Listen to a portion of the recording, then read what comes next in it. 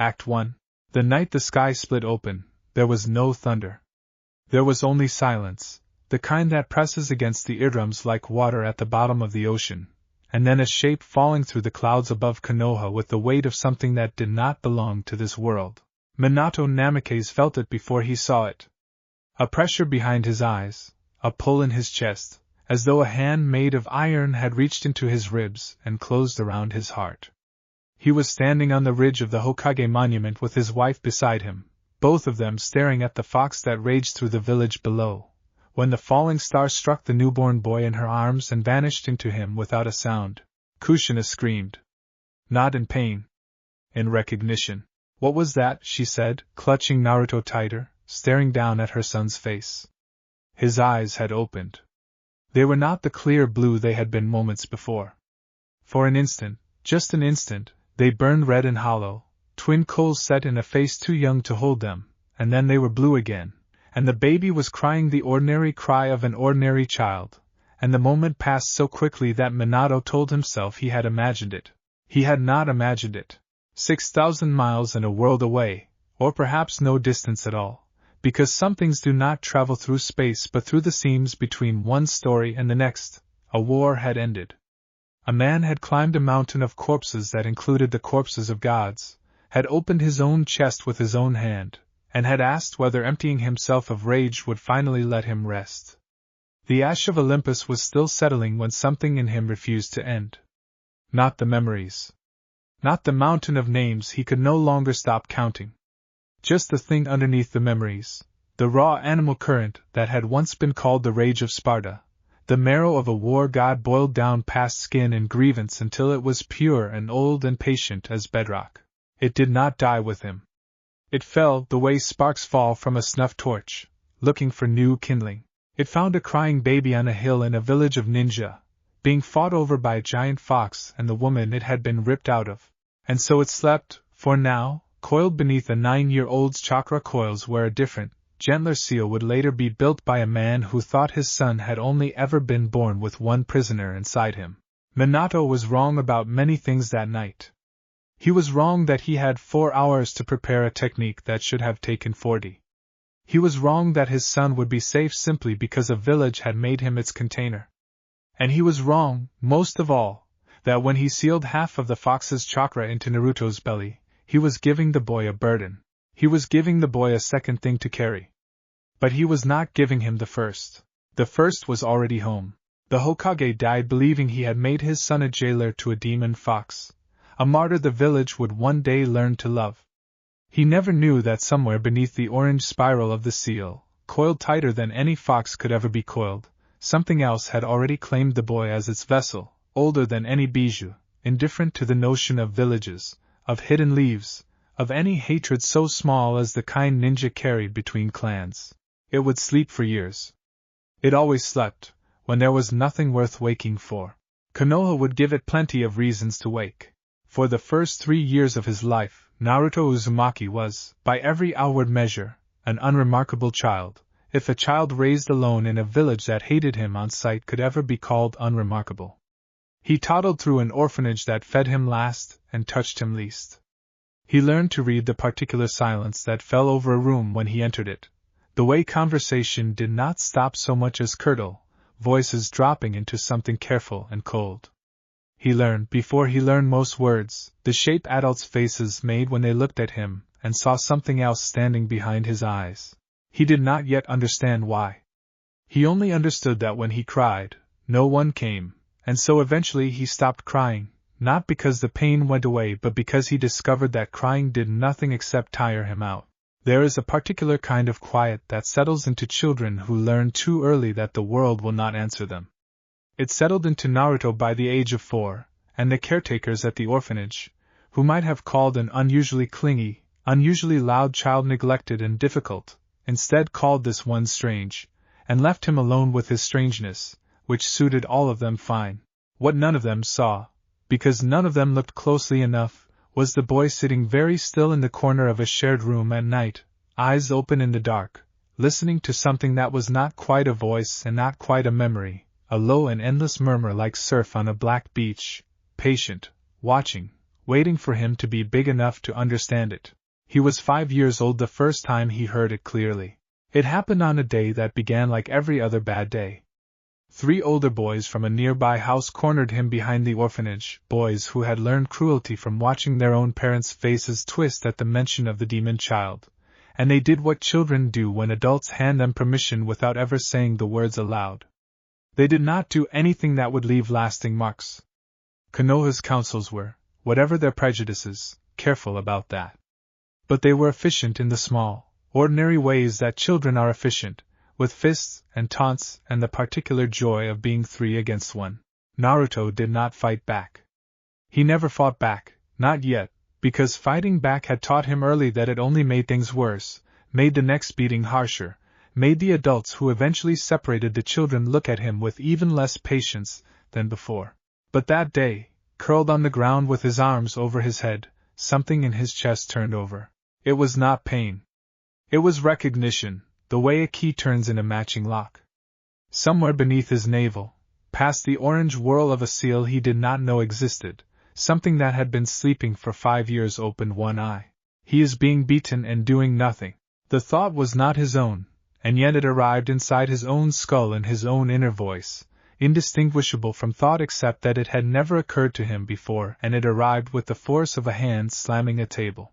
Get up. He got up. Not because he chose to. His body simply obeyed, the way a puppet obeys strings, and one of the boys, mid-kick, found his ankle caught in a small hand with a grip that should not have belonged to a 5-year-old, a grip that felt like a manacle closing. The boy screamed before Naruto had even done anything more than grip. Something about the look on the smaller child's face, calm in a way 5-year-olds are never calm, made all 3 boys understand, on some animal level below language, that they had made a mistake that had nothing to do with getting in trouble with adults. Naruto let go before it went further. He did not know why. He would spend years trying to understand that moment, the strange sensation of standing just behind his own eyes as a passenger while something ancient and starving looked out through them and considered briefly, snapping a bone as easily as a dry branch, and then, just as quickly, deciding that this insect was not worth the effort. The boys ran. Naruto stood alone in the dirt, his ankle throbbing where he had scraped it standing up too fast, and in the ringing quiet after they left, the voice spoke again, and this time he understood it was not a voice at all, not really. It was closer to a memory that was not his, pressing itself against the inside of his skull like a hand against glass, trying to get through. You will not always be small, it said, without words, in the way that a held breath says something before it is released. You will not always let them touch you and walk away unpunished. There will come a day when you understand what you carry. On that day, boy, the weak will learn what happens when they mistake mercy for permission. He told no one. Who would he have told? He simply carried the memory of that day the way he carried everything else that year, quietly, in the dark, waiting to understand. By the time he was 7, the pattern of his life had calcified. The villagers' hatred had a shape by then, no longer instinctive flinching but organized cruelty dressed up as commerce and civic order. Shopkeepers overcharged him, or refused him outright. Landlords who had rented him rooms found sudden reasons to evict a child who paid on time and caused no trouble. Teachers at the academy, when he was finally old enough to enroll, called on him last, graded him hardest, and looked away when other students shoved him into walls between classes. Naruto responded to all of it the way the village had trained him to respond, with a grin too wide for his face, with pranks that got him noticed in a way that felt, to a starving child, almost like affection, with a loud and desperate insistence that he was fine, that none of it touched him, that he would be Hokage one day and they would all have to eat their words. Underneath the grin, something else was counting. It did not count grudges the way a bitter child counts them, each slight nursed and inflated into legend. It counted differently, the way a glacier counts the years by adding 1 inch of ice at a time, patient past any human sense of patience, building toward a mass that would eventually move mountains without anyone noticing the moment it started. The voice spoke to him more often now, in dreams mostly, in the space just before sleep and just after waking, always the same message delivered in different words. You endure because you believe endurance will be rewarded. It will not. Kindness is a debt they never intend to repay. One day soon you will stop paying it forward and start collecting. He was 8 when the mob came for him during the Nine Tails Festival, the anniversary that the village celebrated as a triumph and that he, without ever being told why, understood in his bones to be connected to himself. He did not yet know the truth of the seal on his stomach. He only knew that on this one night every year, the eyes that followed him through the streets stopped being merely cold and became something closer to hungry, and that the adults who otherwise ignored him started looking for an excuse. That year they found one. A broken vendor's stall, glass on the ground, and Naruto standing nearby because he had wandered too close trying to see what the commotion was about. It did not matter that he had not touched it. It did not matter that half a dozen other children had been running through the market moments before. What mattered was that a demon needed blaming, and a demon had conveniently placed itself within arm's reach. They chased him through back alleys with the casual, escalating violence of a crowd that has decided, collectively, that no single person among them will be held responsible for what they do together. Stones first. Then a broom handle. Then hands, dozens of them, grabbing at his clothes, his hair, pulling him down into the dirt of an alley behind a shuttered noodle stand while somewhere above the rooftops the fireworks of the festival cracked and bloomed in celebration of the very ceiling that had made him what he was. He remembered, later, only pieces. The taste of blood. The particular, animal terror of realizing that the adults around him, the ones who were supposed to protect children by simple virtue of being adults, had decided that he did not qualify as a child worth protecting. And then, beneath the terror, a heat. It began in his stomach, and it did not feel like chakra, though chakra was there too, a thin unstable trickle of red beginning to leak from the seal in response to his fear the way it always did in moments of danger. This was different. This came from somewhere the fox's chakra had never touched, somewhere older, and when it rose it did not feel like power so much as clarity, the sudden absence of every soft and hesitant thing that had kept a beaten boy curled protectively on the ground for 8 years. His eyes opened, and for the second time in his life, though he would not remember the first, they burned. Not orange, the way the fox's chakra burned when it leaked. Red, yes, but wrong in a way none of the adults present would have language for, a red that seemed to come from beneath the skin rather than around it, veins standing out along his arms and throat in patterns that looked, to the 2 chunin who arrived moments later to break up the mob, disturbingly like old battle scars traced in fire. He did not remember standing. He remembered, dimly, the sensation of throwing a grown man twice his size a full body length through the air with a single arm, and the silence that followed, the mob's fury draining out of them all at once and replaced with something closer to what prey feels when it realizes, half a second too late, that it has cornered something that was never actually weaker than itself. The chunin who arrived, a woman with a kind face who would later request reassignment rather than ever speak of what she had seen, managed to get between Naruto and the crowd before anything worse happened. She would tell the 3rd Hokage only that the boy had been surrounded and that by the time she arrived, several grown men were nursing broken bones, and the crowd had scattered as if fleeing a fire. She did not tell him about the eyes. She did not have the words for what she had seen in them, something that had looked back at her not like a frightened child and not quite like the fox either, but like a soldier assessing a battlefield, calm and merciless and entirely, terrifyingly awake. By the next morning, the red had drained from Naruto's eyes and the fire had gone out of his veins, and he woke in a hospital bed with no memory of the previous night beyond the stones and the first few blows. The doctors, uncomfortable as they always were treating him, patched him up with the minimum necessary care and sent him back to his apartment within a day, and the 3rd Hokage, when he visited, found a boy who smiled too widely and asked whether he was in trouble for breaking the festival decorations, genuinely unaware that he had put 3 grown men in that same hospital's other wing. Hiruzen Sarutobi looked at him for a long moment that night, an old man's eyes doing the math of things he did not want to add up, and said nothing about what the chunin had reported.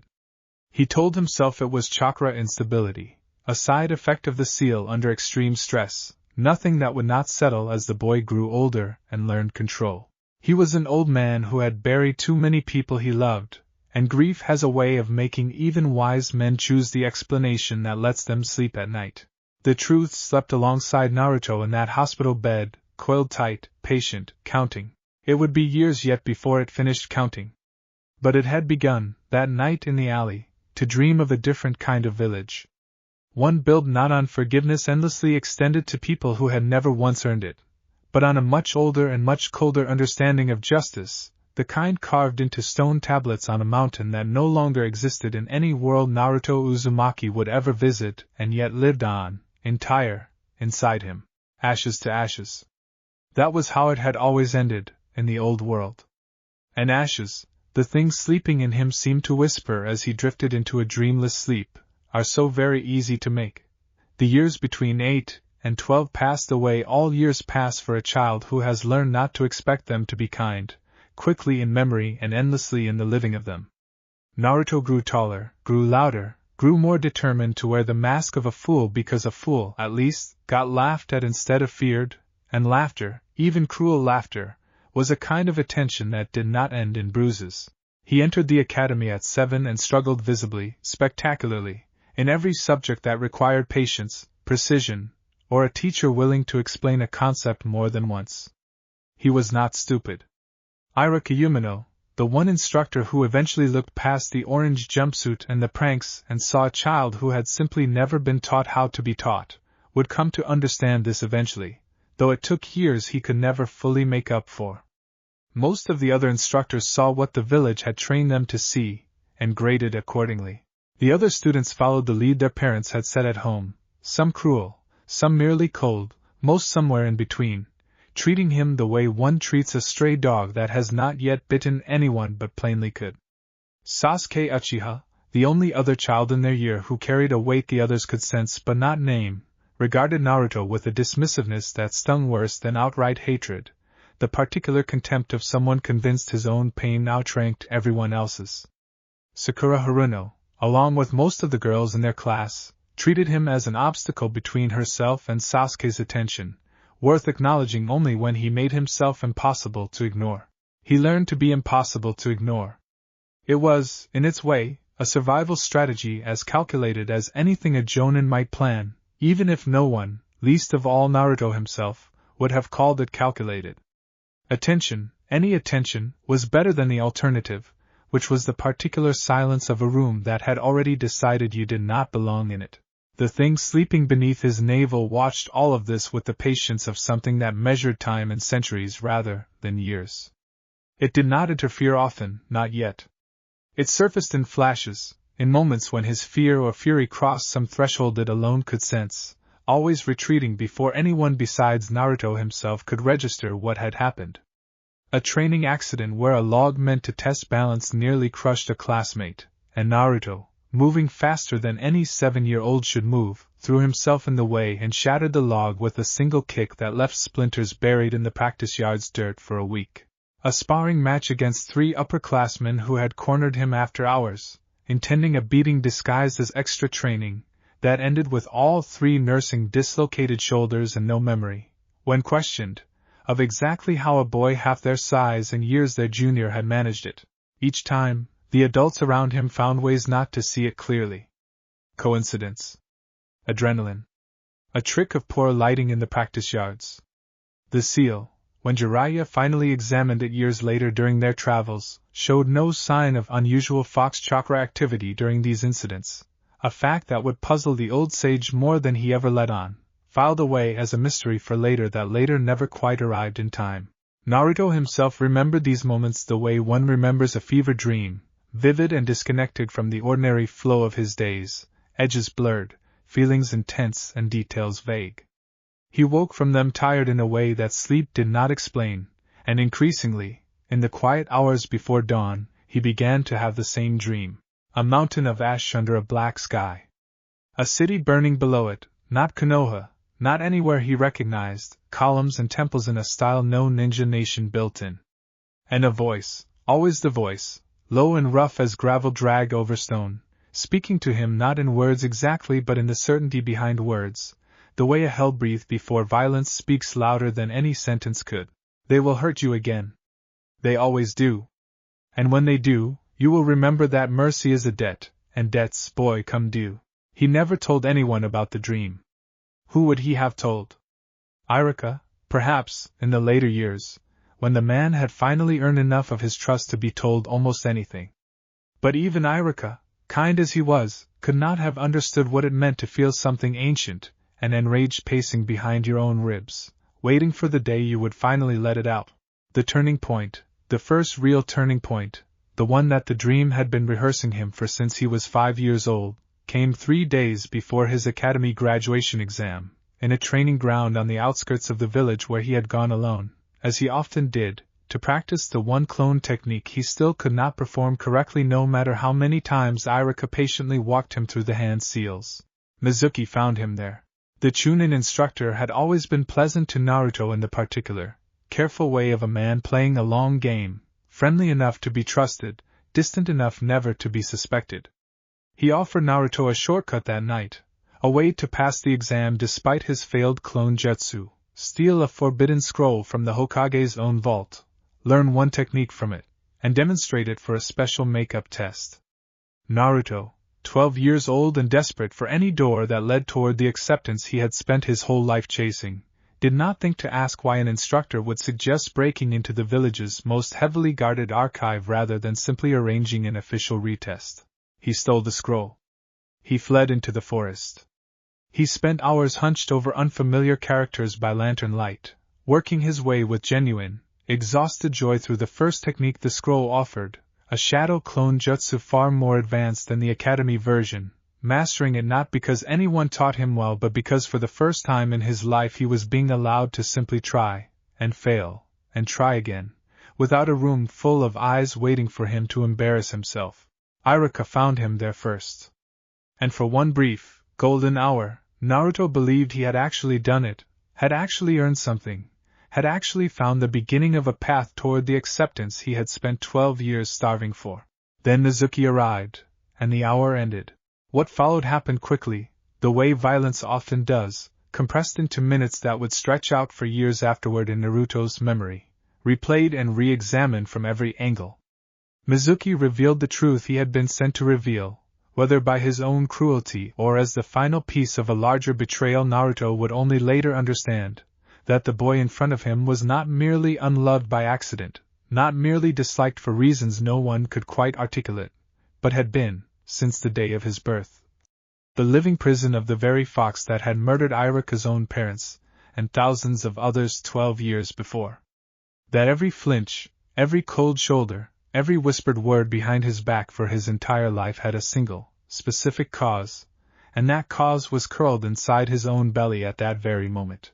Naruto had suspected, in the vague and unexamined way a child suspects things too large to look at directly, that something set him apart. He had never imagined it would be this. He stood frozen in the clearing, 12 years old, holding a stolen scroll, and listened to a man he had trusted explain, with obvious relish, exactly why an entire village had spent his whole life treating him like something less than human. It should have broken him. That was, Mizuki would later admit under interrogation, precisely the intention, the final cruelty in a plan built from the ground up to leave the boy shattered and the scroll delivered to enemies waiting beyond the village border. Instead, something in Naruto's chest, something that had been counting patiently for 12 years, finished its count. He did not remember the moment it happened, only the moment after, standing over Mizuki's unconscious body with Irika staring at him from a few feet away, pale and shaking, not from fear of Naruto but from what he had just witnessed. A 12-year-old boy catching an oversized shuriken meant for his teacher's spine not with a kunai, not with a substitution, but with his bare hand. Closing his fist around 6 feet of spinning steel hard enough to stop it dead in the air, and then closing the distance to Mizuki in a single stride that no genin, no chunin, arguably no jonin below a certain rank should have been able to manage, and ending the fight with one strike delivered with a controlled, terrible precision that suggested, disturbingly, restraint rather than desperation. His eyes had burned red again. Irika would remember that detail for the rest of his life, the way the whisker marks on Naruto's cheeks had darkened into something closer to old scars, the way the boy's voice, when he finally spoke, had dropped an octave into something flat and cold that did not belong to any 12-year-old he had ever taught.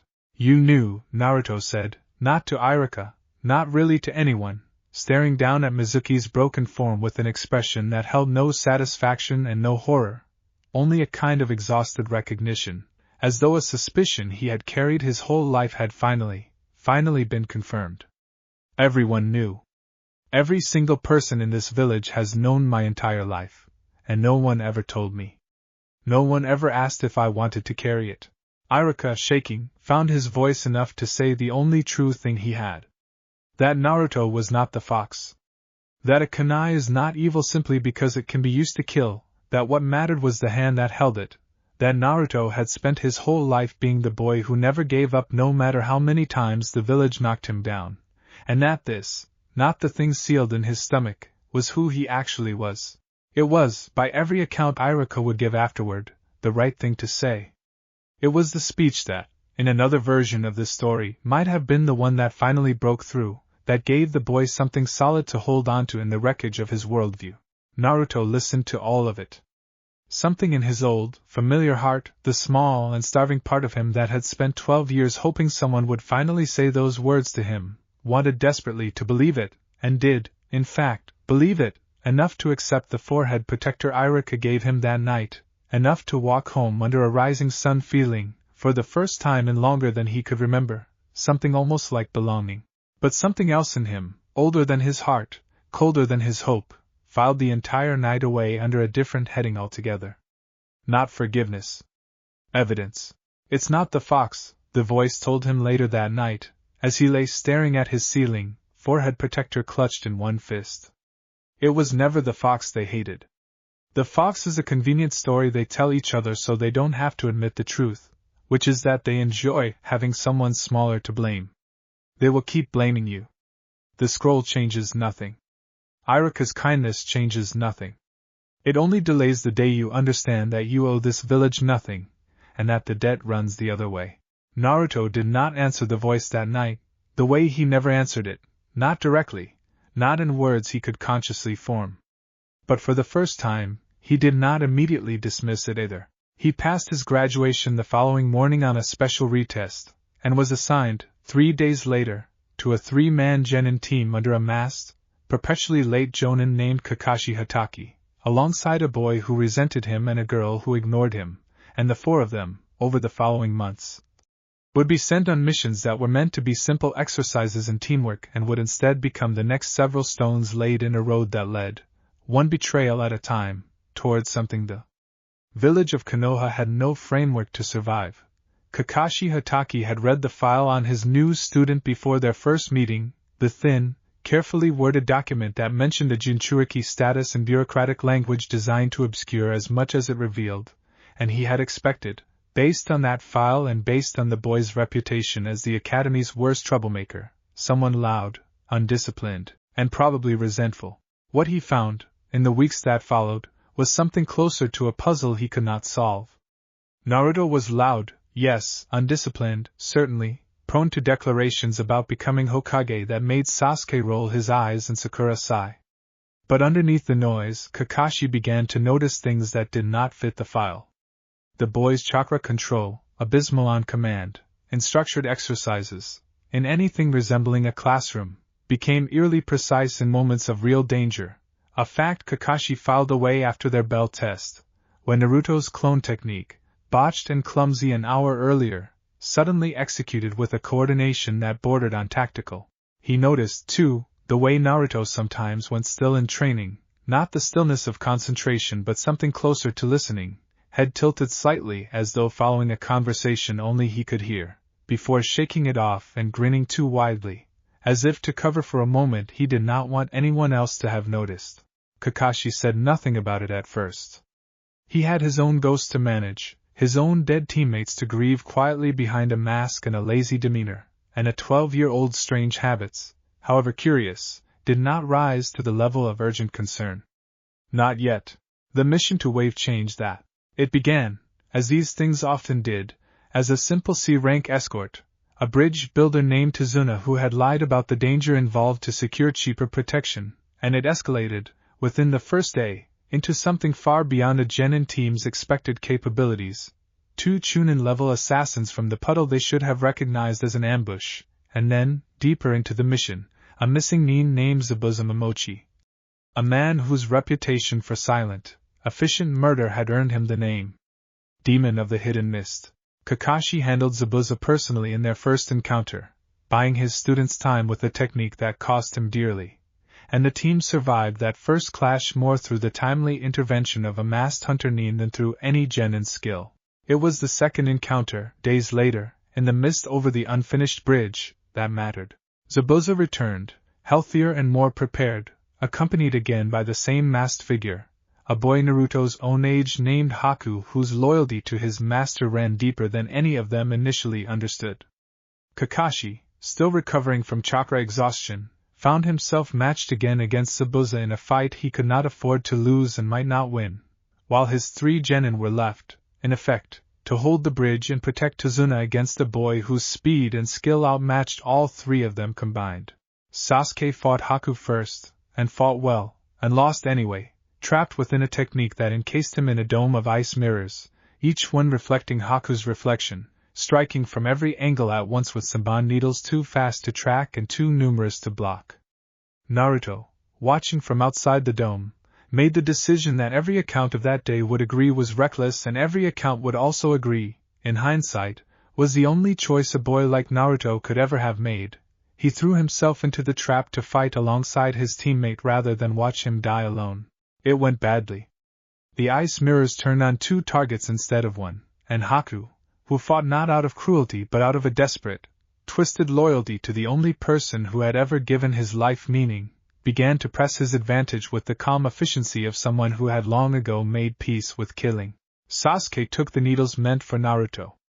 It was not, in that moment, an act of friendship so much as an instinct either boy fully understood, the same instinct that made comrades throw themselves in front of danger for people they did not even particularly like, and Sasuke collapsed in front of Naruto with Senbon buried across his back and shoulders, breathing shallow, eyes closing, looking for all the world like a boy who had just died protecting someone he had spent a year publicly despising. Something in Naruto broke. It was not grief exactly, not yet, not in that first instant. It was closer to the sensation of a dam finally giving way after years of pressure building behind it, a lifetime of watching people he cared about get hurt while he stood helpless, a lifetime of villagers looking at him with contempt while he swallowed every insult and kept smiling. A lifetime of counting, and here, finally, was a debt so enormous that whatever had been counting inside him decided, without asking his permission, that the account was due. The mist around the bridge did not merely darken. It seemed, to the handful of witnesses who would later try and fail to describe it accurately, to curdle, chakra bleeding out of the boy at the center of the ice dome in a color that was red but wrong, thicker than chakra should be, moving like something alive and hungry rather than like energy. Kakashi felt it from 30 feet away, mid-exchange with Zabuza, and for the first time in the fight, the legendary copy ninja felt something that was not quite fear but was close enough to it that his hands, briefly, stopped moving through the sequence of a jutsu he had performed 1,000 times. He is not supposed to have this much, Kakashi thought, watching the seal on Naruto's stomach glow faintly through his jacket, watching whisker marks darken into deep grooves, watching a boy he had trained for months rise from the ground where Haku's needles had grazed him with movements that no longer belonged to a genin, or to a Jinchuriki drawing on borrowed fox chakra either. This is not the 9 tails. He was right, though it would be years before he, or anyone, understood exactly what he had witnessed instead. Naruto's next movement broke 3 of Haku's ice mirrors in a single strike, an open palm blow that should have shattered a boy's hand against solid ice and instead shattered the ice, sending fragments scattering across the bridge like broken glass. Haku, trained since childhood in techniques that had never once failed against an opponent his own age, found himself, for the first time, genuinely afraid of the boy in front of him, not because of raw power alone but because of the eyes, red and burning and utterly without the mercy that had defined every previous interaction Naruto had ever had with an opponent. "You heard him," Naruto said, and his voice was not loud. That was, perhaps, the most frightening part. The ones who witnessed it would later agree that the fury pouring off the boy did not express itself in screaming or wild swings but in something colder, quieter, more deliberate. "You hurt my friend." And now you're going to understand what that costs.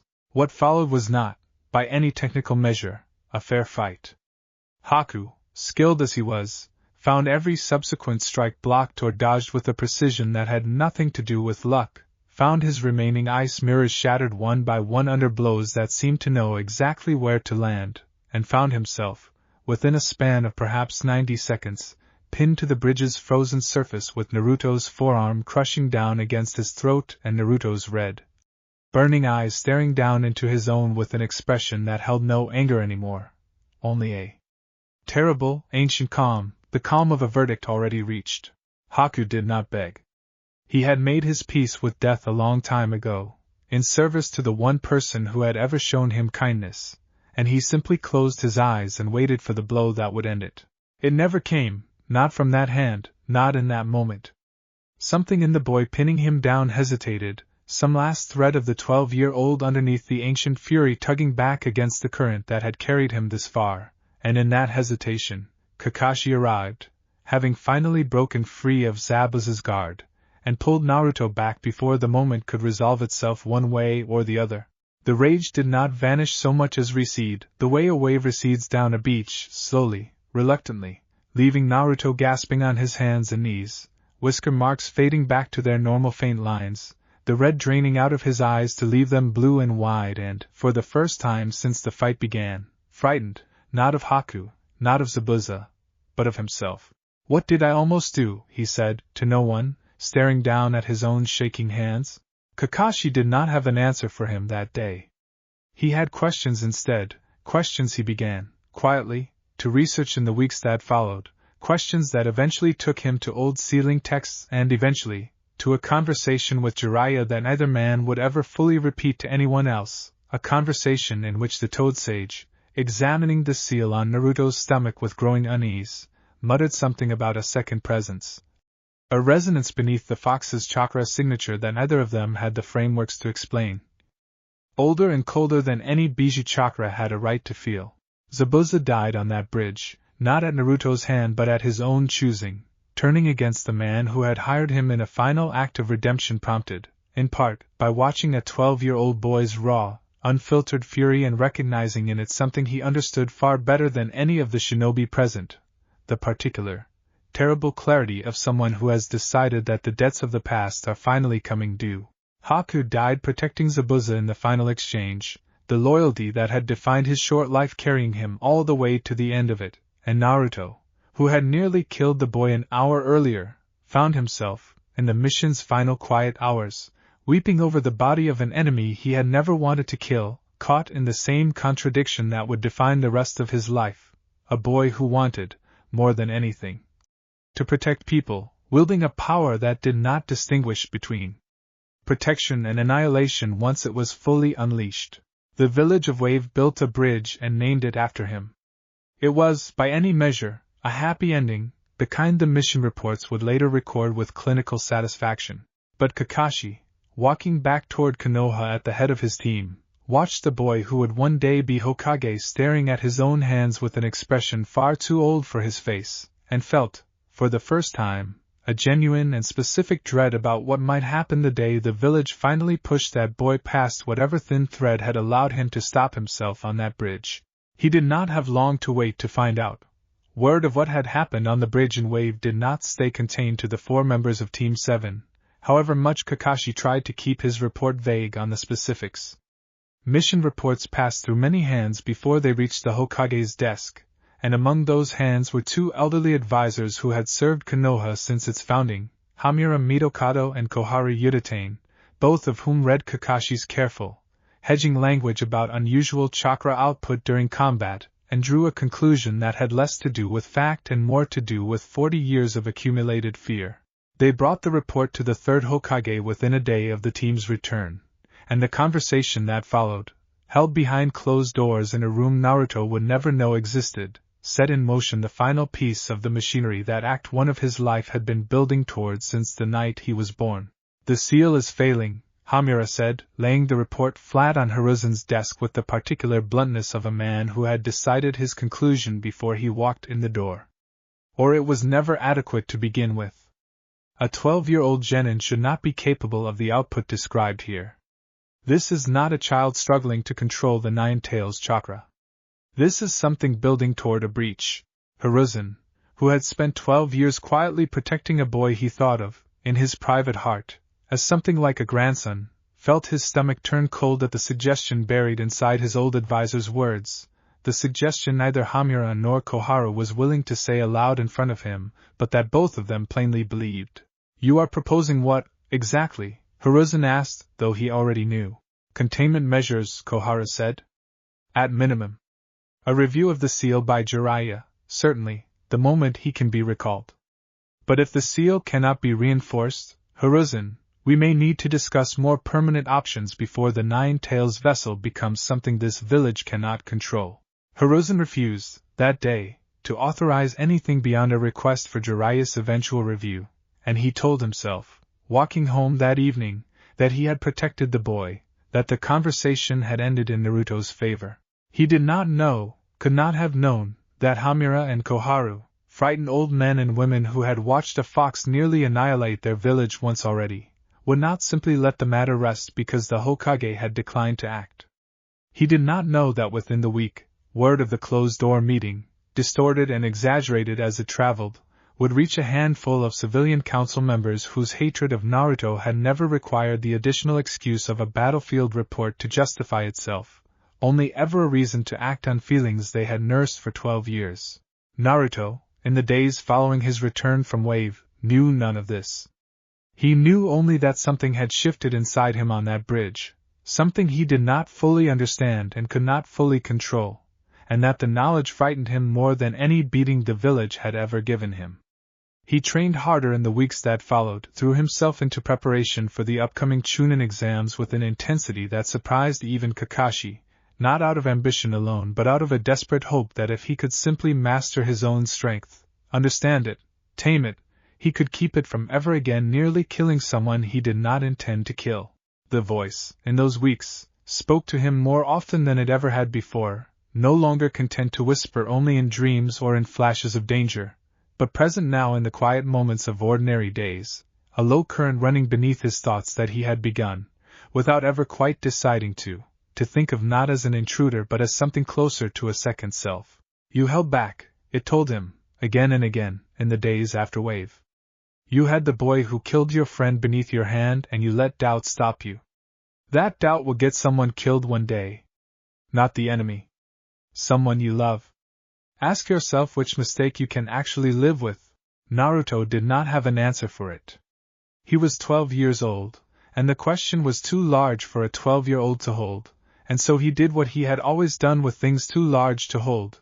He grinned, he trained, he told himself he would figure it out later, and he did not tell a single person, not Iruka, not Kakashi, not even Sasuke or Sakura, that a voice had been living inside his skull since he was 5 years old, growing louder every year. And that he was beginning, in his private and most frightened moments, to wonder whether it was right. The attempt on his life came 11 days after the team's return from Wave, on a night when Kakashi was occupied with a solo debrief and Naruto, as he often did, had gone alone to a training ground on the village outskirts to work through the growing tangle of feelings he had no other outlet for. 3 men found him there. They were not shinobi in any official capacity, though all 3 had once served the village in some minor capacity. Low-ranked genin who had washed out decades earlier and drifted into civilian life carrying grudges the size of mountains, men whose families had died the night the fox attacked, and who had spent 12 years watching what they believed to be its living vessel walk free through the streets of the village that vessel had helped destroy. Hamura and Koharu's closed-door meeting, filtered and warped through gossip until the original words were unrecognizable, had reached them as confirmation of what they had always believed, that the seal was failing, that the demon was close to breaking free, that the Hokage himself was too sentimental to act, and that someone, somewhere, needed to finish what the 4th Hokage had started 12 years ago before it was too late for the whole village. They came with sealing tags meant to suppress chakra, with wire, with the particular confidence of men who had convinced themselves, over years of shared grievance, that what they were about to do was not murder but mercy, not for the boy but for the village he threatened. They were, in the end, catastrophically wrong about how easy this would be. The first tag landed true, wrapped around Naruto's wrist before he registered the attack, and for a moment, staring at three grown men emerging from the treeline with kunai drawn and expressions that made the mob from the festival years earlier look almost gentle by comparison, something in him that had spent his entire life absorbing violence without resistance simply, finally, stopped absorbing. The sealing tag, designed to suppress an ordinary Jinchuriki's chakra flow, had never been calibrated for what actually lived beneath Naruto's seal. It flared briefly, uselessly, against a presence it had no framework to contain, and burned to ash against his skin. For the village, the lead attacker said, the words practiced, rehearsed in front of a mirror perhaps, in the private moments when a man convinces himself that what he is about to do is heroism rather than the murder of a 12-year-old. Naruto's eyes went red before the first kunai reached him. What happened over the following 90 seconds would never appear in any official record, because none of the three men who initiated the attack survived to give testimony, and the two ANBU who arrived in response to Chakra signatures spiking wildly across their sensors found, upon arrival, a training ground that looked less like the site of an assassination attempt and more like the aftermath of a war. Naruto did not remember, afterward, choosing to fight back. He remembered, the way he always remembered these moments, as a passenger riding along behind his own eyes while something ancient and starving finally, fully, unspooled itself after 12 years of restraint. He remembered a sensation of clarity so complete it felt like silence, every sound in the world falling away except his own pulse, every worry about control or restraint, or the fear of hurting someone he cared about simply absent, because none of the three men in front of him were people he cared about protecting. They were, in the only calculus that mattered in that moment, a debt, and debts came due. The first attacker did not survive the initial exchange. The second managed, briefly, to land a strike that would have been fatal against an ordinary genin, a kunai driven deep into Naruto's shoulder, and Naruto's response to the pain was not to retreat but to close the distance, grip the man's arm with a strength that shattered bone on contact, and end the confrontation with a single motion too fast and too final for the ANBU, arriving seconds later. To intervene before it was already finished. The third man ran. He did not get far. By the time the ANBU pulled Naruto back, physically restraining a 12-year-old boy who fought their grip with a strength that took three of them to contain, the training ground held two dead men and a third dying of injuries that made the medical corps, arriving minutes later, go very quiet as they worked. Naruto's eyes, when the red finally drained out of them and awareness flooded back in all at once like cold water, found the bodies before anyone could stop him from seeing them, and the 12-year-old boy underneath the ancient fury looked at what he had done, at blood on his own hands that did not belong to an enemy shinobi or a mission target but to three men from his own village, and made a sound that none of the ANBU present would ever forget, a sound too raw and too broken to be called. Crying, closer to something torn. I didn't, he said over and over, kneeling in the wreckage of the training ground with his hands shaking so badly he could not close them into fists. I didn't want to. I didn't mean to. I didn't. The voice in his skull, for the first time in his life, did not offer comfort. It did not need to. It had already been proven right, and it let the silence of that proof settle over him like a shroud, patient, satisfied, willing to wait until the boy's grief burned itself out and left only the cold clarity underneath. They came for you first, it finally said, quiet now, almost gentle in its terrible certainty. They will always come first. And every time they do, boy, you will remember that the ones who call themselves your village were never on your side to begin with. This is not the last time. It is only the first time you understood what you actually are.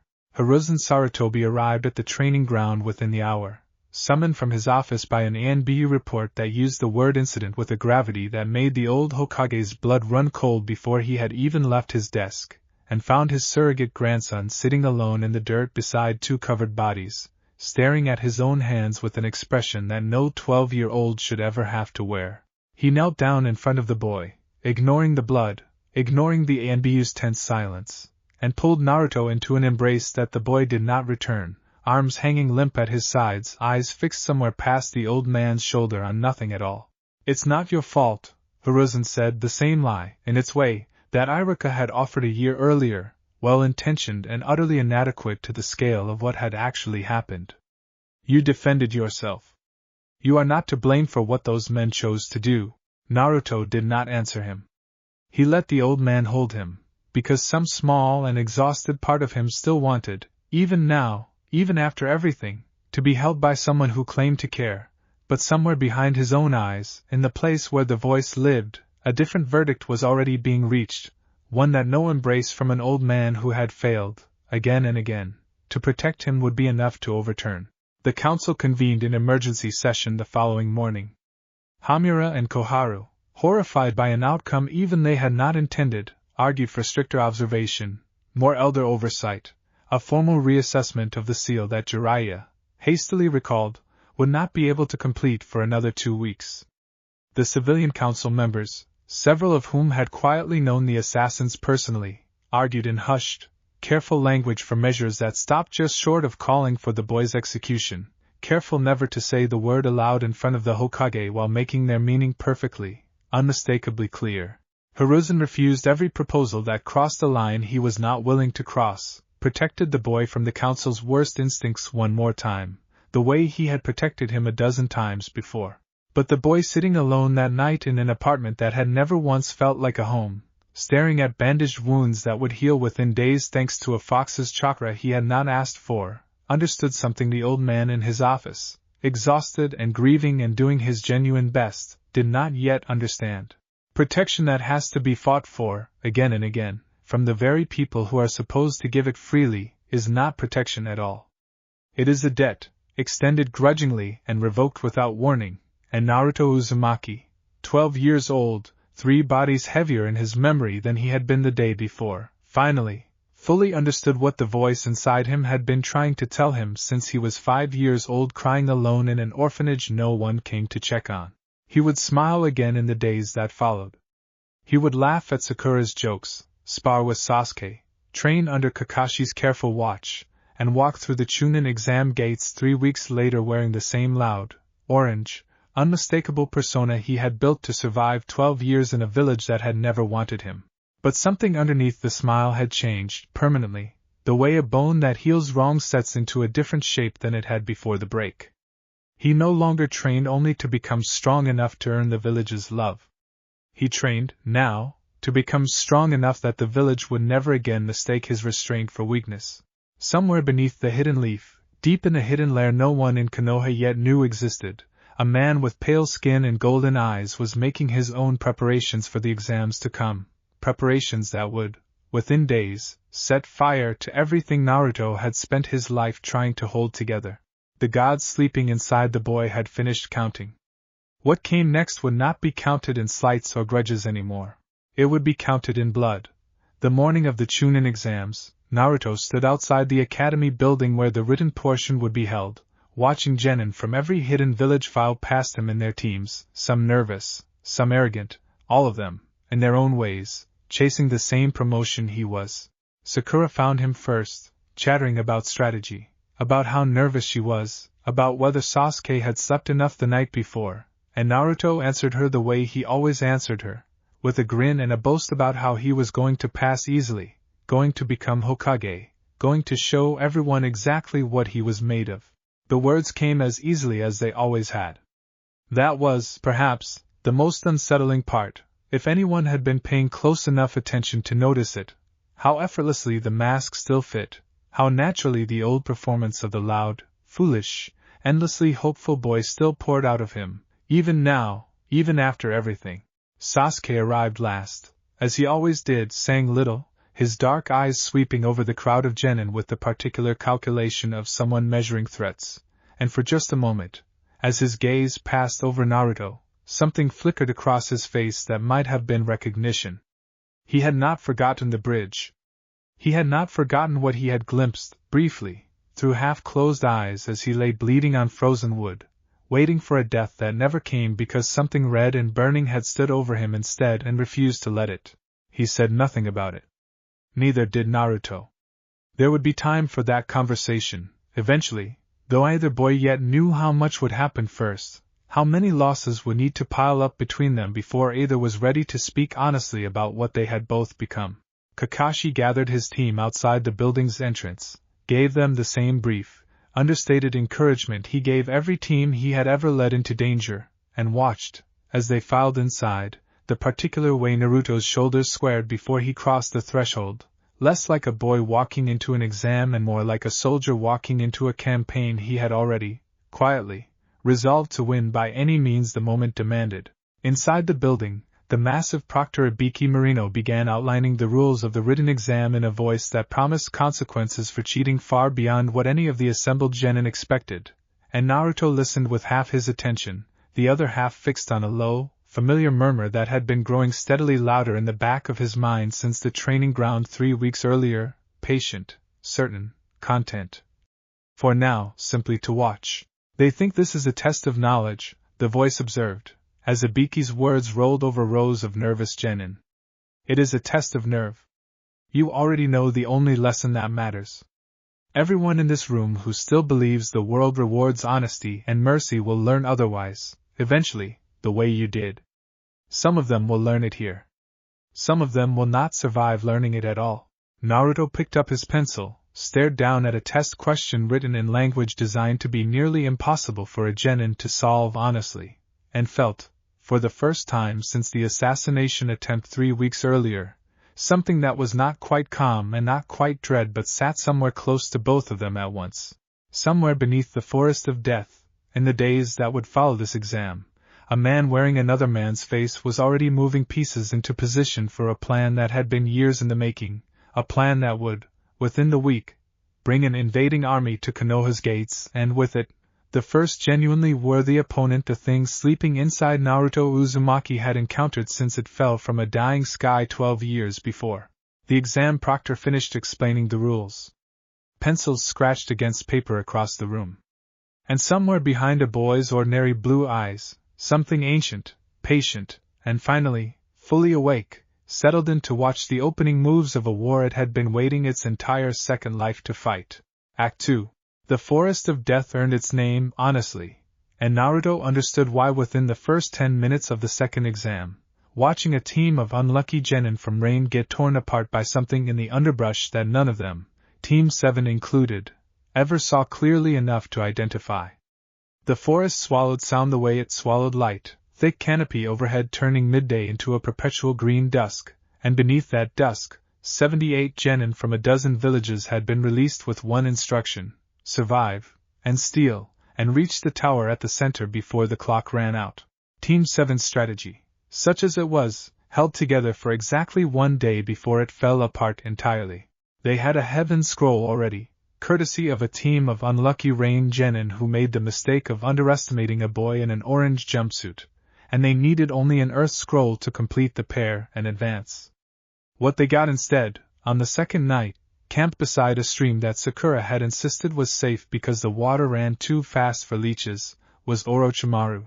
He arrived wearing another man's face and another man's headband, a disguise thin enough that Naruto felt something in his chest recoil from it on instinct before his conscious mind had even registered the stranger as a threat, the same instinctive recall he had felt as a small child in rooms full of adults who hated him, except magnified now into something closer to nausea. The voice inside him, quiet since the exam's written portion, stirred instantly, fully, the moment the disguised grass genin stepped into their camp's firelight. This one is not like the others, it told him, low and immediate. This one has killed more people than this entire forest has trees. Do not let your guard down for a single breath. Naruto did not need the warning. Something about the stranger's smile, too wide, too knowing, set every instinct he had ever developed screaming, and he found himself between Sakura and the intruder before he consciously decided to move, kunai already drawn, feet already set. Orochimaru, for his part, found the reaction fascinating in a way that would prove, in hindsight, to be his first and most significant miscalculation of the entire exam. He had come to that forest for one purpose: to mark Sasuke Uchiha with a cursed seal that would, over the following weeks, gnaw at the boy's ambition and hunger for power until it delivered him, willingly, into Orochimaru's hands as a future vessel. Sasuke was the prize. Sakura was an obstacle to be dealt with efficiently. And Naruto, In every file Orochimaru had reviewed before the exam, in every whispered report from spies inside Konoha, was supposed to be the least significant member of the team, a loud and largely talentless Jinchuriki carrying a fox too heavily sealed to matter. The killing intent that met him instead, rolling off a 12-year-old boy in a wave that made even a Sanin's practiced composure falter for a fraction of a second, was not supposed to exist. Interesting, Orochimaru said, in the borrowed voice of the grass kunoichi he had murdered for her identity, tongue flicking out unnaturally as he studied Naruto with new and sudden attention. You're not what your file describes, little Jinchuriki. What exactly is Konoha keeping locked inside you? He did not wait for an answer. He struck at Sasuke first, as planned, a blur of motion that Sakura's scream barely kept pace with, driving the Uchiha boy back against the tree trunk with a force that cracked bark and sent him crumpling, half-conscious, to the forest floor. It should have been the opening move of a clean, efficient extraction, the curse mark delivered in the confusion before either remaining genin could organize a response. It was not clean. Naruto reached Sasuke's side before Orochimaru could finish the seal's second stage, moving with a speed that made the Sanin's golden eyes narrow with genuine, professional interest for the first time in years, interposing his own small body between the fallen Uchiha and the descending strike with a recklessness that should have gotten him killed in the same motion. It very nearly did. Orochimaru's follow-up strike, redirected mid-motion to deal with the unexpected obstacle, would have ended most genins' lives outright, a blow calibrated with decades of battlefield precision behind it. What it met instead was a boy whose eyes had already begun to burn red, whose whisker marks had already begun to darken, whose small hand caught the Sanin's wrist with a grip that, for one genuinely startling instant, actually held. Orochimaru had fought Jinchuriki before. He had, in his decades of research, studied the Nine Tails Chakra signature extensively, had built entire theories of forbidden jutsu around the specific texture of Bija energy, and he recognized, in the instant his wrist was caught, that whatever was pushing back against him was not that. The chakra pressing against his own was not the roiling, animalistic red of a tailed beast's borrowed power. It carried a different weight entirely, colder, older, more focused, like the difference between a wildfire and a blade. What, he said, and for one of the only times in his long and monstrous life, Orochimaru's voice carried genuine, unguarded surprise. Are you? Naruto did not answer him, because Naruto himself did not know, not fully, not yet. He answered instead with violence, a strike aimed at the Sanin's ribs that Orochimaru barely twisted away from in time, the wood of the tree behind him splitting under the blow that had been meant for his body instead. It was, by any reasonable measure, a mismatched fight, a Sanin against a genin, decades of accumulated skill and forbidden technique against a boy who had only ever fought with raw instinct and borrowed rage. Orochimaru held every advantage that mattered: speed, experience, an arsenal of techniques Naruto could not have named let alone countered. And yet, for nearly a full minute, an eternity in a battle between shinobi of that caliber, Orochimaru found himself genuinely, uncomfortably on the defensive, giving ground he had never intended to give, reassessing a target he had walked into that clearing prepared to dismiss. It ended only because Orochimaru chose to end it, recognizing, with the cold pragmatism that had kept him alive through betrayals and battles that had killed far stronger men, that whatever this boy was capable of, it was not worth the risk of finishing the fight when his actual objective lay unconscious and undefended a few feet away.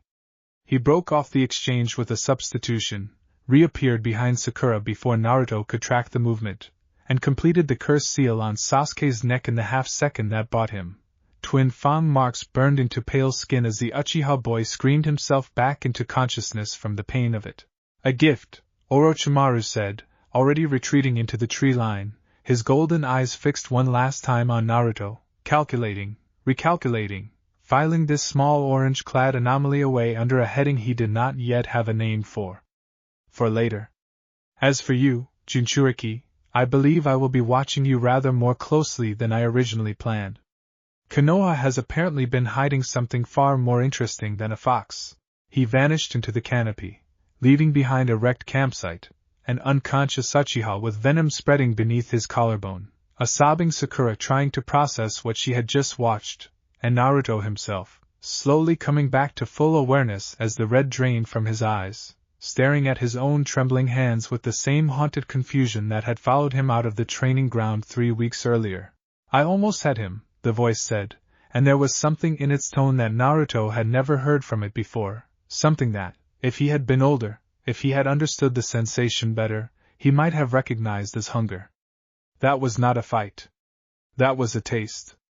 The next time we meet someone with that kind of power, boy, we will not let them walk away. Naruto pushed the voice down, the way he always did, and turned his attention to Sasuke, who was beginning to convulse against the tree trunk, sweat pouring off him as the curse mark's poison worked its way through his chakra network. The next 2 days in the forest tested every ounce of the team's fraying cohesion. Sasuke drifted in and out of consciousness, occasionally lashing out with a chakra signature that felt, in its worst moments, disturbingly similar to Orochimaru's own, and Naruto found himself, more than once, standing guard over his unconscious teammate against increasingly desperate enemy teams who had scented blood in the water and decided that a wounded, 3-person team represented an easy scroll. None of them found it easy. Word spread quickly through the forest's remaining teams, the way word always spreads among frightened people looking for a reason not to engage a particular target, that something about the loud genin from Konoha was wrong in a way worth avoiding, and by the time Team 7 finally staggered into the tower at the center of the forest with both scrolls in hand, the reputation that would follow Naruto through the rest of the exam had already begun to take root among the assembled genin, half admiration, half genuine unease. Kakashi, waiting at the tower with the other senior jonin, took one look at his team, Sasuke unconscious and marked with a curse seal that made the copy ninjas visible. I go cold with recognition, Sakura exhausted and hollow-eyed, Naruto himself carrying a stillness that had not been there 5 days earlier, and understood, without needing to be told the details, that something in the forest had changed the calculus of everything that came after. He was right. The preliminary matches, held the following day to thin the surviving field before the third exam, would confirm it beyond any doubt he might have still been holding on to. The preliminary round took place in a wide chamber beneath the tower, tiered balconies overlooking a broad stone floor where the surviving genin, thinned from 78 to 21 by the forest's brutal attrition, would fight one another in single combat to determine who advanced to the third and final exam. The third Hokage himself presided from an elevated platform, flanked by the assembled Jonin senseis, and Naruto stood among his fellow Konoha genin watching the results board cycle through names with a detachment that Kiba, standing beside him, found unsettling enough to comment on. "You feeling alright?" Kiba asked, grinning to cover his own nerves. "You're awfully quiet for a guy who won't shut up during the written exam."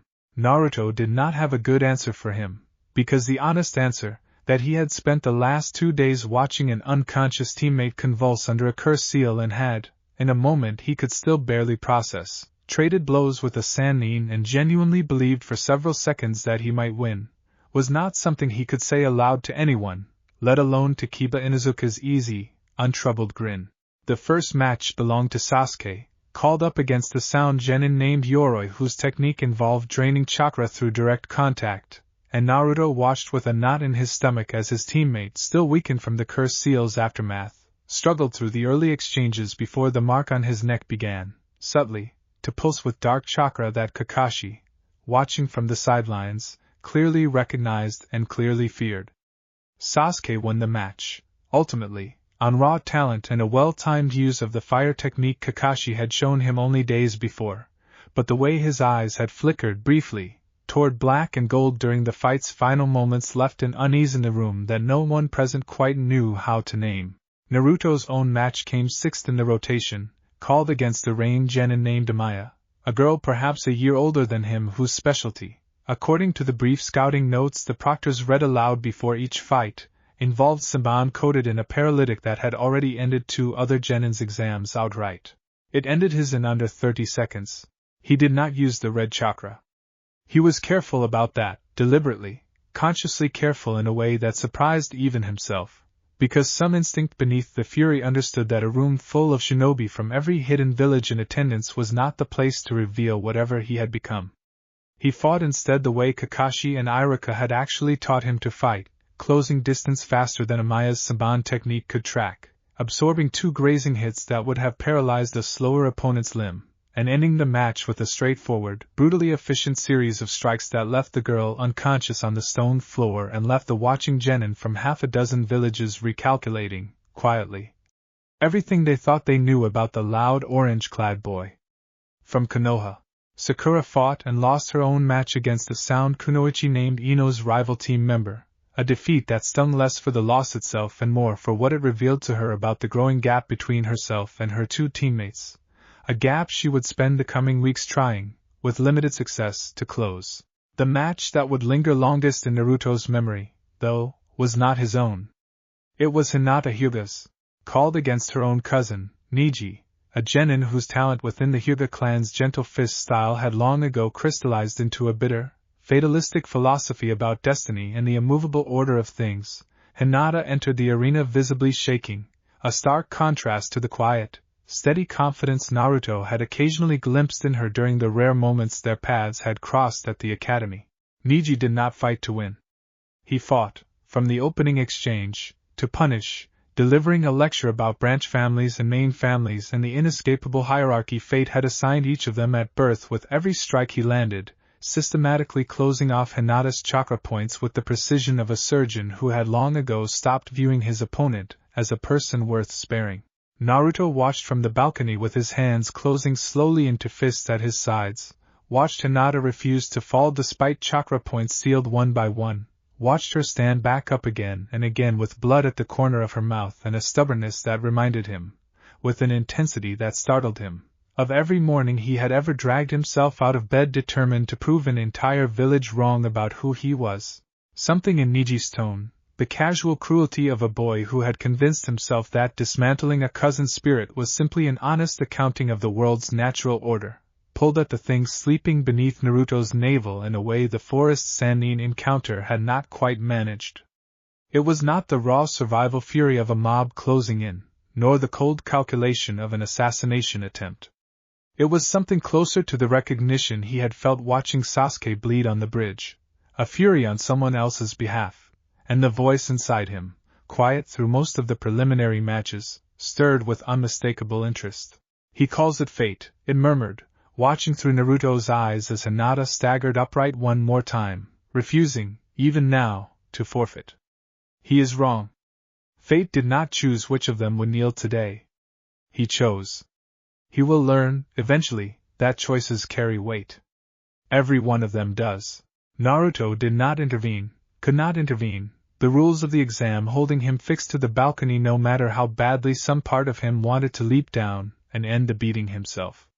He could only watch, jaw tight, whisker marks faintly darkening in a way that Kakashi, standing nearby, noticed and quietly logged alongside every other unusual reading he had been quietly collecting since the mission to Wave.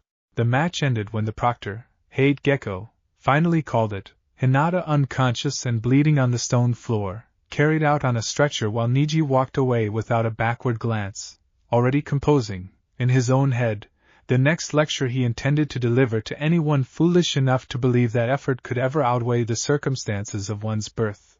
"I'm going to fight him," Naruto said, to no one in particular, once the medics had cleared the floor. "In the 3rd exam. I don't care who I'm supposed to be matched against. If it's him, I'm ending that whole destiny speech myself." He got his wish 2 weeks later, though not before Kakashi pulled him aside following the preliminaries with a question that had been building in the copy ninja's mind since the report on Wave first crossed his desk. "What happened in the forest?" Kakashi asked, quietly, once the two of them were alone in a corridor outside the tower. "Sasuke's account is incomplete. Sakura's account doesn't match Sasuke's. And you haven't said a word about it at all." Naruto considered lying, the way he had lied, by omission, about so much else in his life. Something about the exhaustion in Kakashi's single visible eye, the genuine worry underneath the question rather than the clinical curiosity Naruto had learned to expect from most adults who asked him things, made him hesitate. "I fought him," Naruto said finally. "Orochimaru. Before he got to Sasuke. I don't know how long. It felt like nothing and it felt like forever." Kakashi's expression did not change, but something in his stance went very still. "You fought a Sannin?" and survived without a scratch. I don't really remember most of it, Naruto admitted, which was, in its way, the most honest thing he had said about himself in weeks. It's like watching someone else do it. I see it happening, but I'm not really the one deciding what happens next. Does that make sense? It did not make sense to Kakashi, not fully, not with the limited pieces he had to work with, but it confirmed something he had suspected since the bridge in Wave and had been quietly, carefully investigating ever since through old sealing archives that Jiraiya, upon his return to the village, had promised to help him search more thoroughly. Something lived inside his student that was not the Nine Tails, something with its own agenda, its own patience, its own terrible willingness to wait for the right provocation. Naruto, Kakashi said, choosing his next words with unusual care, whatever that thing is, it protected you and it protected your team. I'm not going to pretend I understand it, or that I'm not worried about it. But I need you to promise me something. The day you feel it taking over completely, the day it stops feeling like something you can hold back at all, you come to me. Immediately. Not after. Not once it's already happened. Before. Naruto looked at his teacher for a long moment, and some old, exhausted part of him wanted, badly, to believe that this promise, unlike so many others made to him over the years, might actually mean something. Okay, he said. I promise. He meant it, in that moment, as much as he had ever meant anything. He did not yet know how soon, and how catastrophically, the world would test whether a promise made by a 12-year-old boy could survive contact with the specific, engineered horror that Orochimaru had already set in motion for the third exam's opening day. The month between the preliminaries and the third exam gave every surviving genin a chance to prepare individually for their assigned matches, and for Naruto. That month meant Jiraiya of the Sannin, a man who arrived in his life the way most important things in his life had arrived, loudly, inconveniently, and with considerably more history attached than the first impression suggested. The old sage had been recalled to Konoha in the wake of the forest encounter, summoned by Kakashi's carefully worded report and by the third Hokage's own growing unease, and his first real conversation with Naruto took place not in a training ground but in the modest apartment the boy still called home, where Jiraiya spent the better part of an evening asking questions that no adult in Naruto's life had ever thought, or bothered, to ask him directly. Tell me about the voice, Jiraiya said, without preamble, seated across a small table cluttered with instant ramen cups Naruto had not yet bothered to throw away. Kakashi mentioned you described it that way. Something separate from you, that speaks to you, that seems to take over in moments of extreme stress.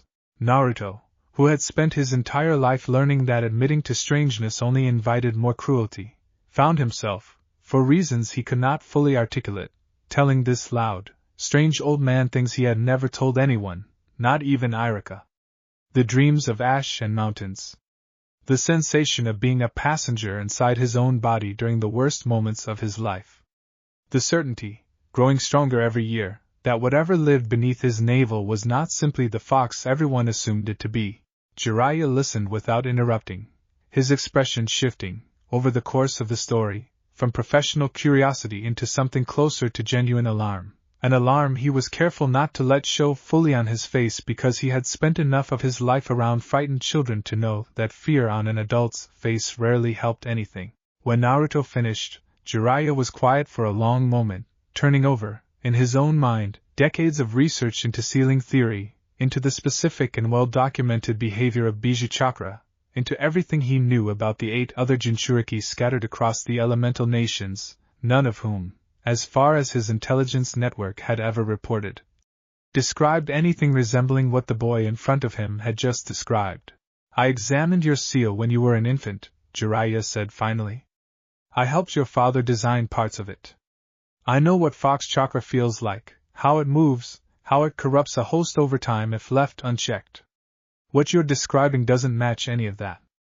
It's not degradation of the seal. It's not the fox testing its boundaries. He paused, choosing his next words carefully. It sounds like something else got in alongside the fox. Something that was never supposed to be there. Is that bad? Naruto asked, though some old and tired part of him already suspected the answer. I don't know yet, Jiraiya admitted, which was, in its own way, more honest than anything anyone else had told him in years.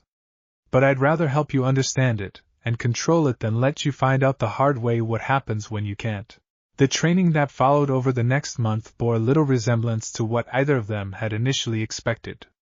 Jiraiya taught him chakra control exercises that finally, for the first time in his life, gave Naruto's abysmal reserves something resembling structure, taught him a technique using shadow clones for accelerated practice that would, in the years ahead, become the foundation of nearly everything he learned.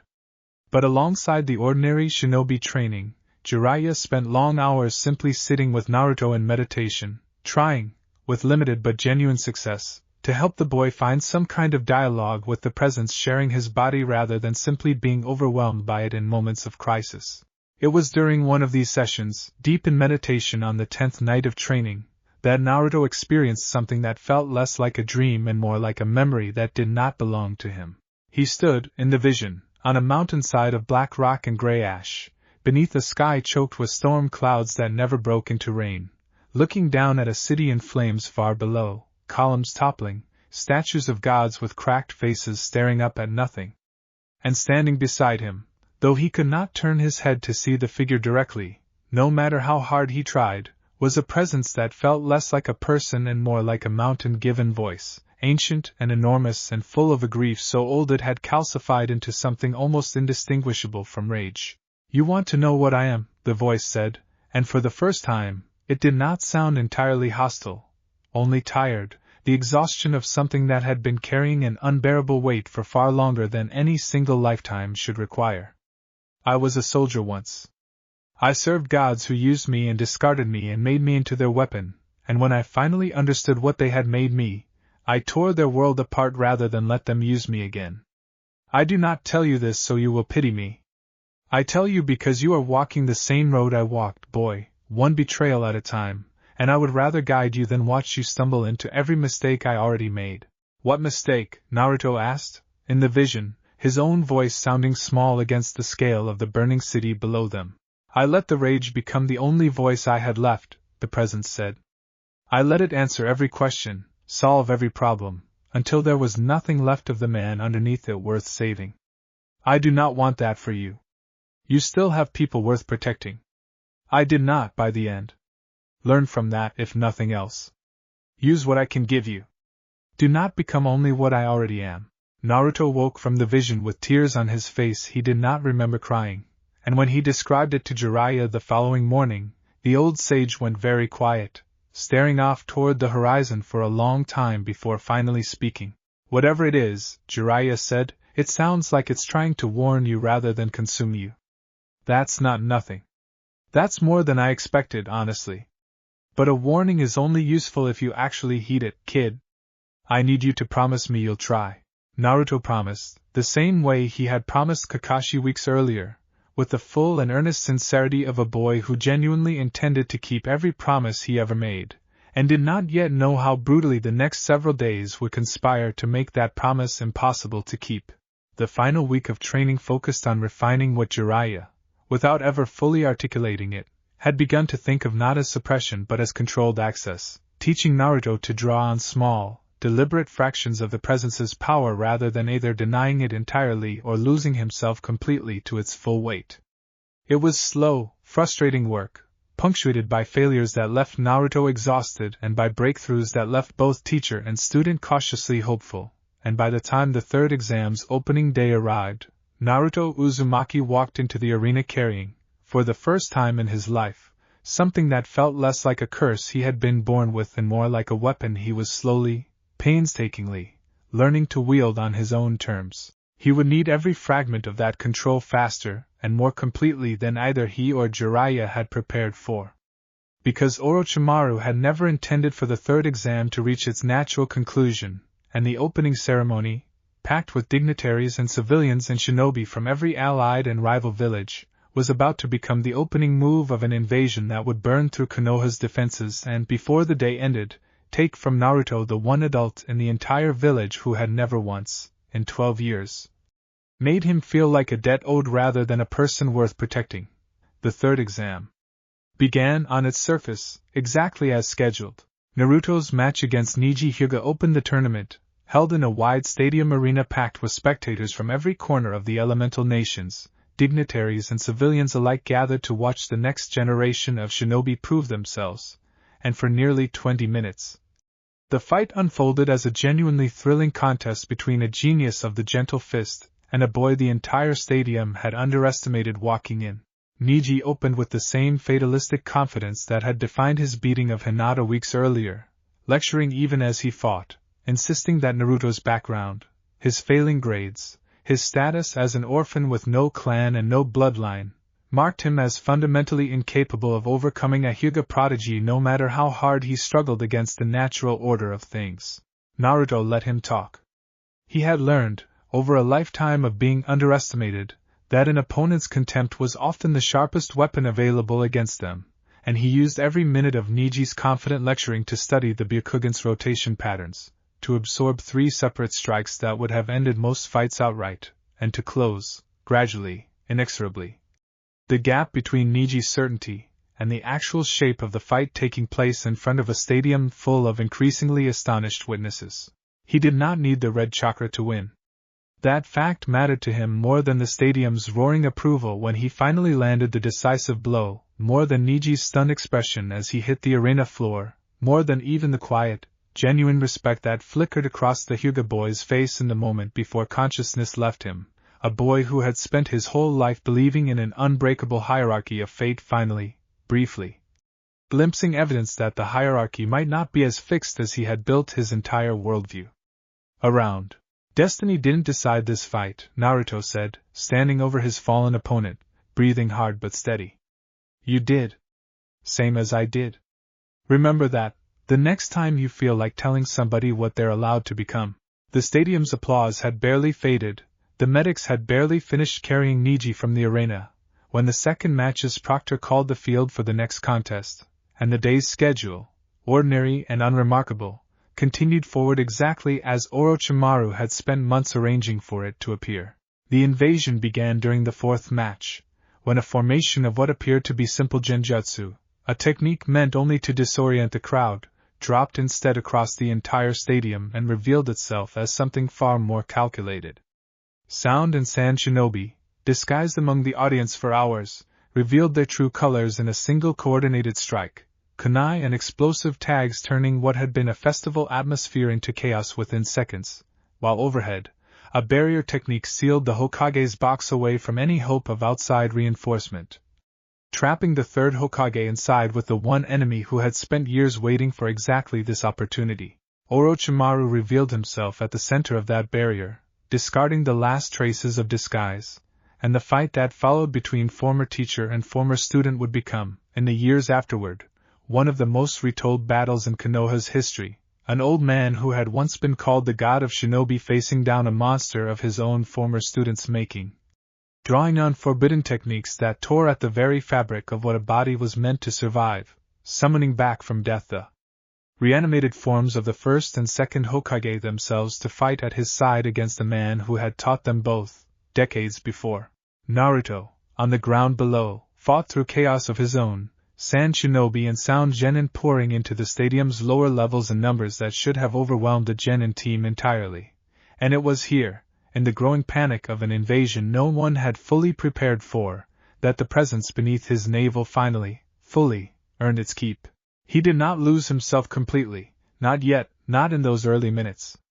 The month of training with Jiraiya held, fragile but functional, a controlled channel through which he could draw on just enough of the ancient fury to move faster than any genin should move, to strike harder than his frame should allow, to shatter through enemy formations that would otherwise have buried Team 7 within the invasion's opening minutes. He fought alongside Sakura, protecting genin younger and less prepared than himself, cutting a path through Sound Shinobi with a controlled, economical brutality that left more than one enemy combatant, in the years that followed, describing the boy in the orange jumpsuit in reports that used words like unnatural and terrifying alongside grudging, genuine respect. Above them, in the sealed barrier of the Hokage's box, the battle that would decide the fate of the entire invasion reached its terrible conclusion. Hiruzen Sarutobi fought with everything 3 generations of experience had given him, matched blow for blow against reanimated corpses of men he had once called mentor and rival both, and when the fight finally turned decisively against him, when it became clear that mortal technique alone could not overcome what Orochimaru had prepared, the old Hokage made the choice that every account of that day would agree defined the entirety of his character. He sacrificed his own remaining years, sealing away Orochimaru's arms with a forbidden technique that cost the old man his life in the very act of casting it, trading the last decades he might have lived for the certainty that the man who had once been his student would never again wield a kunai unaided. He died in that sealed barrier, alone except for the enemy he had just crippled, and the barrier finally, silently, dissolved around a body that had, moments before, still been the beating heart of the entire village. Naruto felt it before anyone told him. That was the detail that would haunt Kakashi for years afterward, describing it later to Jiraiya in careful, disbelieving terms. The way his student, mid-fight against the trio of Sand Genin, had gone suddenly, completely still, head snapping upward toward the Hokage's box as though something inside him had heard a sound no one else in the stadium had registered. "No," Naruto said, and his voice, in that single word, carried a weight that made every combatant within 30 feet pause, enemy and ally alike, some animal instinct in all of them recognizing, before their conscious minds could process why, that something in the world had just fundamentally, catastrophically shifted. The confirmation came moments later, shouted across the chaos by a Jonin relaying word from the barrier's dissolution: "The third Hokage is dead, the third Hokage has fallen," and Naruto Uzumaki, 12 years old, standing in the wreckage of a stadium under invasion, felt something inside him break for the second time in his short life, except this time, unlike the training ground 3 weeks earlier, there was no old man left alive to pull him back from what came next. The old man who had held him after the assassination attempt. The old man who had refused, again and again, every proposal to contain, or cage, or eliminate him. The old man who had, in his own flawed and often insufficient way, been the single closest thing to family Naruto Uzumaki had ever known. Gone. Killed by the same man who had marked Sasuke's neck with a curse and mocked Naruto's own strange power in the forest days earlier, killed in an invasion that had turned a festival of hope into a battlefield within minutes. Something in Naruto's chest, something that had spent a lifetime counting and had spent the last month, under Jiraiya's careful guidance, learning to count with discipline and restraint, stopped counting entirely. "I told you," the voice said, and for the first time, it did not sound patient or ancient or distant. It sounded, disturbingly, almost gentle, almost sorrowful, the way a parent sounds delivering news a child has been dreading. "I told you this world takes everything eventually. I told you protection built on the whims of frightened old councils and grieving old men was never permanence. He was the best of them, boy, and even he could not stay. Now tell me. What do you want to do with what's left?" Naruto did not answer with words. The whisker marks on his cheeks darkened past anything Jiraiya's training had prepared for, past anything the bridge and wave or the training ground 3 weeks earlier had ever produced, and the chakra beginning to boil off his small frame turned the air around him visibly hazy with heat, red bleeding into something that carried, at its edges, threads of a color that had no name in any ninja's vocabulary. A black that seemed to eat the light around it rather than simply reflect its absence. Across the stadium, Kakashi, fighting his own battle against the Sand Jonin, felt the pressure of that chakra hit him like a physical blow and turned, mid-exchange, toward its source with an expression of pure, unfiltered dread. "Not now," he whispered, abandoning his own fight to sprint toward his student, already knowing, with sick certainty, that he would not reach him in time. "Naruto, not like this, please, not like this."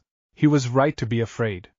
What rose up from the wreckage of that stadium in the following minutes would not resemble, in any way the assembled shinobi of a dozen villages could recognize, the loud, grinning, orange-clad boy who had entered the third exam only hours before. It would resemble, far more closely, the mountain of ash and burning temples that had haunted Naruto's dreams since he was 5 years old, finally, catastrophically, made manifest in the heart of the very village that had spent his entire life teaching him exactly how much cruelty a person could survive before something inside them stopped being willing to survive it quietly. There is a specific silence that falls over a battlefield in the half-second before something irreversible happens, a held breath shared unconsciously by everyone present, and that silence settled over the ruined stadium as Naruto Uzumaki rose from his knees with his head bowed, fists clenched, chakra pouring off him in a corona that turned the afternoon sky above Konoha the color of an old bruise. The transformation did not happen all at once. It built, the way a wave builds far out at sea long before it ever reaches shore, and those closest to him would later describe it in fragments, because no single witness could hold the entire sequence in memory without their mind, some animal part of it, trying to look away. His whisker marks deepened into grooves that looked less like markings and more like old scars carved by something with claws. The chakra around him, red at its core the way fox chakra always burned red, began to shift at its outer edges into something that ate light rather than reflected it, threads of black bleeding outward from his shoulders and forearms in patterns that, to the handful of shinobi present who had studied ancient texts extensively enough to recognize them, resembled nothing so much as old ritual scarification. Tribal marks burned into flesh by fire and grief and rage passed down through some lineage. None of them could place. And his eyes, when he finally lifted his head, were not merely red. They burned, both of them, with twin points of light that had no pupil, no white, nothing that resembled a human eye at all, only two coals set into a face that had been, moments before, unmistakably a child's, and was now something else entirely, something that had briefly borrowed a child's shape and had no further intention of pretending otherwise.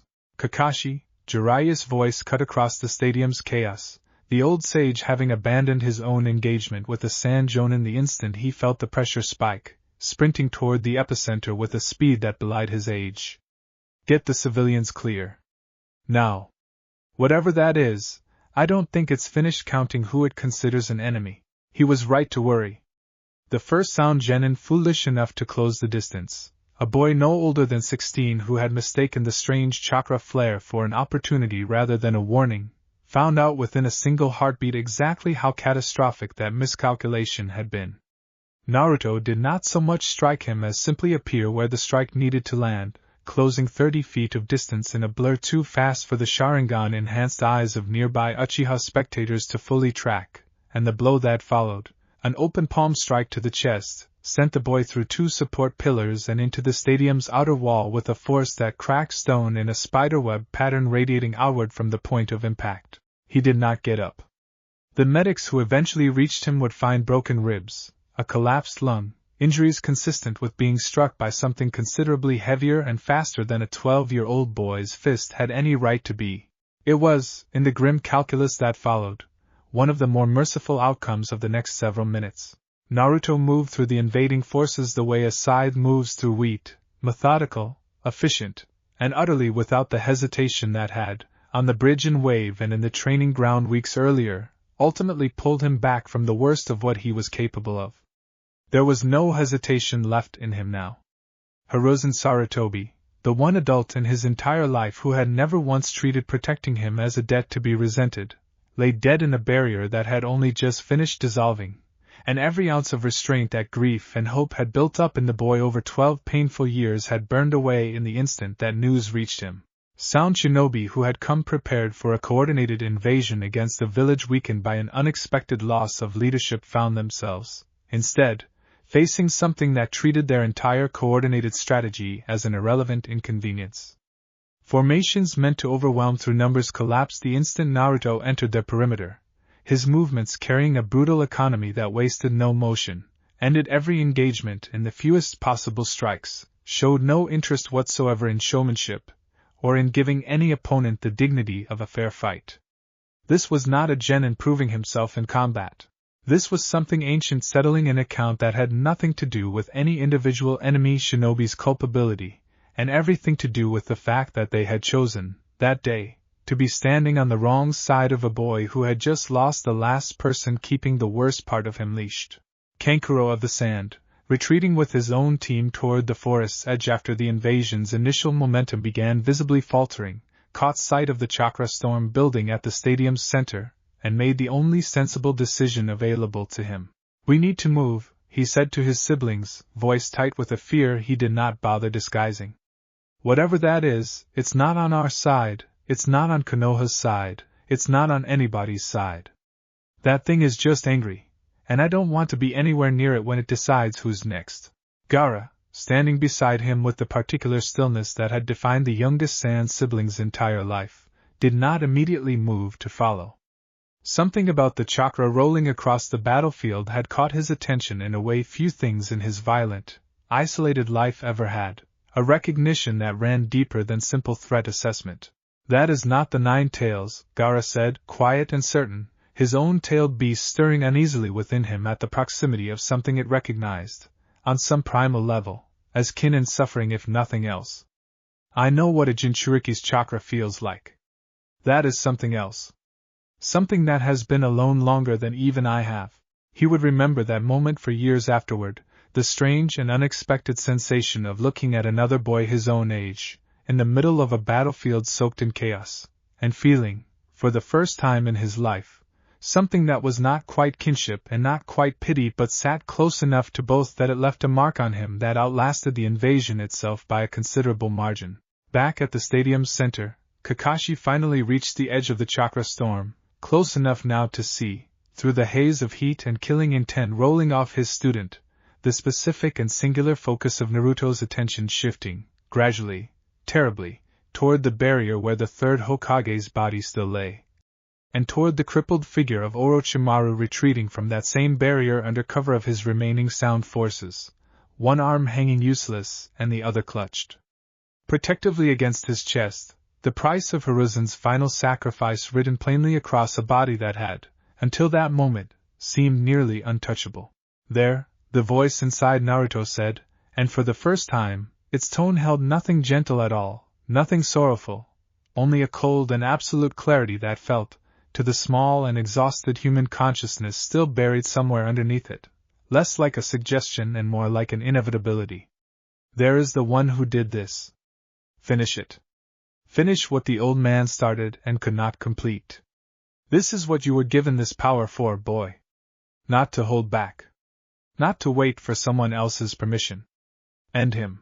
Naruto's feet left the ground before he had consciously decided to move, covering the distance toward Orochimaru's retreating position in a series of bounds that tore craters into the already ruined stadium floor, and for one genuinely terrifying moment, every shinobi still capable of processing what was happening around them understood, with total and simultaneous clarity, that they were about to watch a 12-year-old boy attempt to kill one of the three legendary Sannin in the middle of a battlefield already soaked in enough death for one afternoon. Orochimaru, weakened and retreating, felt the chakra bearing down on him and turned, despite his injuries, despite the arm that would not respond to his commands, with an expression that mingled genuine alarm with something that looked disturbingly like fascination, the same fascination that had first caught his attention in the forest days earlier, now magnified past anything he had originally imagined possible. So, he said, voice strained with pain but still carrying that same unsettling, curious amusement, the fox was never the interesting part of you after all. I should have looked closer, little Jinchuriki. What a waste that I have to run from you before I finish finding out exactly what you are. He did not get the chance to run cleanly. Naruto closed the final distance in a single bound, striking with a force that, had it landed fully, would have ended the Sannin's life on the spot regardless of any healing technique or forbidden jutsu Orochimaru might have attempted to invoke in his own defense. It did not land fully, because Kakashi, arriving at the absolute limit of his own speed, threw himself into the gap between the strike and its target, not to protect Orochimaru, whom he would have gladly watched fall, but because some instinct deeper than tactics understood that if Naruto crossed this particular threshold, if he actually killed in cold, deliberate fury rather than the desperate self-defense of the training ground weeks earlier, something in the boy would break that no amount of love or patience would ever fully repair. Naruto, stop! The strike that had been meant for Orochimaru's chest caught Kakashi's raised forearm instead, and the sound of the impact, a crack that echoed across the wrecked stadium like a thunderclap, told everyone present exactly how much force had just been redirected into a fully grown Jonin's bones. Kakashi's arm broke on contact, the pain visible in every line of his body even through the mask that hid most of his expression, and he was thrown backward a dozen feet by the sheer momentum of a blow that had never, in its original trajectory, been intended for him at all. He did not stay down. He forced himself back to his feet, cradling his shattered arm, and put himself once more between his student and the retreating Sannin, his one good hand raised not in a fighting stance but in something closer to supplication. "Look at me," Kakashi said, his voice raw, stripped of every ounce of his usual lazy composure.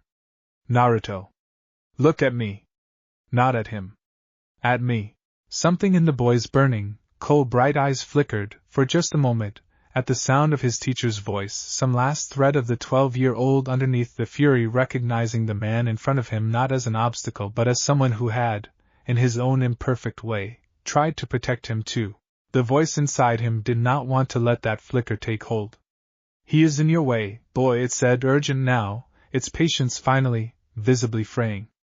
"He is protecting the man who murdered the only person in this village who ever truly stood for you. Finish this. You will not get another chance. Mercy here is not virtue. It is a wound you will bleed from for years."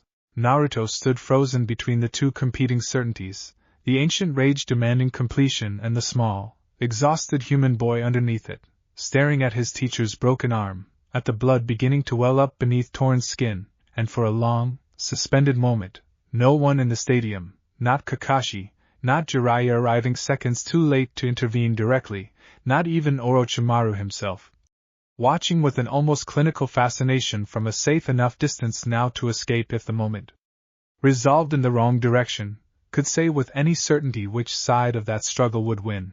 It was Sakura's voice, finally, thin and desperate and entirely unexpected, that broke the standoff, the girl having fought her own way through the wreckage to reach the epicenter of the chaos just in time to see her teacher bleeding in front of her teammates' burning, unrecognizable eyes. "Naruto, please," she said, tears streaming down a face still smeared with dirt and blood from her own fighting.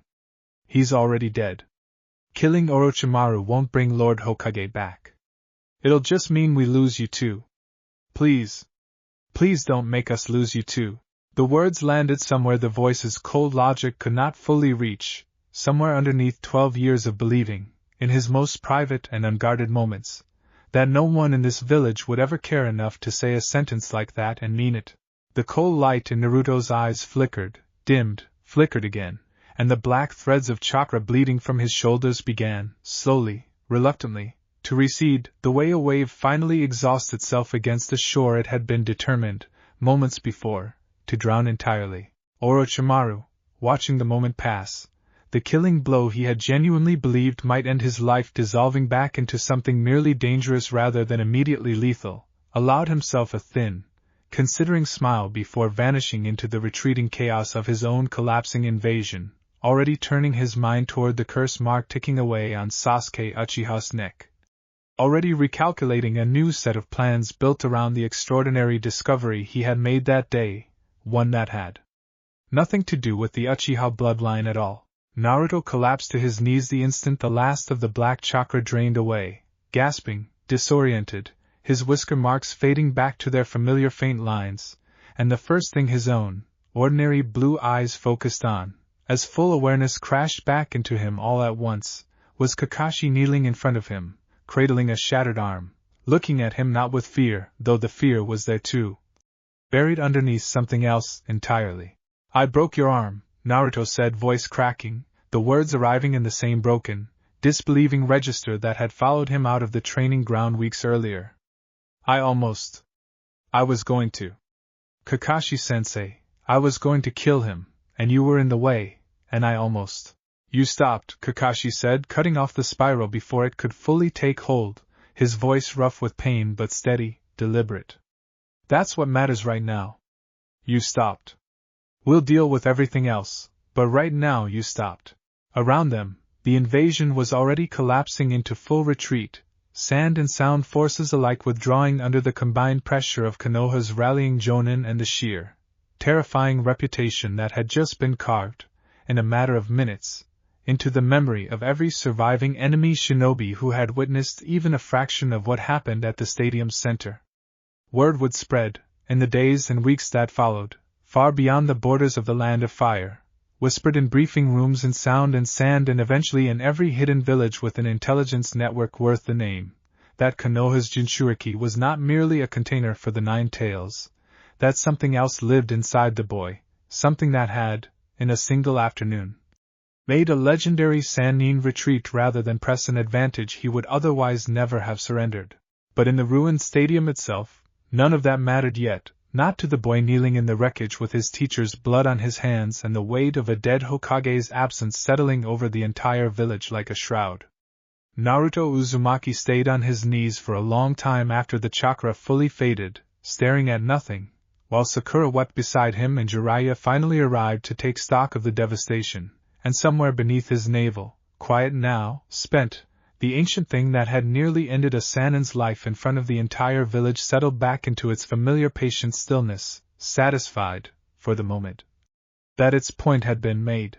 "You see now, boy," it said softly, almost fondly, as the adrenaline finally began to drain from Naruto's small, exhausted frame.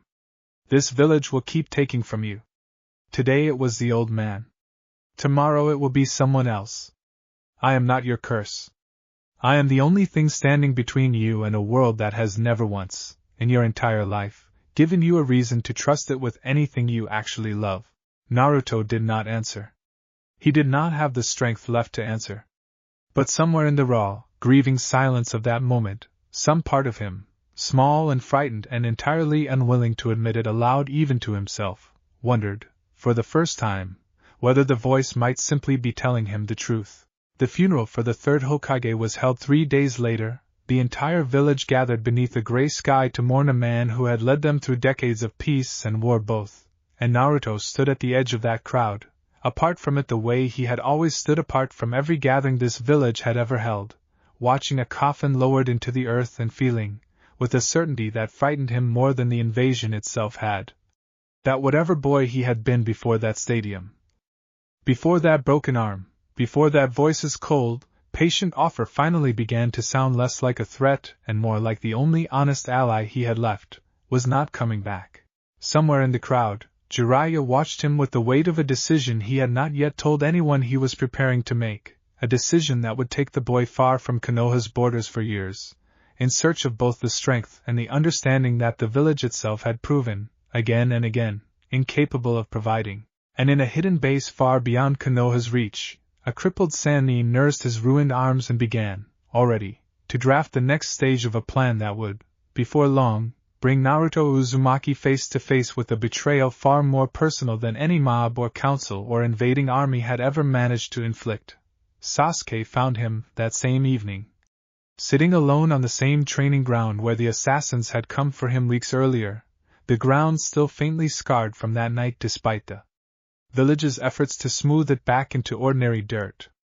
He had heard, like everyone else, fragmented accounts of what happened at the stadium, second-hand versions already warping into something closer to legend, and he had come, in his own guarded way, to see for himself how much of it was true. "They're saying you almost killed him," Sasuke said, without greeting, settling onto a fallen log a few feet away. "Orochimaru. That you had him and Kakashi-sensei had to stop you." "Yeah," Naruto said, not looking up from his hands. "That's true." Sasuke was quiet for a moment, turning the curse mark beneath his collar over in his mind the way he had turned it over every hour since the forest, a brand that whispered its own promises of power whenever his guards slipped. "I felt it. Your chakra. Even from across the village, during the worst of it. It felt like the curse mark, almost. Except worse. Older." "It's not the fox," Naruto said. "Everybody thinks it's the fox." "It's not." "I know," Sasuke said, and something in his voice, quiet and unexpectedly honest, made Naruto finally look up. "I don't know what it is. But I know power when I feel it, and whatever's inside you, it's not something Orochimaru gave you. It's something you already had before any of this started." They sat together in silence for a while after that, two boys who had spent a year publicly despising each other, both carrying something neither of them had chosen and neither of them fully understood, and for the first time since the bridge and wave, something passed between them that was not quite friendship but was, perhaps, its first tentative foundation. It would not be enough, in the weeks ahead, to stop Orochimaru's curse mark from finally, fully claiming the promise it had made in that forest clearing. But on that quiet evening, with the grief of a dead Hokage still hanging over the entire village and a demolished stadium still smoking in the near distance, it was, for a few borrowed minutes, exactly enough. 3 days later, Jiraiya found Naruto packing a single worn bag in his small apartment, and told him, in the blunt, unadorned way the old sage delivered most important things, that the two of them would be leaving the village for an extended journey, ostensibly to search for a candidate to fill the vacant seat of Hokage, but in truth for a purpose far more urgent than either of them said aloud that night. You need real training, Jiraiya said. Not academy drills. Not 2 weeks of meditation crammed in before an exam. You need years, kid, and you need someone watching over your shoulder while you get them, because whatever's living inside you isn't going to wait patiently forever, and I would rather you learn to master it on my terms than on its own. Naruto looked around the small apartment that had never once, in his entire life, felt like a home worth missing, and found that leaving it behind cost him less than he expected. Okay, he said. Let's go. Behind him, unseen and unspoken, the voice that had shaped nearly every turning point of his short life offered no objection to the journey ahead, content, for now, to let the boy believe the coming years belonged entirely to his own choices. It had counted before. It could count again. And somewhere beyond the horizon, in hidden bases and enemy villages and the slow, patient machinery of a war not yet declared, the world was already assembling the next debts it would, eventually, ask Naruto Uzumaki to collect. Act 3. The 2.5 years that followed took Naruto Uzumaki through more of the elemental nations than most shinobi saw in a lifetime of missions, Jiraiya dragging him from hot springs towns to mountain hermitages to the ruins of battlefields decades cold, teaching him, in fits and starts between the old sage's less admirable habits, everything he knew about chakra, about sealing theory, about the particular discipline required to survive as a shinobi whose enemies would eventually include some of the most dangerous people alive. But the training that mattered most, the training that would come to define the next stage of Naruto's life far more than any jutsu Jiraiya formally taught him, happened in the quiet hours between lessons, when the old sage would sit across a campfire from his student and simply talk, drawing out, patiently, session by session, a clearer picture of the presence sharing Naruto's body. They gave it no name for the first year. Jiraiya was cautious about names, understanding, from decades of sealing research, that naming a thing sometimes granted it a kind of permanence and power it had not fully possessed before, and so for months they referred to it only as the second presence, a clinical, careful phrase that kept a necessary distance between the boy and the thing living beneath his navel. That distance eroded, slowly and then all at once, the day Naruto finally learned to call the chains. It happened during a training exercise in a mountain gorge 2 provinces from the nearest hidden village, Jiraiya pushing his student through an exercise meant to test his limits under genuine physical duress, exhaustion piled on exhaustion until whatever discipline Naruto had built over months of practice finally began to fray at the edges. In the depths of that exhaustion, cornered by a summoned toad Jiraiya had set against him as a final test, something in Naruto's chest opened without his conscious permission, and for the first time since the invasion, he felt the ancient presence rise not as an overwhelming flood but as something closer to an offered hand. What emerged from his forearms in that moment were not fists, not claws, not any technique either of them had drilled. They were chains, spectral and burning, forged of the same black-red chakra that had bled from his shoulders during the invasion, and they moved with an intelligence that felt less like a jutsu and more like an extension of muscle memory 1,000 years deep, wrapping around the summoned toad's massive leg and hauling it off balance with a force that should have been impossible for a boy his size to generate through will alone. Jiraiya, watching from the gorge's edge, felt something cold settle in his stomach even as professional fascination warred with it for control of his expression. Blades, Naruto said afterward, staring at his own hands, turning the sensation over in his mind, trying to find words for something that did not translate cleanly into any ninja vocabulary he had ever learned. It felt like there should have been blades on the end of those chains. Like I was remembering something instead of doing it for the first time. You probably were, Jiraiya said, quiet, careful. Whatever's inside you, kid, it's not a technique. It's a memory of a whole life, maybe more than one, and it's teaching you the way it fought once, back wherever it came from. I don't fully understand it. I'm not sure I want to, honestly. But I'd rather you learn to use it deliberately than have it burst out of you again the way it did at the invasion, with nothing but instinct steering the wheel. The chains became, over the following months, the centerpiece of a private training regimen Jiraiya kept largely to himself, unwilling to report every detail back to Konoha through the sage's usual network of contacts, uneasy about how the village's council, still shaken by the invasion, might react to news of exactly how far their Jinchuriki's abilities had begun to diverge from anything resembling ordinary Biji Chakra. Naruto learned to summon them in flashes, to extend them 30, 40, eventually nearly 100 feet from his body, wrapping around enemies or terrain features with a speed that made even Jiraiya's toad summons wary of getting too close during sparring sessions. He learned, too, the price of drawing on them too heavily, the way his own chakra reserves would hollow out afterward, the way the presence's voice grew louder and harder to ignore the longer he kept the chains manifested, patient reminders, always, of exactly what kind of power he was borrowing and from whom. He grew taller in those 2.5 years, his voice dropping, his frame filling out with the kind of lean, dense muscle that came from genuine hardship rather than gym training, and the loud, grinning mask he had worn through his childhood settled, gradually, into something quieter, more deliberate, a persona that still smiled easily enough in public but no longer needed the smile to survive the way it once had. He thought of the village less often than he expected to, in those years, and when he did think of it, the thoughts arrived tangled with a complexity he had not anticipated feeling. He missed Irika's patient encouragement. He missed the particular, uncomplicated warmth of a bowl of ramen at a stand where, for once in his life, someone had simply been glad to see him walk through the door. He missed Sakura's exasperated affection, missed even Kakashi's lazy, unreadable calm. He did not miss the council's suspicion, the villagers' averted eyes, the particular exhaustion of having to earn, every single day, a basic decency that should never have required earning in the first place. And when those memories surfaced, the voice inside him was always ready, patient as ever, to remind him exactly how thin the line had always been between the village that raised him and the village that, given a different set of circumstances, might easily have decided he was worth sacrificing instead of protecting.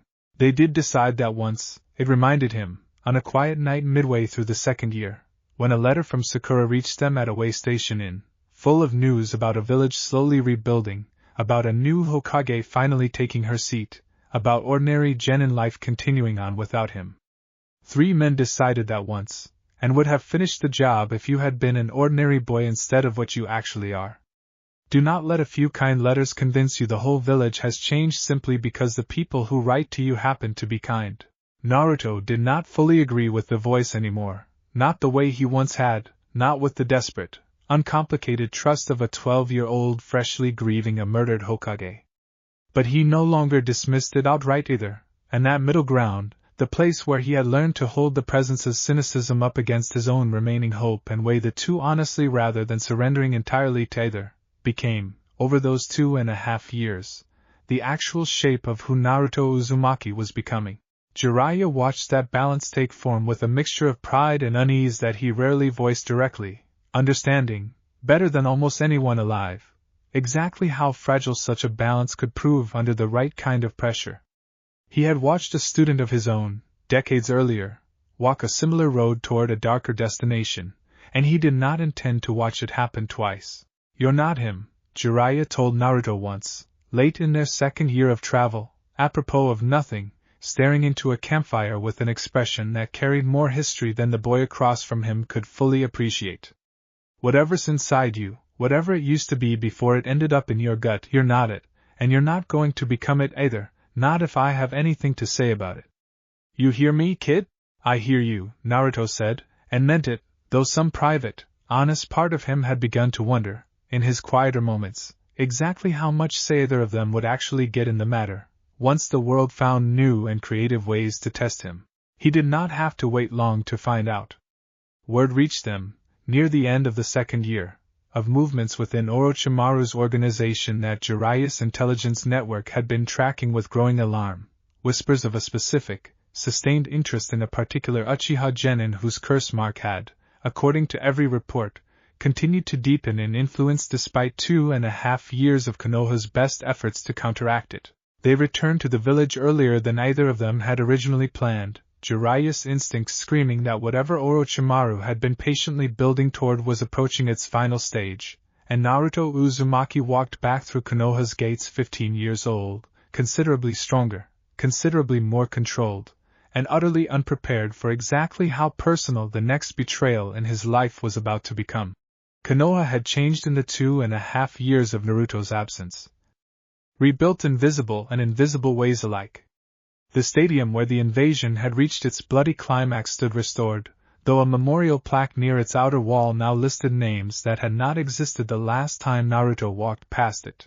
Tsunade of the Sannin sat in the Hokage's seat, coaxed out of years of self-imposed exile by Jiraiya's persistence and by a village desperate for the kind of leadership only a legend could provide in the wake of Hiruzen's death, and her presence had brought with it both genuine stability and a particular, no-nonsense warmth that Naruto found himself unexpectedly grateful for within his first week back.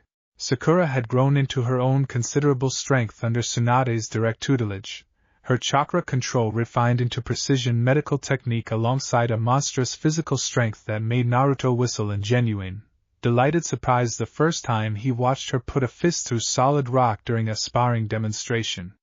Team 7, reunited for the first time in years, fell back into an easy rhythm that felt, for a few precious weeks, almost like nothing had changed at all.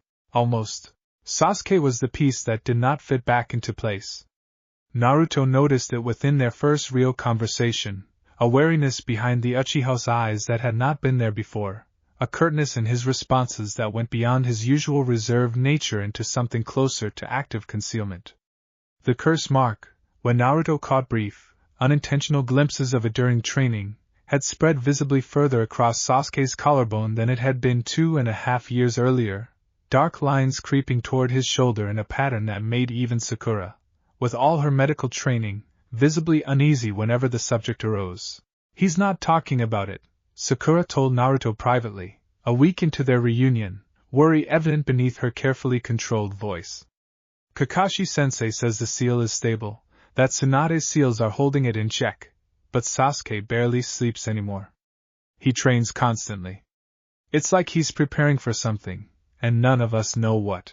Naruto understood, better than either of his teammates realized, exactly what it felt like to carry a power inside you that whispered constantly about strength, about debts, about the inadequacy of everything you had built your identity around before that power arrived. He recognized the particular hollowness in Sasuke's eyes because he had once seen a version of it in his own reflection, in the months following the invasion, before Jiraiya's patient guidance had taught him to hold that hollowness at arm's length rather than let it consume him whole. He tried to talk to Sasuke directly, more than once, in the weeks that followed, using every fragment of hard-won wisdom he had accumulated over 2.5 years of learning to live alongside his own ancient, patient hunger. "I know what it's like," Naruto told him, late one evening after a joint training session, the two of them alone in a training ground that had, years earlier, been the site of an assassination attempt either of them ever spoke of directly. "Having something inside you that keeps telling you the people around you will never be enough. That the only way forward is to stop caring what you lose along the way. I know exactly what that voice sounds like, Sasuke. Mine's been talking to me since I was 5 years old." Something flickered across Sasuke's face at that, a rare, genuine crack in his composure. "Then you should understand why I can't just wait around anymore. Itachi is still out there. My clan's murderer is still breathing while I stay here training against Genin and D-rank missions. Orochimaru offers something Konoha never has. A way to actually become strong enough to end it." "At what cost?" Naruto pressed, his own voice carrying an intensity that surprised even him. "You think power without a reason to hold onto is worth anything? I've had that kind of power in my hands, Sasuke. I almost used it to kill a Sannin in front of the whole village. The only reason I didn't is because people I actually cared about were standing in the way, reminding me who I wanted to be instead of what I was capable of becoming. If you throw away everyone who could do that for you, all you're left with is the power, and the power doesn't care about you. It never has. It just wants to be used." Sasuke's expression closed off entirely at that, the brief crack sealing itself back over with the particular, practiced control of someone who had already made a decision and did not want it examined too closely by anyone who might still have the standing to talk him out of it. You don't understand, he said, quiet, final. You never had a family worth avenging. You don't know what it's like to watch the only person you ever looked up to become the thing you have to kill. The words landed harder than Sasuke likely intended, cutting close enough to 12 years of orphaned isolation that Naruto felt something in his own chest tighten, the old, familiar ache of being told, once again, that his particular pain did not qualify as legitimate suffering by the standards of people who had, at least, once had something worth losing. You're right, Naruto said, after a long, careful pause, choosing his next words with a deliberateness the old, 12-year-old version of himself would never have managed. I don't know what that's like. But I know what it's like to have something inside me that promises revenge will finally make the emptiness stop. And I know it's lying. It doesn't stop. It just gets bigger, until there's nothing left of you underneath it worth saving. Ask me how I know, Sasuke. Ask me how close I came to finding out the hard way. Sasuke did not ask. He walked away instead, back rigid, leaving Naruto alone in the training ground with a growing, specific dread that he did not fully articulate to Kakashi or Tsunade until it was already, in the most literal sense, too late. The Sound 4 arrived in Konoha's outskirts 4 days later, a squad of Orochimaru's most trusted subordinates dispatched with a singular purpose: escort the Uchiha defector to their master's hidden base, using whatever level of force the mission required, and Sasuke, already packed, already resolved, already convinced by 2.5 years of the curse mark's patient, corrosive influence that Konoha could never offer him what Orochimaru's promise of unrestrained power could, met them at the village's edge under cover of night without a single backward glance at everything and everyone he was leaving behind. Naruto discovered the defection within hours, roused from sleep by Sakura's frantic pounding on his apartment door, her face white with a fear that needed no explanation once she managed to force out the words. Sasuke was gone. Sasuke had left with strangers wearing sound headbands, and Tsunade was already assembling a retrieval team to bring him back before he crossed too far beyond Konoha's reach to recover. Something in Naruto went cold and still at the news, a specific, focused clarity settling over him that felt, disturbingly, familiar in a way he did not have time to examine. He is running toward exactly what I almost became, the voice said, quiet now, almost thoughtful, as Naruto pulled on his gear with hands that did not shake despite the fear roiling underneath his composure. You have a choice here, boy, one I never had the chance to offer anyone in my own life. You can go and simply fail to stop him, the way everyone in my old world eventually failed to stop me. Or you can go and actually save him, before the thing waiting inside that curse mark finishes doing to him what I very nearly finished doing to you. Choose quickly. He has a considerable head start, and Orochimaru does not intend to give you the chance to catch up gently.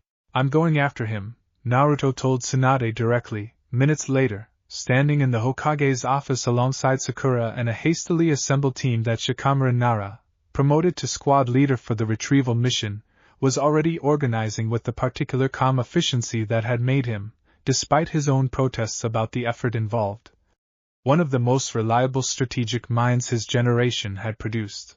Tsunade studied him for a long moment, taking in the changes 2.5 years of training under Jiraiya had wrought, the new steadiness in his stance, the specific and unfamiliar intensity behind his eyes, and made a decision that would, in the days that followed, prove to be one of the most consequential of her early tenure as Hokage. Bring him back alive, she said, if you possibly can.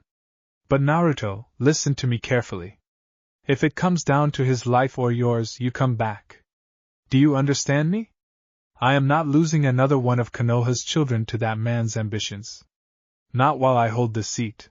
Naruto did not fully answer her, not directly, because some part of him already understood, with a clarity that felt older than his 15 years, that the choice she was describing might not remain as simple as she hoped once he actually stood face to face with Sasuke Uchiha at the border of everything either of them had left to lose.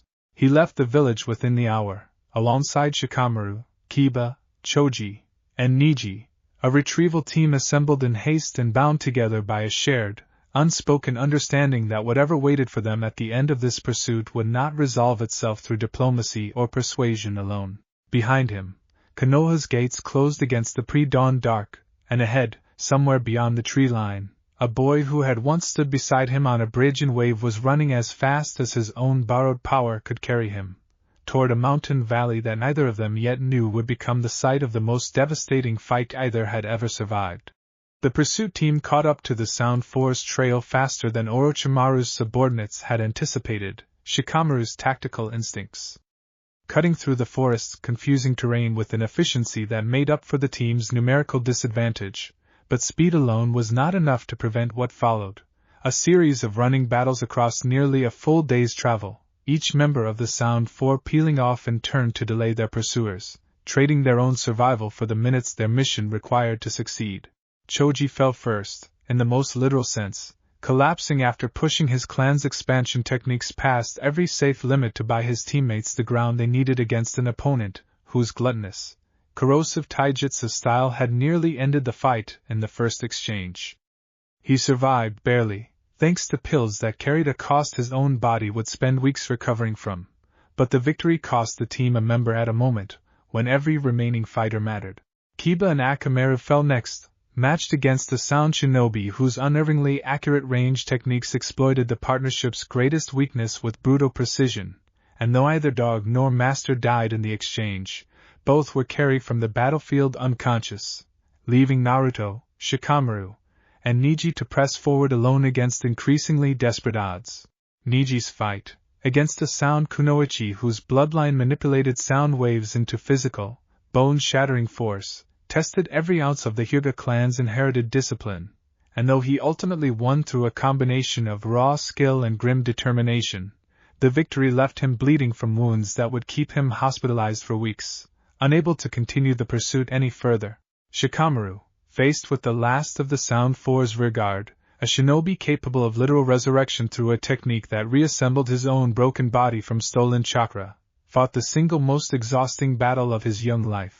A war of attrition against an opponent who simply refused to stay dead, and won, in the end, not through overwhelming force but through the specific, patient strategic brilliance that would, in later years, make him one of the most respected tacticians his generation ever produced. He collapsed the moment the fight ended, chakra exhausted past the point of standing, and could only watch, helpless, as Naruto pressed forward alone into the final stretch of the pursuit. Naruto did not slow down for any of it. He had helped where he could, had drawn on the chains more than once during the running battles to buy his teammates the openings they needed to survive their individual fights. But each time he felt the pull to stay, to fight alongside them fully. Something colder and more focused than simple loyalty reminded him exactly how narrow the window remaining to catch Sasuke had already become. "You cannot save them all today," the voice told him, quiet and certain, as he left Shikamaru's unconscious form behind and pushed deeper into the forest alone. "Your friends chose their fights knowing the cost. Do not dishonor what they bought you by wasting the time they purchased. The Uchiha is close now. Closer than you think." He caught sight of Sasuke's back at the edge of a wide river gorge as the sun began sinking toward the horizon, the last two Sound Shinobi already fallen behind, their mission's final leg reduced to a straightforward pursuit between two boys who had once called themselves teammates, and now stood, quite literally, on the border between two futures neither of them fully understood yet. "Sasuke!" The Uchiha stopped at the sound of his name, turning slowly, his expression unreadable in the fading light. The curse marks dark lines just visible at the edge of his collar where his shirt had shifted during the flight through the forest.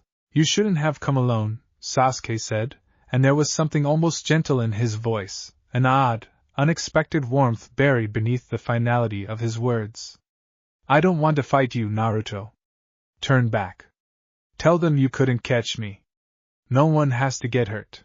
"I'm not turning back," Naruto said, closing the distance between them with slow, deliberate steps, every instinct honed by 2.5 years of training screaming at him to remain cautious, ready, while some older, more stubborn part of him simply wanted, desperately, to reach his old teammate before whatever waited at the end of this road became permanent. "You're my friend, Sasuke. The first real one I ever had, even if you were kind of a jerk about it half the time." I'm not letting you throw that away for a promise from a man who murders his own students for research. Something flickered across Sasuke's face at that, a brief and genuine pain that made him, for one unguarded moment, look far younger than the cold resolve he had spent the last 2.5 years cultivating. You don't get it, he said, quiet, almost pleading now, though the plea was aimed less at Naruto than at some private, exhausted part of himself. I need this. I need power that Konoha will never give me, not in 10 years, not in 20. Itachi is out there, still breathing, still stronger than anyone in the village could ever hope to match, and every day I stay, every day I train against the same genin exercises and wait for permission to grow strong enough, he gets further away. Orochimaru offers a shortcut. I know what it costs. I've made my peace with the cost. Have you? Naruto said, and something in his voice had shifted, the old, familiar warmth cooling into something harder, more focused, a tone that carried, underneath it, the specific weight of a boy who had once stood at the edge of his own worst choice and understood, better than anyone else standing in that gorge, exactly what Sasuke was actually agreeing to. Because I don't think you have. I think you're so desperate to stop hurting that you're willing to become the exact kind of monster that hurt you in the first place. And you're telling yourself that's strength instead of what it actually is. And what is it? Sasuke snapped, patience finally fraying. Surrender, Naruto said. It's just surrender wearing a different mask. The valley they had been walking toward, without either of them fully realizing it, opened up around them in the fading light. A massive gorge dominated by two colossal stone statues facing each other across a wide river, the ancient monuments of Hashirama Senju and Madara Uchiha, the village's legendary founders, staring down at the two boys about to reenact, on a smaller, and no less devastating scale, the same fundamental conflict those statues had been carved to commemorate. The Valley of the End had earned its name, honestly, decades earlier, in a battle between two men who had once called each other brother before ambition and grief and irreconcilable philosophy drove them to try, in earnest, to kill one another. Naruto and Sasuke stood at its edge now, two boys who had once called each other rival, once called each other friend, standing at the precipice of a choice that neither of them, despite everything, had actually wanted to make. Last chance, Naruto said, his voice carrying across the widening distance between them as Sasuke backed toward the river's edge. Come back with me. We'll figure out Itachi together. We'll figure out all of it together. You don't have to carry this alone. Sasuke's answer was not spoken. It was the curse mark, spreading visibly across his skin in response to some internal decision finally, fully made, dark markings crawling up his neck and across his face in a pattern that made his eyes shift, briefly, to a black and gold that had nothing human left in them at all. I'm sorry, Sasuke said in a voice that had gone strange and layered, the curse mark's influence bleeding into even his ordinary speech. I really am. But I have to know if this power is enough. And the only way to know for certain is to test it against the strongest opponent I have left to test it against. He struck first, closing the distance in a burst of curse mark-enhanced speed that would have ended the fight instantly against almost any other opponent in the elemental nations, and Naruto, feeling the ancient presence beneath his navel stir fully awake for the first time since the invasion, understood, with a clarity that arrived too late to change anything about what came next, that there would be no talking his way out of what the Valley of the End had, apparently, always been destined to witness. The first exchange ended with both boys skidding backward across the river's shallow edge, Naruto's forearms raised just in time to deflect a curse mark-enhanced strike that would otherwise have shattered bone, the impact alone sending a shockwave rippling across the water's surface loud enough to echo off the valley's stone walls. You've gotten stronger, Sasuke said, and there was something almost like relief in his voice, twisted and strange beneath the curse mark's influence, the relief of a boy who had spent 2.5 years secretly dreading that his oldest rival might have fallen behind, might no longer offer the kind of test his ambition actually required. Good. I don't want an easy fight. I want to know exactly what I'm capable of. This isn't a test, Naruto said, circling, watching the black markings continue to spread across Sasuke's skin, understanding, with a cold dread that had nothing to do with fear for his own safety, exactly how far the curse mark's corruption had already progressed. This is you throwing away everything you actually care about because it's easier than sitting with the pain. I know that road, Sasuke. I've walked further down it than you have. Turn back before it walks the rest of the way for you. Sasuke did not answer with words. He answered with a technique Naruto had never seen him use before, dark chakra crawling across his skin in patterns that mirrored, disturbingly, the curse mark's own design, and struck again with a speed that pushed Naruto's honed reflexes to their absolute limit, forcing him backward across the water in a series of exchanges too fast for either combatant's teammates, had any remained conscious to witness them, to fully track. It was Sasuke's third strike, a blow aimed squarely at Naruto's chest with enough curse mark-fueled force behind it to stop a heart outright, that finally, fully, broke the careful restraint Naruto had maintained through the fight's opening exchanges. The presence beneath his navel rose without waiting for permission this time, not in the overwhelming, uncontrolled flood of the invasion 2.5 years earlier, but in something that felt, disturbingly, more deliberate, more willing, a partnership rather than a takeover, and Naruto's forearms, meeting Sasuke's strike head-on, erupted in the same spectral chains he had spent months learning to summon in the mountains far from Konoha's borders. The chains caught Sasuke's wrist mid-strike and hauled him bodily across the river, slamming him into the shallow water hard enough to crack the stone beneath its surface, and for one suspended moment, both boys stared at each other across the widening gap between what they had once been and what they were both, in their own separate and terrible ways, becoming. What is that? Sasuke said, staring at the burning chain still wrapped around his own wrist, genuine shock cutting through the curse mark's cold detachment for the first time since the fight began. Something I've been carrying my whole life, Naruto said, and released the chains, letting Sasuke scramble back to his feet across the river, choosing, even now, even in the heat of a fight that both of them understood was rapidly outgrowing any version either had originally intended. Something that could have made me exactly what you're trying to become, if I'd let it. I'm not going to let it decide this fight for me, Sasuke.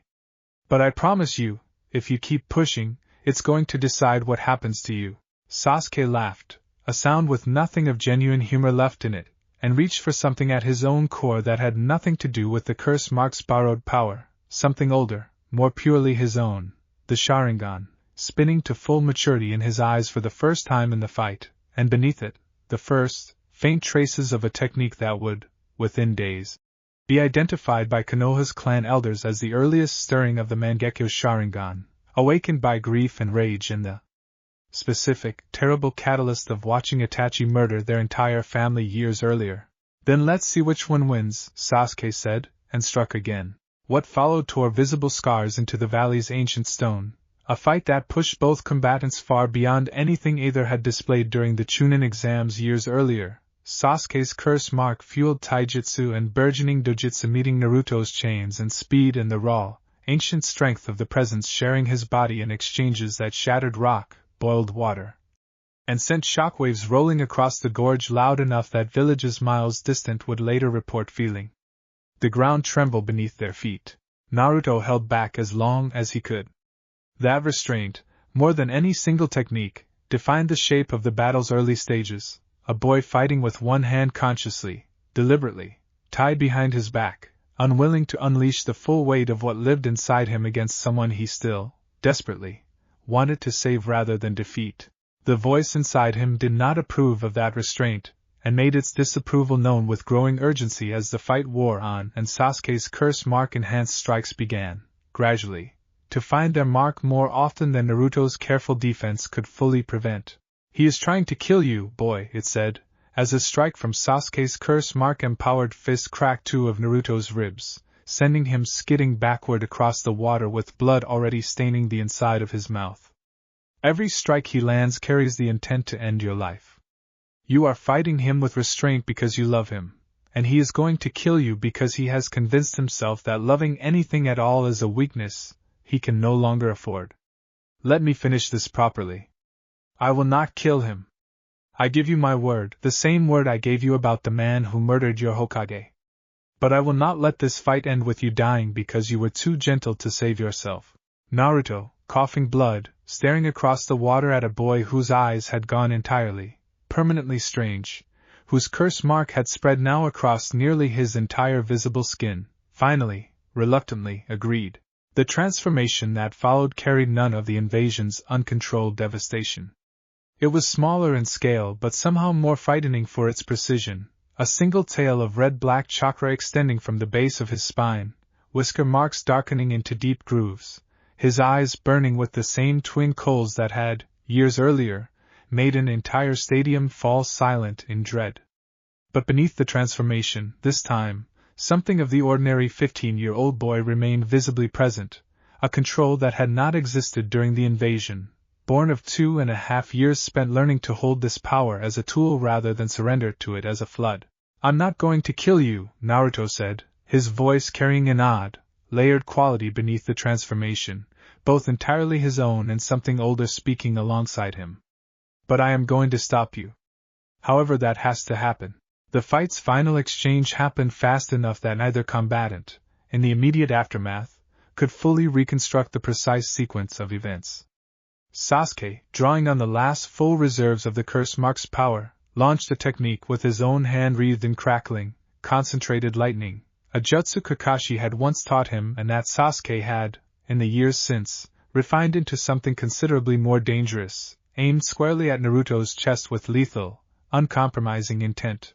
Naruto met it with a single chain, burning with the accumulated weight of a rage 1,000 years old, wrapped and reinforced with a fraction of chakra so dense it seemed, for one suspended instant, to bend the light around it.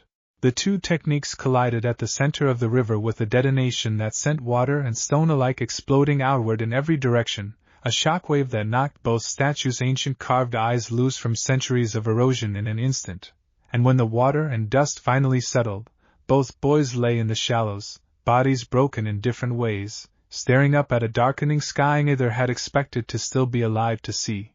Sasuke's Chidori had punched through Naruto's shoulder, a wound that would leave a permanent scar and had come, by inches, from ending far more than his season of fighting. Naruto's chain, in turn, had wrapped fully around Sasuke's torso in the technique's final instant, and rather than simply striking, had instead constricted with a force calibrated, in the last flickering fragment of Naruto's own conscious will fighting through the transformation's haze, not to kill but to crush the curse mark's active flow of chakra into temporary, forced dormancy. It worked. The black markings retreated across Sasuke's skin, the golden strangeness straining from his eyes, leaving behind, in the wreckage of the valley, two exhausted, broken boys who had, between them, very nearly ended each other's lives over a disagreement about what, exactly, strength was actually supposed to be for. Naruto crawled across the shattered stone toward his fallen former teammate, the transformation finally, fully receding, leaving him human and small and utterly spent in its wake, and reached Sasuke's side just as the last of the Uchiha's consciousness began slipping away. "Why?" Sasuke asked, weak, barely audible over the water still rushing past them. "Why do you care this much?" "I was going to kill you." "Because you're my friend," Naruto said simply, his voice cracking with an exhaustion that had nothing to do with the physical wounds carved across both their bodies. "That's it. That's the whole reason. You don't get to decide that isn't enough just because it's inconvenient for whatever plan Orochimaru's put in your head." Sasuke did not answer. Whether from exhaustion, from the residual effects of the curse mark's forced dormancy, or from something closer to shame that even his failing consciousness could not quite face directly, he simply closed his eyes and went still, leaving Naruto alone in the wreckage of the valley with a choice that would, in the hours that followed, prove far more difficult than any single blow either of them had exchanged during the fight itself. He could carry Sasuke back to Konoha, wounded and unconscious, and hope that Tsunade's medical skill and the village's patience could somehow undo 2.5 years of the curse mark's corrosive influence before it took root permanently. Or he could recognize, in the cold, exhausted clarity of a battle's aftermath, that some part of Sasuke Uchiha had already, irrevocably, chosen a path that no amount of friendship or force could fully redirect, and that the boy he was carrying back toward the village might simply wake, weeks or months from now, healed enough to try again, more carefully, more successfully, the next time no one was close enough to stop him. The voice inside him, quiet now, spent from the fight's demands, offered no easy answer to that particular dilemma. for once content simply to let the boy decide for himself what kind of mercy, if any, this specific moment actually deserved. Naruto lifted Sasuke's unconscious body onto his own battered shoulders and began the long, painful walk back toward Konoha, carrying with him not only his fallen friend but the first genuine, unresolved doubt he had ever felt about whether the ancient presence sharing his body might, in fact, understand something true about the limits of forgiveness that Naruto himself was not yet ready to fully accept. He made it perhaps 2 miles before his own body finally gave out. The wounds from the fight, a punctured shoulder from Sasuke's Chidori, 3 cracked ribs, chakra reserves scraped down past any safe reserve by the transformation's demands, caught up with him all at once in the gathering dark, and Naruto collapsed at the edge of a forest clearing with Sasuke's unconscious weight still draped across his back, both boys as vulnerable, in that moment, as either had been at any point during the entire pursuit. Kabuto Yakushi found them there within the hour, having tracked the battle's aftermath with the same clinical efficiency he brought to every task Orochimaru assigned him, and made a swift, pragmatic assessment of the scene. 1 Uchiha Genin, precisely the prize his master required, unconscious but stable, and 1 Jinchuriki, exhausted past the point of meaningful resistance, currently representing far more risk to extract than the mission's parameters justified. He left Naruto alive. It was, in its way, a calculated mercy, or perhaps simply an efficient use of resources, since a dead Jinchuriki, Kabuto reasoned correctly, would only invite a war Orochimaru was not yet prepared to fight, while a living one, humiliated and defeated at the very border of Konoha's reach, might prove useful leverage in some future scheme. He lifted Sasuke's unconscious body from where it had fallen beside his fallen rival, and vanished back into the forest's cover with the same silent efficiency that defined every task he undertook.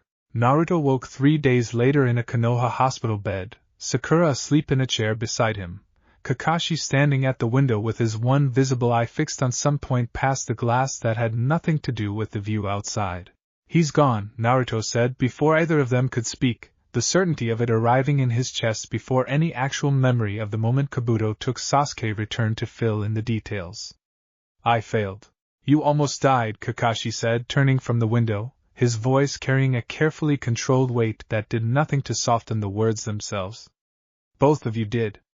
The fact that you're alive to have this conversation at all is not failure, Naruto. It's a miracle.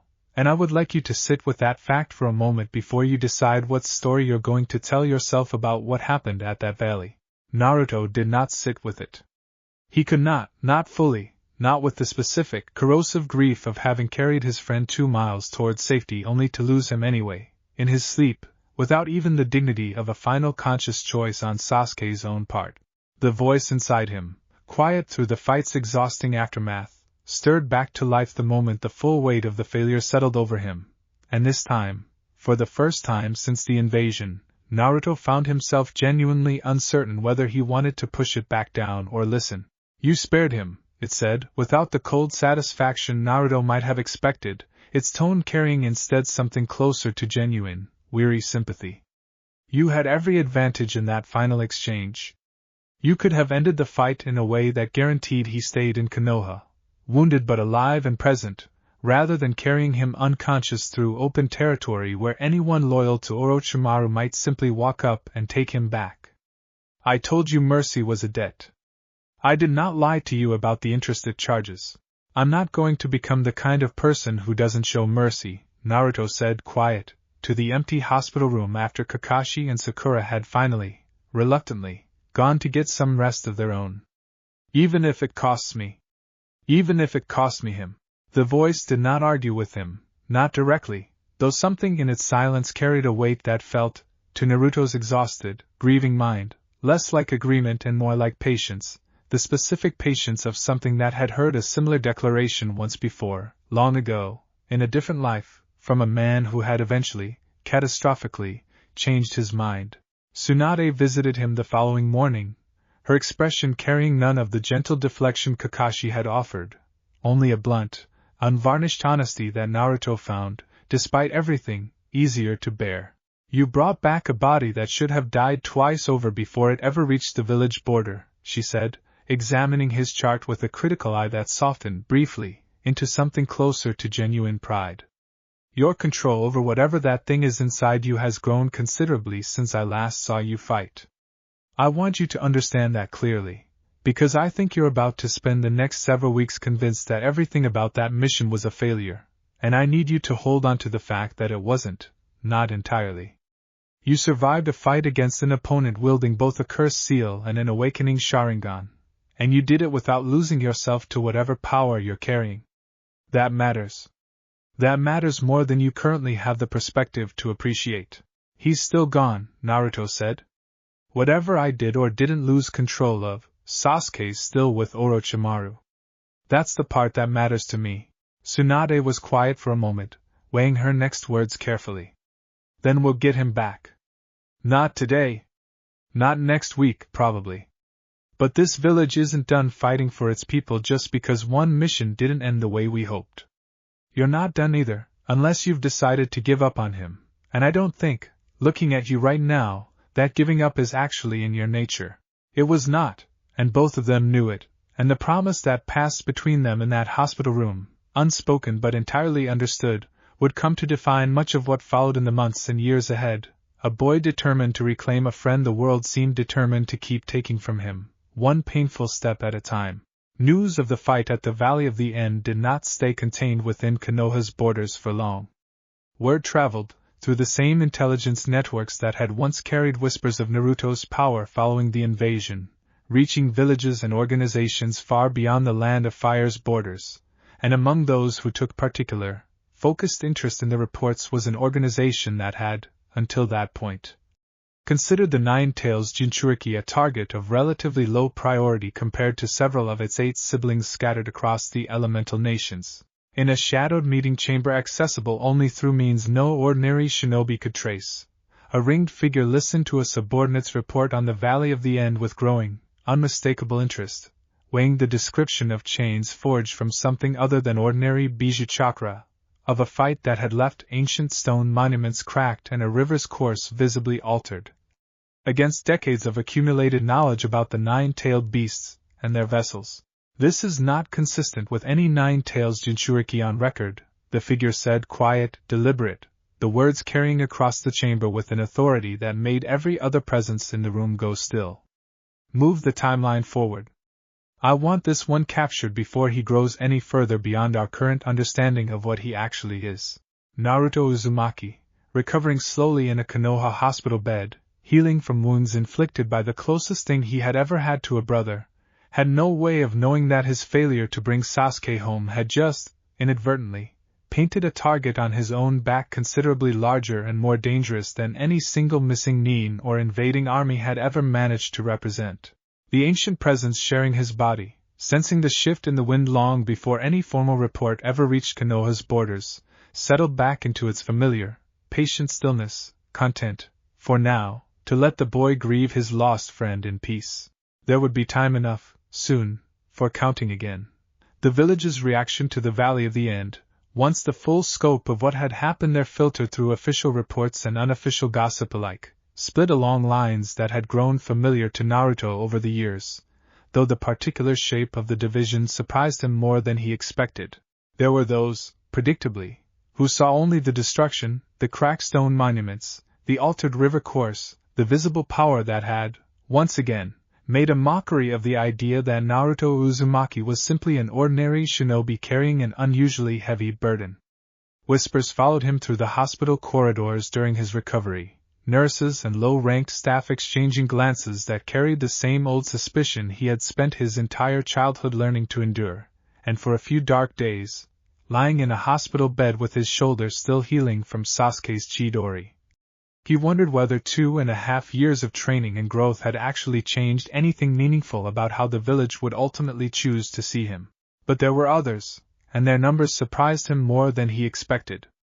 Iruka visited nearly every day of his recovery, bringing ramen from Ichiraku's despite the hospital staff's mild objections, sitting with him for hours at a time simply talking about nothing in particular, the easy, undemanding companionship of a man who had never once, in all the years Naruto had known him, treated his strange power as anything more frightening than a circumstance the boy had been unfairly handed at birth. Hinata visited too, quieter than Irika, saying little but bringing small gifts, a book on chakra control theory she thought might help, a bag of the same cinnamon rolls he had once mentioned, in passing, years earlier, that he liked, and Naruto found himself, in the awkward, stilted conversations that followed each visit, noticing things about her he had somehow, through years of proximity, never quite noticed before. You didn't have to keep coming, he told her, on one of the later visits, as she set a small potted plant on the windowsill beside his bed with the careful, precise movements of someone who had clearly rehearsed the gesture several times before attempting it in front of him. I wanted to, she said, and though her voice still carried the shy uncertainty that had defined every interaction they'd ever had, there was something steadier underneath it now, a confidence that had not existed in the girl who had once fainted simply from standing too close to him at the academy. You've always tried so hard to protect people, even when it costs you. I don't think that should go unnoticed. Not by everyone. Naruto did not fully know what to say to that, and the silence that followed carried a warmth that felt, to a boy who had spent so much of his life either fighting or grieving, unexpectedly, disarmingly gentle. Sakura's visits carried a different weight entirely, colored by a grief the two of them shared without needing to fully articulate it, the specific ache of having lost the third member of their team not to death but to something that felt, in its own way, considerably more painful, a choice, made with clear eyes, to walk away from everything they had built together. I keep thinking about what I could have said differently, she told him, during one particularly difficult afternoon, tears she had clearly been fighting back finally breaking through her composure. If I'd noticed sooner. If I'd pushed harder to get him to talk about what he was planning. It wasn't on you, Naruto said, the words carrying more conviction than he actually felt about his own share of the same guilt. It wasn't on either of us. He made a choice, Sakura. All we can do now is keep trying to bring him back from it. Do you really believe that's still possible? Naruto considered the question for a long moment, staring at the ceiling of a hospital room that had become, over the past week, uncomfortably familiar. I have to believe it. If I stop believing it, then everything that happened at that valley was for nothing, and I'm not ready to accept that. Not yet. Maybe not ever. Jiraiya, when he finally visited, brought with him a proposition that would come to define the shape of Naruto's next several years, though either of them fully understood, in that moment, exactly how far the consequences would extend. There's an organization, the old sage said, settling into the chair beside Naruto's bed with none of his usual theatrical bluster, his expression carrying a gravity that immediately put Naruto on alert. I've suspected it for a while, but the intelligence I've gathered since the valley confirms it. They call themselves Akatsuki. 9 ring members, at least on paper, though I've never confirmed the full roster. They're hunting Jinchuriki, kid. All 9 of the tailed beast's vessels, systematically, methodically, and I have every reason to believe that whatever happened at that valley just moved you considerably higher up their list of priorities than you were before.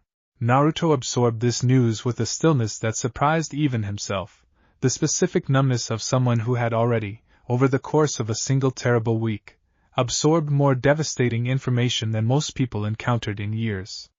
What do they want with us? I don't know the full details, Jiraiya admitted, but every scrap of intelligence I've gathered suggests it's nothing good. Extraction of the tailed beasts, most likely, for purposes I'd rather not speculate about until I have harder evidence. What I do know is that you're not ready to face an organization of that caliber, not yet, no matter how much you've grown in the last 2.5 years. Which means we're not done training, kid.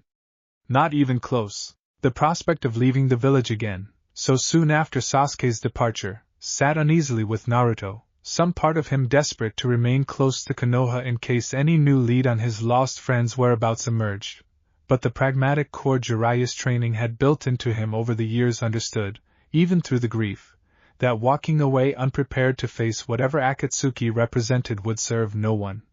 Least of all Sasuke, should the day ever come that Naruto finally caught up to him again.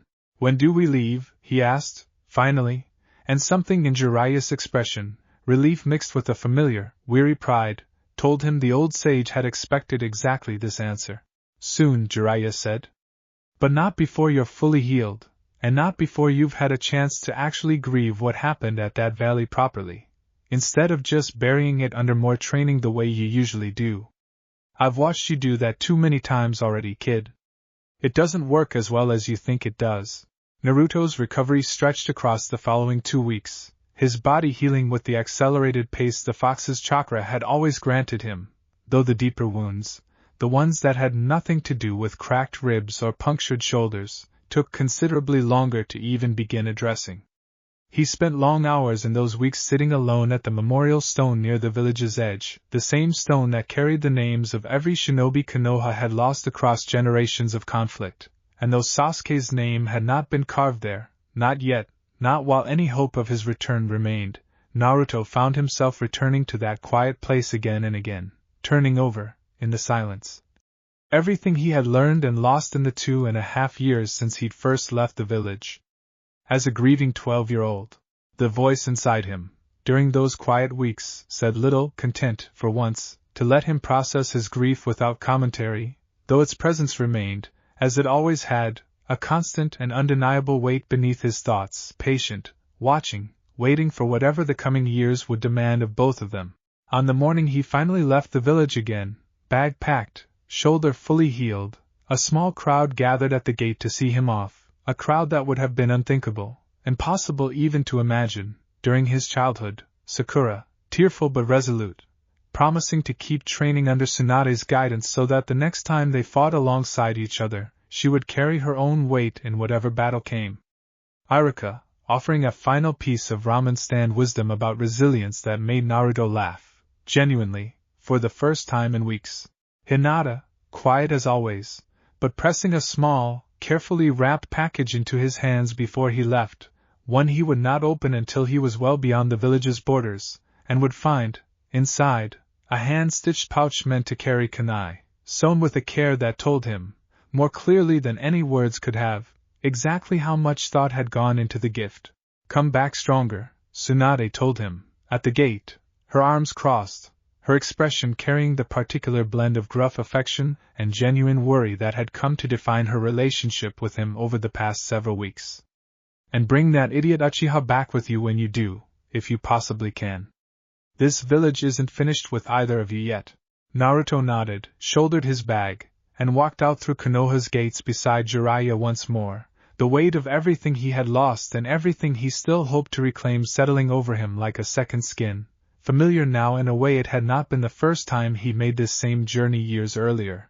Behind him, the village he had spent his whole complicated, painful life trying to earn a place within grew smaller in the distance, and ahead, somewhere beyond the horizon, an organization of 9 ringed shinobi continued its slow, patient hunt across the elemental nations, moving its timeline forward exactly as its leader had ordered, converging, one careful step at a time, toward a 15-year-old boy who did not yet fully understand exactly how much of what he carried inside him the whole world was about to come asking for. Jiraiya walked a half-step behind him for the first mile, watching the boy's shoulders, the set of his jaw, the particular quiet that had replaced, almost entirely, the loud and desperate performance of the child he had first taken on the road 2.5 years earlier. Whatever waited for them beyond the horizon, the old sage understood, would not be measured against the boy Naruto had once been. It would be measured against the man he was still, painfully, becoming, one loss at a time, and Jiraiya intended to make certain that whatever else the coming years demanded of his student, the ancient things sharing his body would never again be the only voice left standing when the reckoning finally arrived. Neither of them looked back a second time. There was, by that point, nothing left in the shrinking silhouette of the village gate that either needed to see again to remember why they were leaving, and nothing waiting on the road ahead that either intended to face unprepared. The path beyond Konoha's borders stretched out before them, long and uncertain, carrying somewhere at its far end a lost friend, a hidden organization, and a reckoning that neither the boy nor the presence sleeping quietly beneath his ribs had any intention of losing. By the time the sun rose fully over the tree line, the village gate had vanished entirely behind them, swallowed by distance and forest alike, and the only sound left on the empty road was the steady rhythm of 2 sets of footsteps moving forward together, unhurried, deliberate, carrying between them the particular, hard-won patience of people who understood that some journeys could not be rushed no matter how badly the heart wished otherwise. Act 4. 3 years is a long time to spend on the road with a man who treated research trips to hot spring towns with the same seriousness he brought to sealing theory. But Naruto Uzumaki emerged from that final stretch of training beside Jiraiya taller, harder, and carrying a mastery over the presence inside him that would have been unimaginable to the 12-year-old boy who had first heard its voice clearly in an orphanage corner a decade earlier. He was 17 now, broader through the shoulders than his father had ever been at that age, his orange jacket traded for a version that carried the same defiant color but none of the childish cut that had once made him an easy target for mockery. He moved through the world with a stillness that had not existed in him before, a quality Jiraiya recognized, with a mixture of pride and quiet unease, as the specific bearing of someone who no longer needed to prove his strength through noise because the strength itself had become simply, undeniably obvious. The chains had become, over those 3 years, an extension of his own body in a way that no longer required conscious summoning, flickering into existence at the edge of his perception whenever a fight demanded them, and receding just as easily once the danger passed. He had learned, too, to draw on fractions of the presence's full power with a precision that would have seemed impossible during the chaos of the invasion years earlier, tapping into controlled bursts of speed and strength without triggering the whisker-mark transformation that had once made an entire stadium fall silent in dread. And he had learned, perhaps most importantly, to hold conversations with the voice that no longer felt like a war being fought inside his own skull, but something closer, however uneasy, to an uncomfortable partnership between two entities who had, through years of shared crisis, come to understand each other's boundaries. "We are close now," the presence told him, on the final night of their journey back toward Konoha, as they made camp within sight of the village's distant lights. Close to what, I could not say with certainty. But something is converging, boy.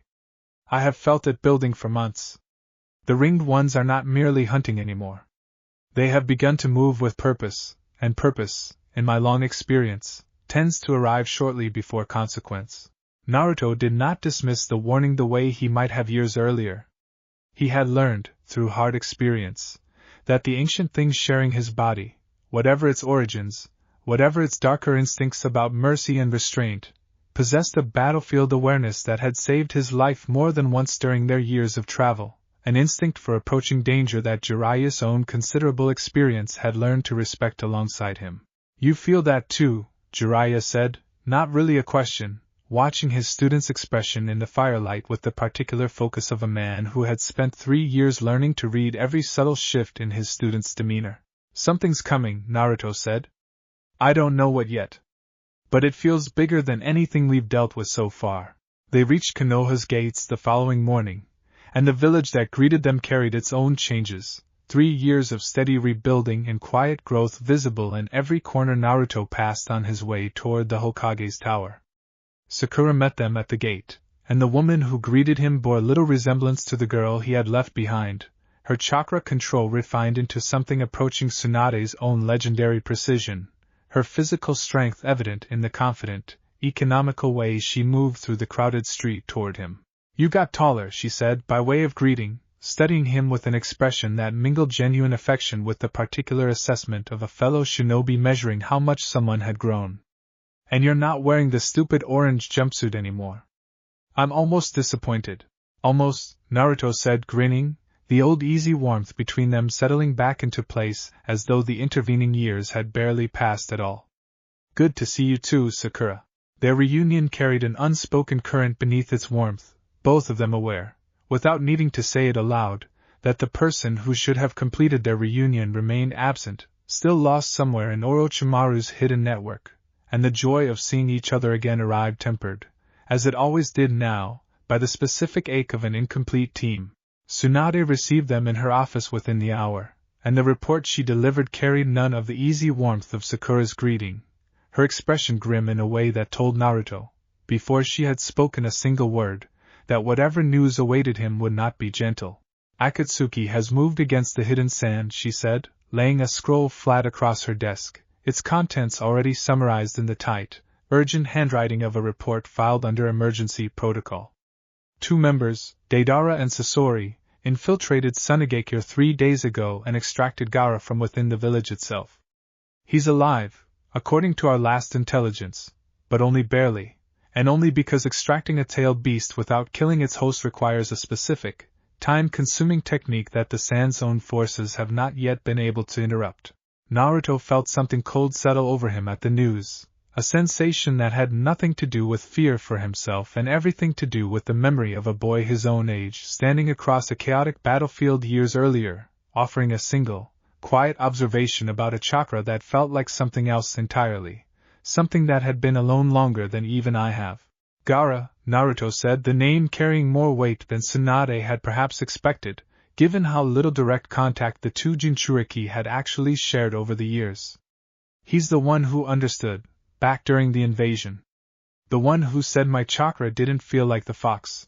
I know the history, Tsunade said. Which is precisely why I need to know, before I assign this mission, exactly how personally you intend to take it. Because I am sending a team to Sunageki regardless, out of alliance obligation if nothing else. But if you're going, I need to know you can keep whatever lives inside you under control if this mission turns into exactly the kind of confrontation I suspect it will. Naruto met her gaze steadily, 3 years of hard-won discipline settling into his voice as he answered. I can control it. But I'm not going to pretend I won't use every ounce of it if that's what it takes to bring him back alive. He's one of us, Lady Tsunade. One of the 9. If Akatsuki can take him, they can take any of us, and I'm not going to sit in this village pretending that isn't my problem too. Tsunade studied him for a long moment, weighing the boy who had once nearly killed a Sannin in blind grief against the young man standing in front of her now, carrying that same terrible power with a control that had not existed 3 years earlier, and made her decision. Team assembles within the hour, she said. Kakashi will lead. You, Sakura, and whoever else Shikamaru can spare on short notice. Get to Sunageki as fast as you possibly can, Naruto. I don't need to tell you what happens to a Jinchuriki once Akatsuki completes their extraction technique. She did not need to tell him. He already understood, with a clarity that settled cold and absolute in his chest, exactly what waited for Gaara if the rescue team did not reach him in time, and exactly how personal this particular mission had already become before he had even left the Hokage's office. The presence beneath his navel, quiet through the entire briefing, finally stirred as Naruto turned to leave, its voice carrying a weight he had not heard from it in years, something that sounded, disturbingly, like genuine, unguarded concern. He is kin, boy, in every way that matters. Not by blood. By burden. I felt it in him the day of the invasion, the same weight I have always felt in you, the specific loneliness of carrying something the rest of the world fears and resents in equal measure. If Akatsuki succeeds in what they have started, they will not merely kill a boy. They will prove, to every Jinchuriki still breathing across these nations, exactly how little protection any of us actually offer each other when the reckoning finally comes for our door instead of someone else's.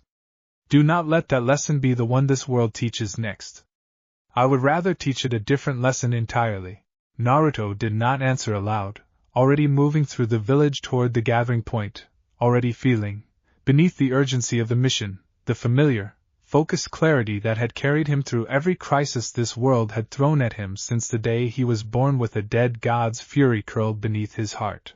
Sunageki was 3 days' hard travel away, under ordinary circumstances. Naruto intended to make the journey in considerably less time than that, whatever it cost him to manage it. The team made it as far as a rocky stretch of border country between the land of fire and the land of wind before their path intersected with something Kakashi's careful planning had not accounted for, a delay that would prove, in hindsight, to be far more consequential than the additional hours it cost them. 2 figures stood waiting in a narrow canyon pass, cloaked in the same distinctive black fabric marked with red clouds that Jiraiya had described in grim detail during the briefing back in Konoha, and Naruto recognized, with a jolt that hit him harder than he expected, the taller of the 2 figures the instant his hood shifted enough to reveal a face he had spent years half hoping, half dreading, to see again. Itachi Uchiha regarded him across the canyon's narrow width with an expression that carried none of the malice Naruto had expected from the man responsible for his best friend's entire tragic trajectory, only a strange, unreadable stillness that made the encounter feel, from its opening moment, entirely different from the confrontation Naruto had spent years imagining. Naruto Uzumaki, Itachi said, his voice quiet, almost gentle, a tone that unsettled Naruto more than open hostility would have. We have been waiting for you. Beside him, the massive figure of Kisame Hashigaki grinned with a predator's easy confidence, one hand resting on the bandaged hilt of a blade that seemed, in the canyon's shifting light, almost alive with its own hunger.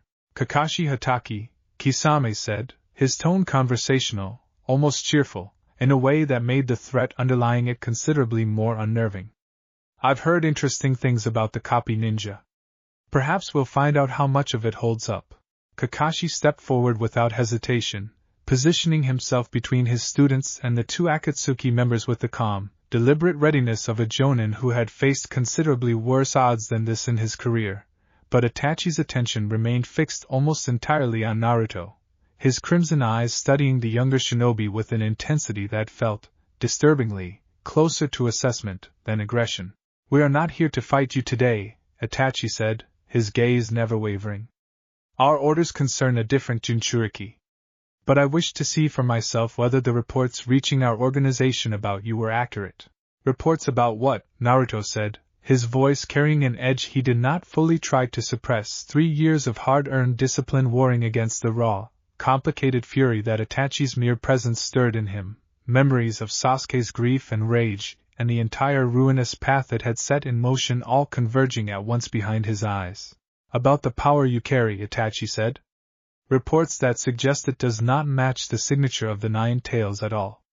I have spent considerable time studying the nature of Jinchuriki Chakra, Naruto Uzumaki. What lives inside you interests me more than you likely realize. The presence beneath Naruto's navel stirred sharply at those words, a reaction that startled Naruto with its intensity, something that felt less like the ancient thing's usual watchful patience and more like genuine, focused recognition.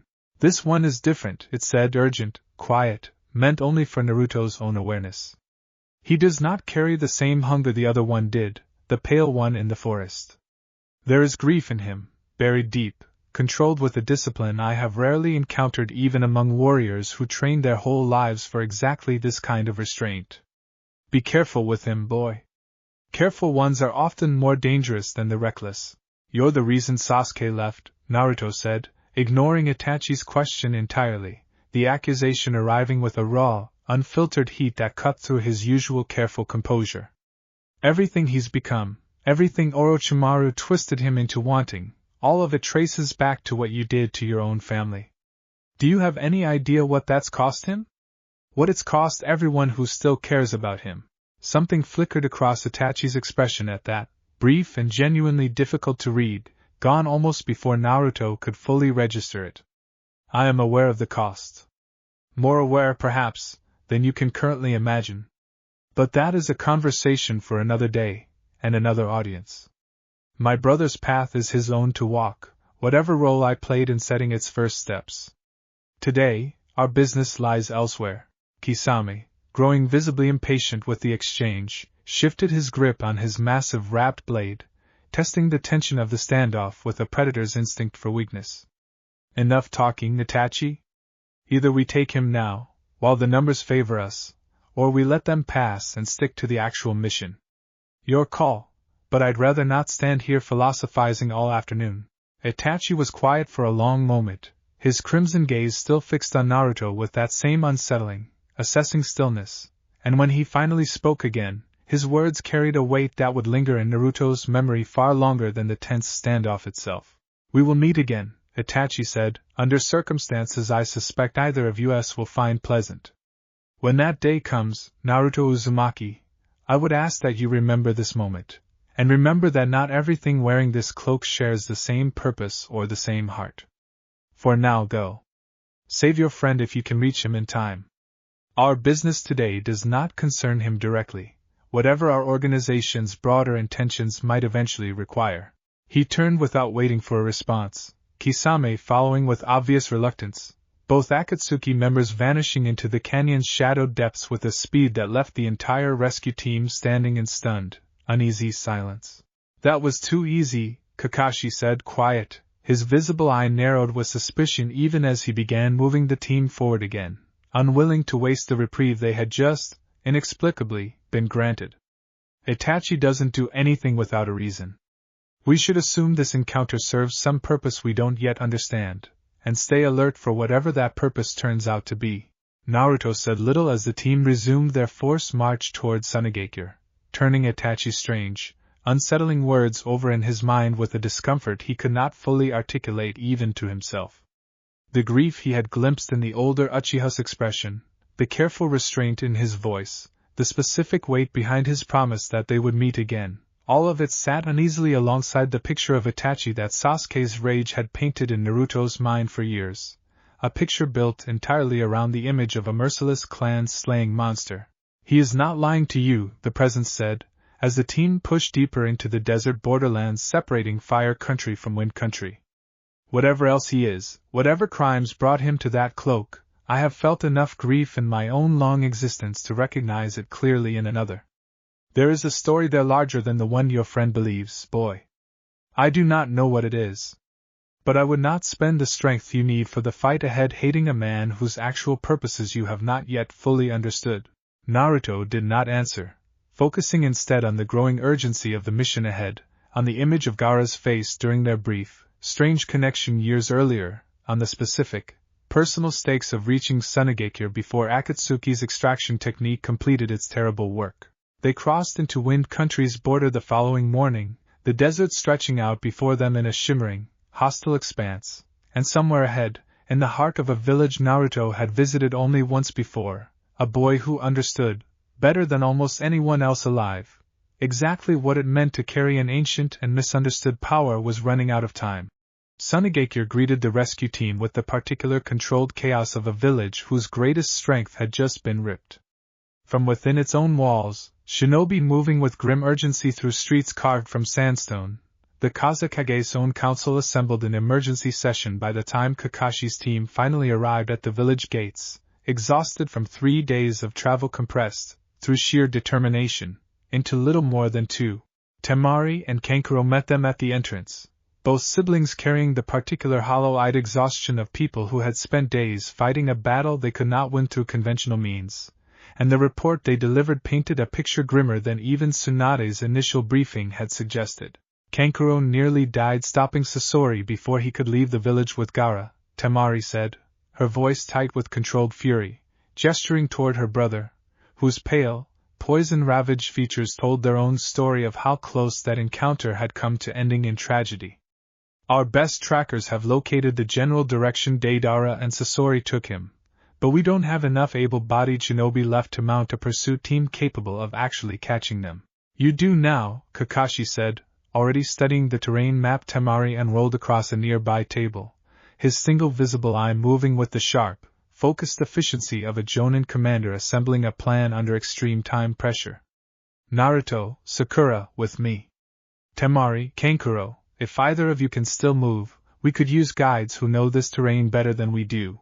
Kankuro, despite the poison still working through his system, insisted on joining despite Temari's obvious objections, and the expanded team set out within the hour, tracking a trail that led deep into a rocky, treacherous stretch of desert canyon country where Akatsuki's chosen extraction site had apparently been prepared well in advance. They caught up to Deidara first, the blonde Akatsuki member having remained behind to delay pursuit, while Sasori continued toward whatever final destination the extraction ritual required, and the fight that followed tested the team's coordination in ways that none of them had fully anticipated. Deidara's clay constructs, animated through a chakra manipulation technique unlike anything Naruto had encountered in his years of training, filled the canyon with explosive birds and serpents that forced the team to scatter, each explosion carving new craters into the ancient rock walls, and Naruto found himself, within minutes, separated from Sakura and Kankuro in the chaos, facing the Akatsuki member alone across a widening gap of shattered stone. You're the one carrying something interesting, Deidara said, grinning with the particular manic delight of an artist finally given a canvas worthy of his ambition, another clay bird already taking shape in his outstretched palm. I've heard the reports. Itachi's little detour to check on you personally. Sasori's careful warnings not to underestimate the boy in orange. Let's see if any of that talk is actually worth something, yeah?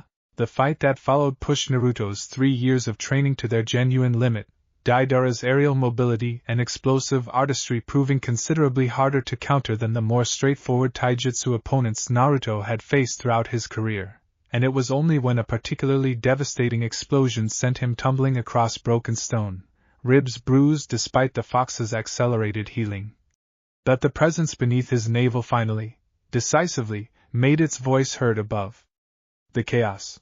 He is wasting your time, boy, while his partner completes what may already be an irreversible extraction. Stop trying to defeat him through patience. End this, now, however that requires.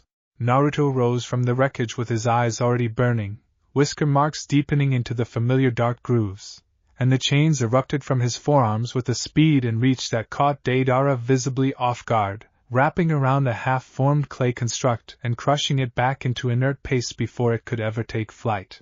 Oh, Deidara said, genuine surprise breaking through his manic grin for the first time in the fight. Now that's more like it. The exchanges that followed carried a different weight entirely, Naruto's chains matching Deidara's aerial mobility with a reach that closed the distance the Akatsuki member had relied on throughout the fight's opening minutes, and though Deidara remained skilled and resourceful enough to avoid a decisive, fight-ending blow, the balance of the confrontation shifted decisively enough that the blonde bomber began, gradually, to reassess his own priorities. I don't have time to finish proving a point today, Deidara said finally, retreating toward a summoned clay bird large enough to carry him clear of the canyon, his expression carrying a calculating respect that had not existed at the fight's opening. Sasori's probably already finished what he came here to do, yeah, which means this whole detour's about to become pointless anyway. Consider yourself lucky, Jinchuriki.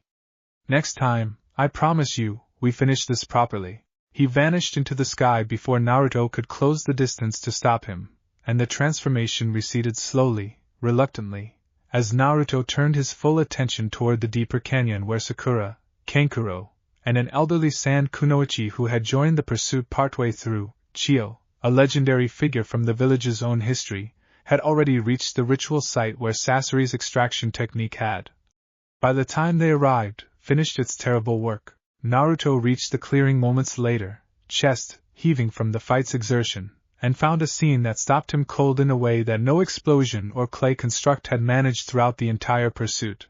Gaara, laid out on the desert stone, motionless, his chakra signature entirely, unmistakably absent, the specific silence of a body from which something essential had already been extracted and could not, by any conventional means, be returned.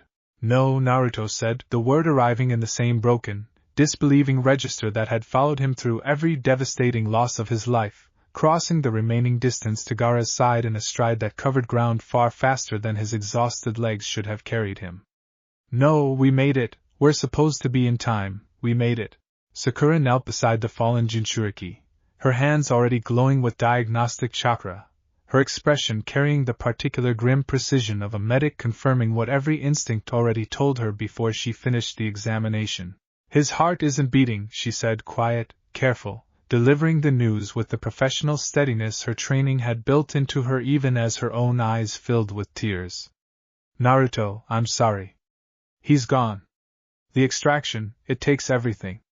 There's nothing left for me to heal. The clearing fell silent except for the wind moving across the canyon's ancient stone, and Naruto Uzumaki knelt beside the body of the one other person alive who had ever, in a single instant of shared understanding on a chaotic battlefield years earlier, recognized exactly what it felt like to carry something ancient and misunderstood beneath your own skin, and felt something inside him, something that had been carefully, painstakingly controlled through 3 long years of discipline, finally, catastrophically, begin to break.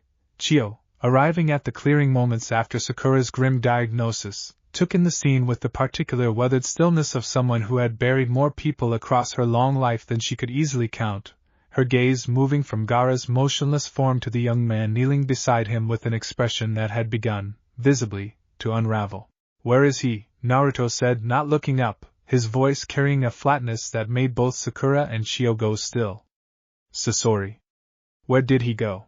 There, Chio said, pointing toward a rocky outcrop at the canyon's far edge, where a hooded figure stood watching the aftermath of his own handiwork with the same detached, artisan satisfaction Naruto had glimpsed in Deidara during their own fight moments earlier. But listen to me, boy. Sasori of the Red Sand is not an opponent to be rushed at blindly, whatever grief is currently driving you. His puppet techniques have claimed the lives of shinobi far more experienced than you. Naruto did not hear the warning, or heard it, and simply found it insufficient to override the cold, absolute clarity rising up inside him, the presence beneath his navel surging forward not in the chaotic, overwhelming flood of the invasion years earlier, nor in the controlled, deliberate partnership he had cultivated through 3 years of training, but in something that existed, disturbingly, in the narrow and terrible space between those two extremes. He took your kin from you, the voice said, and for the first time in years, it did not sound patient or careful or restrained. It sounded, instead, exactly like the mountain of ash and burning temples from Naruto's oldest dreams, given voice at last, unfiltered by anything resembling mercy. I told you once that I did not want you to become only what I already am. I meant that. But today, boy, I do not think either of us wants anything except to make this man understand exactly what it costs to extract a soul from someone who deserved better than the fate he engineered for them. Naruto rose from Gaara's side with his eyes already burning past red, past the cold bright glow of his previous transformations, into something that carried, at its edges, threads of pure black that seemed to consume the desert light around him entirely, and the chains that erupted from his forearms this time did not merely extend, they multiplied. A dozen burning lengths of spectral chain whipping outward across the canyon with a speed and reach that made Chio, watching from the clearing's edge, take an involuntary step backward despite 8 decades of hard-won shinobi composure. That is not the 9 tails, Chio said, quiet, almost to herself, watching the transformation continue to build with growing alarm. That is not any Bijou Chakra I have ever studied in 80 years of service to this village. Sasori, watching the approaching storm of chakra and chain from his rocky perch, allowed himself a thin, considering smile, the same clinical fascination that had defined his approach to every powerful opponent he had ever faced across a long and monstrous career built on extracting and preserving exactly the kind of rare, exceptional specimens that crossed his path. Interesting, he said, already reaching for the puppet scrolls at his belt, his voice carrying none of the urgency the situation perhaps warranted. Perhaps there is something here worth adding to my collection after all. He did not get the chance to deploy a single puppet before Naruto reached him.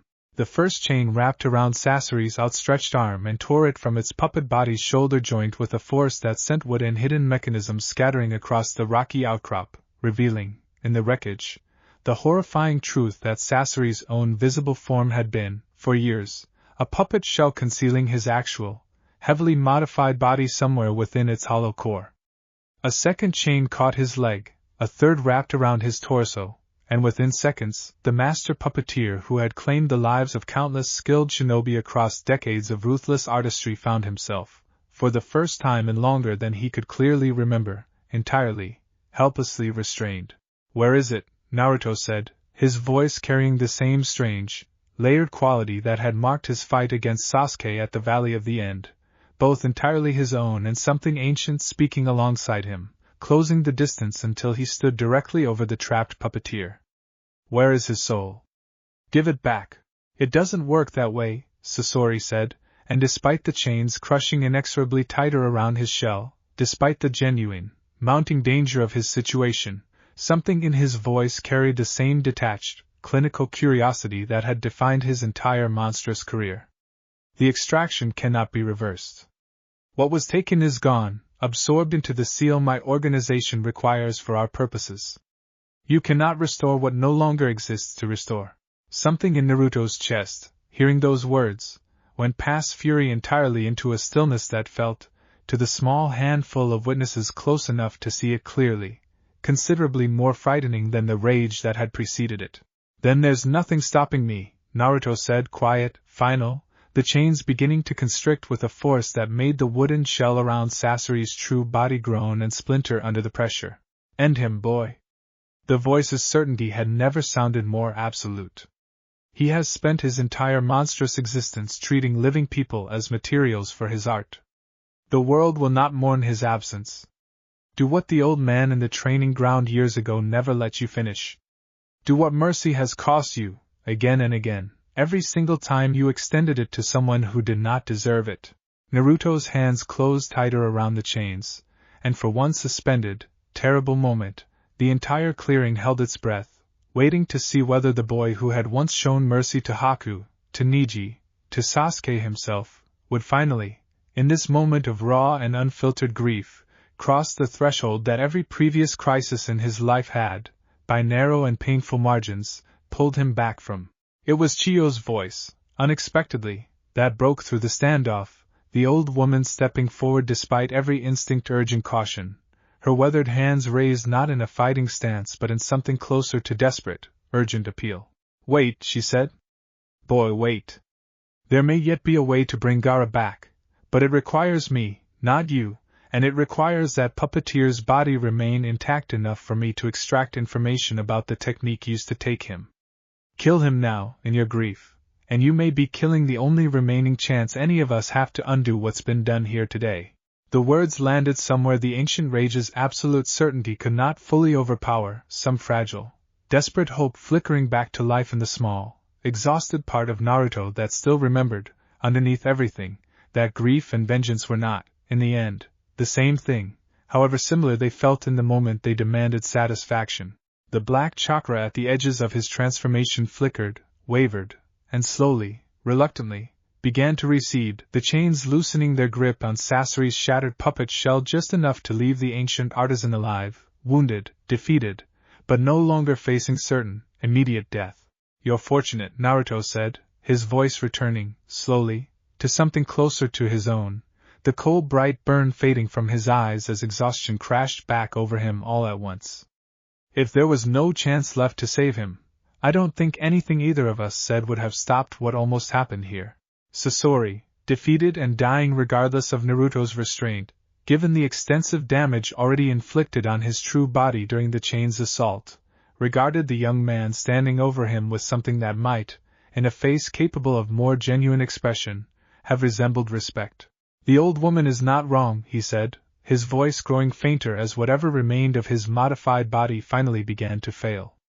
The seal used in the extraction carries specific properties. If she still remembers the technique from her own research decades ago, there may be a narrow window. I would not count on it if I were you. But there may be a chance. He said nothing further, his final breath leaving what remained of his ancient, hollowed-out body in the desert stillness, and Naruto turned away from the wreckage of that confrontation to find Chiyo already kneeling beside Gaara's motionless form once more, her weathered hands beginning to glow with a chakra technique that Naruto did not recognize. Ancient and costly in a way that even his limited understanding of sealing theory could sense from across the clearing. What are you doing? He asked, some old, familiar dread building in his chest as he watched the elderly woman's chakra begin to pour, visibly, unmistakably, out of her own failing body and into Gaara's still form. Something I should have done a very long time ago, Chiyo said, quiet, resolute, not looking up from her work. This village owes that boy a debt considerably older than the one Akatsuki collected from him today. I intend to see at least part of it repaid, whatever it costs me to manage it. The technique Chiyo invoked in that desert clearing was one Naruto would spend years afterward trying, unsuccessfully, to fully understand, a forbidden art passed down through generations of the Sand's most secretive sealing lineages, capable of transferring the entirety of a caster's remaining life force into a body that had already, by every conventional measure, ceased to function. It was not, Chiyo explained afterward through labored, fading breath, a technique she had ever expected to use, developed decades earlier during her own long and complicated career and shelved as too costly, too final, ever to justify its use except in the most extreme circumstances imaginable. I helped create the very weapon used against him today, she said, her voice growing weaker with each word as her chakra continued pouring into Gaara's still form, the ancient sealing technique drawing on reserves that had no possibility of replenishment. The puppet body Sasori once carried, before his own corruption claimed him entirely, the poisons that nearly killed young Kankuro, all of it traces back, in some fashion, to techniques my own hands helped refine in the service of this village's interests. I owe that boy considerably more than a single act of penance can repay. But it is the only currency I have left to offer. Sakura, watching the technique unfold with growing professional alarm, moved to intervene, some instinct in her medical training rebelling against watching a patient sacrifice her own remaining life so completely. But Chio waved her back with a firmness that brooked no argument. "Let me finish this, child," the old woman said. "I have lived a very long life, full of choices I am not proud of and debts I never expected to have the chance to settle. Do not take this last one from me." The clearing fell into a heavy, watchful silence as the technique continued its work, Naruto kneeling nearby with his fists clenched, torn between the desperate hope building in his chest and the specific, familiar dread of watching another person he had only just begun to understand sacrifice themselves for a debt that felt, in that moment, unbearably, catastrophically unfair.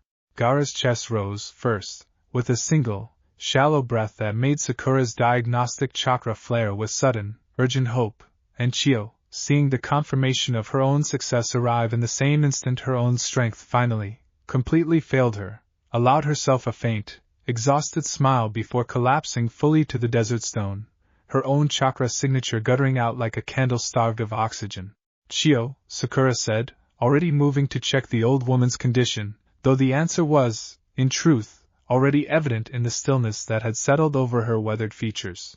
"She's gone," Kankuro said, quiet, grief-stricken despite the complicated history between his village and the woman who had just given everything to undo a portion of the damage her own past choices had helped set in motion. "She traded her life for his. All the way to the end." Gaara's eyes opened moments later, disoriented, weak, but unmistakably, undeniably alive, and the young Kazekage's first conscious sight upon returning to the world was Naruto's face, hovering above him with an expression that mingled exhausted relief with a grief the young man had not yet found space to fully process. "You came," Gaara said, his voice barely above a whisper, the words carrying a weight that went considerably beyond their simple content. "I did not expect anyone to come in time." "Of course we came," Naruto said, his own voice rough with an emotion he did not try to fully hide. "You're one of us, Gaara. I wasn't going to let them take you without a fight, whatever it cost." Gaara's gaze drifted, slowly, toward Chio's still form nearby, understanding settling over his weakened features with the particular gravity of someone who understood, better than almost anyone else present, exactly what price had just been paid to secure his continued existence. "She should not have done that," he said, quiet, grief mingling with a guilt that Naruto recognized instantly. The same specific ache of surviving through someone else's sacrifice that had shadowed his own life since the moment Hiruzen Sarutobi had first died protecting a village that had never fully deserved him. "No," Naruto agreed. "She shouldn't have had to. But she chose to anyway, because she believed you were worth the cost. Don't waste that by spending the rest of your life thinking you weren't." The journey back to Sunagakure carried a solemn, complicated weight, the village's relief at their young Kazekage's survival tempered by grief for a legendary elder who had given her life to secure it, and the following days blurred together for Naruto in a haze of debriefings, memorial preparations, and quiet, exhausted conversations with a boy who understood, perhaps better than anyone else alive, the particular loneliness of carrying a power the world both feared and coveted in equal measure. "What is it?" Gaara asked him, during one of the quieter evenings of his recovery, the two of them sitting together on a rooftop overlooking Sunagakure's sand-colored streets. "Whatever lives inside you. It is not like the tailed beasts. I could feel that clearly, even before the extraction." "What are you actually carrying, Naruto?" Naruto considered the question for a long moment, weighing, as he always did with this particular truth, exactly how much to share and with whom. But something about Gaara's own hard-won journey, from feared monster to a leader who had chosen, deliberately and against every instinct his own violent childhood had instilled in him, to protect the very people who had once feared him, made the honest answer feel less risky than it might have with almost anyone else. "I don't fully know," Naruto admitted. "Something old. Something that was a soldier once, in a world that doesn't exist anymore, or maybe never existed the way I picture it in my dreams. It fell into me the night I was born, alongside the fox, and it's been teaching me, slowly, painfully, how to carry rage without letting it become the only thing I am." "Does it work?" Gaara asked, quiet, genuinely curious. "The teaching. Most days, Naruto said, honest in a way he rarely managed with anyone outside his closest circle. Today, in that canyon, I almost let it decide something I don't think I could have taken back. If Chio hadn't stopped me, I think I would have killed Sasori in cold blood, not in self-defense, not in the heat of battle, but because some part of me wanted to make him pay for what he took from you, whatever the cost to myself. Gaara was quiet for a moment, processing this admission with the same careful, deliberate stillness that had come to define his post-transformation approach to nearly everything. I understand that impulse better than you might expect. I spent most of my childhood letting exactly that kind of rage decide everything I did. It cost me every relationship I might have otherwise had, until a boy about your age, during an exam years ago, showed me a different way to carry the same weight. I would not wish that particular lesson on anyone I consider a friend, Naruto. Be careful how close you let yourself walk to that edge again. The two Jinchuriki sat together in comfortable silence after that, watching the sun set over a village that had, against considerable odds, held on to its youngest leader through a crisis that could easily have ended very differently, and Naruto found himself, for the first time in longer than he could easily remember, genuinely grateful for a companionship that required no explanation, no careful management of how much truth was safe to share.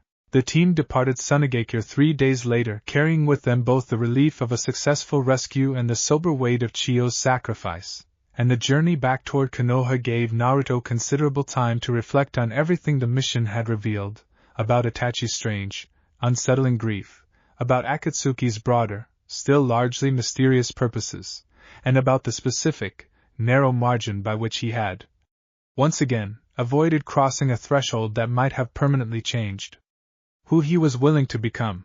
Jiraiya met the returning team at the village gates, his expression carrying a gravity that told Naruto, before a single word had been exchanged, that whatever news awaited him back in Konoha would not allow him much time to fully process the events of Sunagakure before the next crisis demanded his full attention.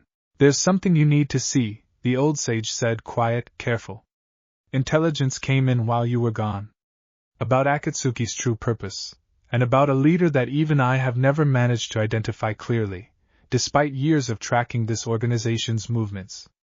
Whatever's coming next, kid, I don't think Sunagakure was anything more than a preview. Behind them, in the desert they had just left, a memorial service prepared to honor a woman who had spent the final moments of a long and complicated life finally settling a debt she had carried for decades, and ahead, somewhere beyond Konoha's borders, the true architect of the organization hunting Naruto and his fellow Jinchuriki was already, patiently, methodically, preparing the next stage of a plan that had been building toward its final, devastating movements for far longer than anyone in the Hidden Leaf had yet begun to understand. The presence beneath Naruto's navel, quiet through the long journey home, finally spoke again as the village gates closed behind them, its voice carrying a weight that settled, uneasily, into the pit of Naruto's stomach alongside every other burden the day had already handed him. We are not finished counting, boy. Not yet.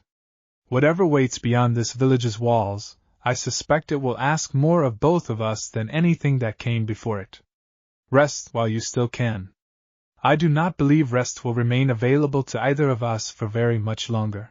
Naruto did not answer, walking instead toward the Hokage's tower alongside Jiraiya, carrying with him the accumulated weight of a canyon in the desert, a woman's final sacrifice, and a growing, unshakable certainty that whatever Akatsuki's true purpose eventually revealed itself to be, it would demand from him a reckoning considerably larger than anything even the ancient fury sleeping inside him had yet prepared him to face. The memorial for Chio was held the morning before the team's departure, a quiet, dignified affair befitting a woman who had spent 8 decades serving Sunagakure through every era of its complicated history, and Naruto stood at the edge of the gathered crowd, apart from the ceremony's formal proceedings in the same way he had always stood apart from gatherings, though the reason this time carried none of the old childhood exclusion, only the particular respect of an outsider who understood he had no claim to the deepest grief being honored that morning.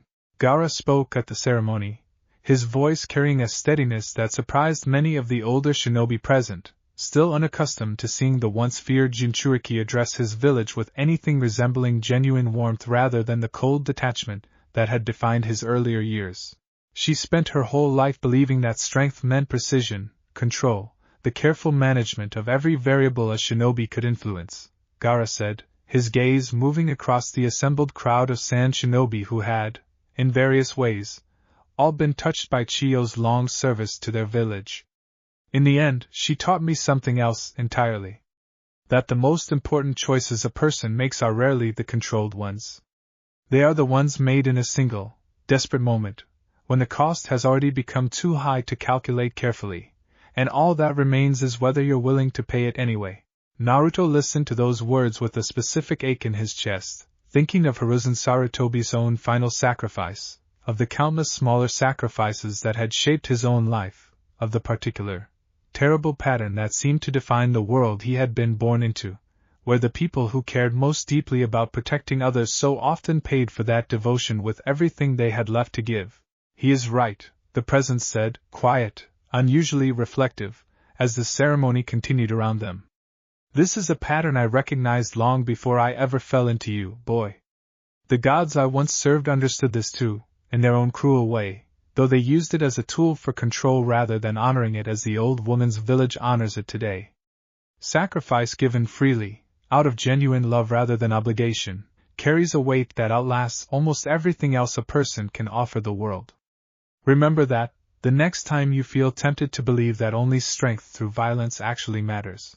Naruto turned the thought over carefully, recognizing in it something that felt, disturbingly, like genuine growth in the ancient entity sharing his body, a softening that had not existed in the cold, patient counting of his childhood years, built gradually, through shared crisis after shared crisis, into something that resembled, however imperfectly, an actual capacity for reflection rather than pure, unfiltered grievance. You're getting sentimental, Naruto murmured, quiet enough that no one nearby could overhear the strange, one-sided conversation.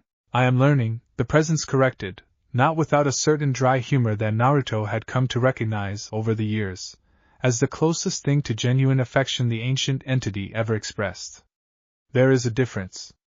I spent a very long life refusing to learn anything except how to survive the next battle.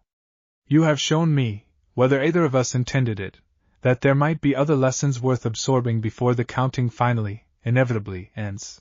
The ceremony concluded with the traditional release of paper lanterns into Sunegakure's evening sky, each one carrying a small, handwritten message from mourners who had known Chiyo across the decades of her service, and Naruto, standing at the edge of the crowd, found himself thinking not only of the woman being honored but of every other loss that had shaped the road bringing him to this particular desert evening. His own parents, whom he had never known, Hiruzen, whose absence still ached.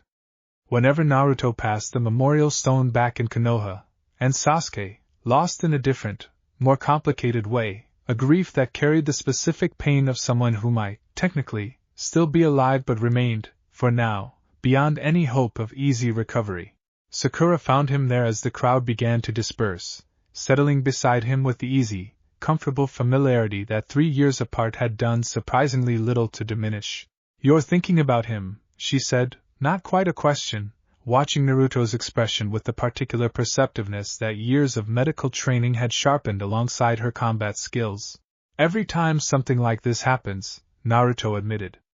Every time I watch someone choose to sacrifice everything for someone they love, I think about how close Sasuke came to throwing all of that away for a power that promised him strength without ever mentioning the cost. I keep wondering if he's found that cost yet.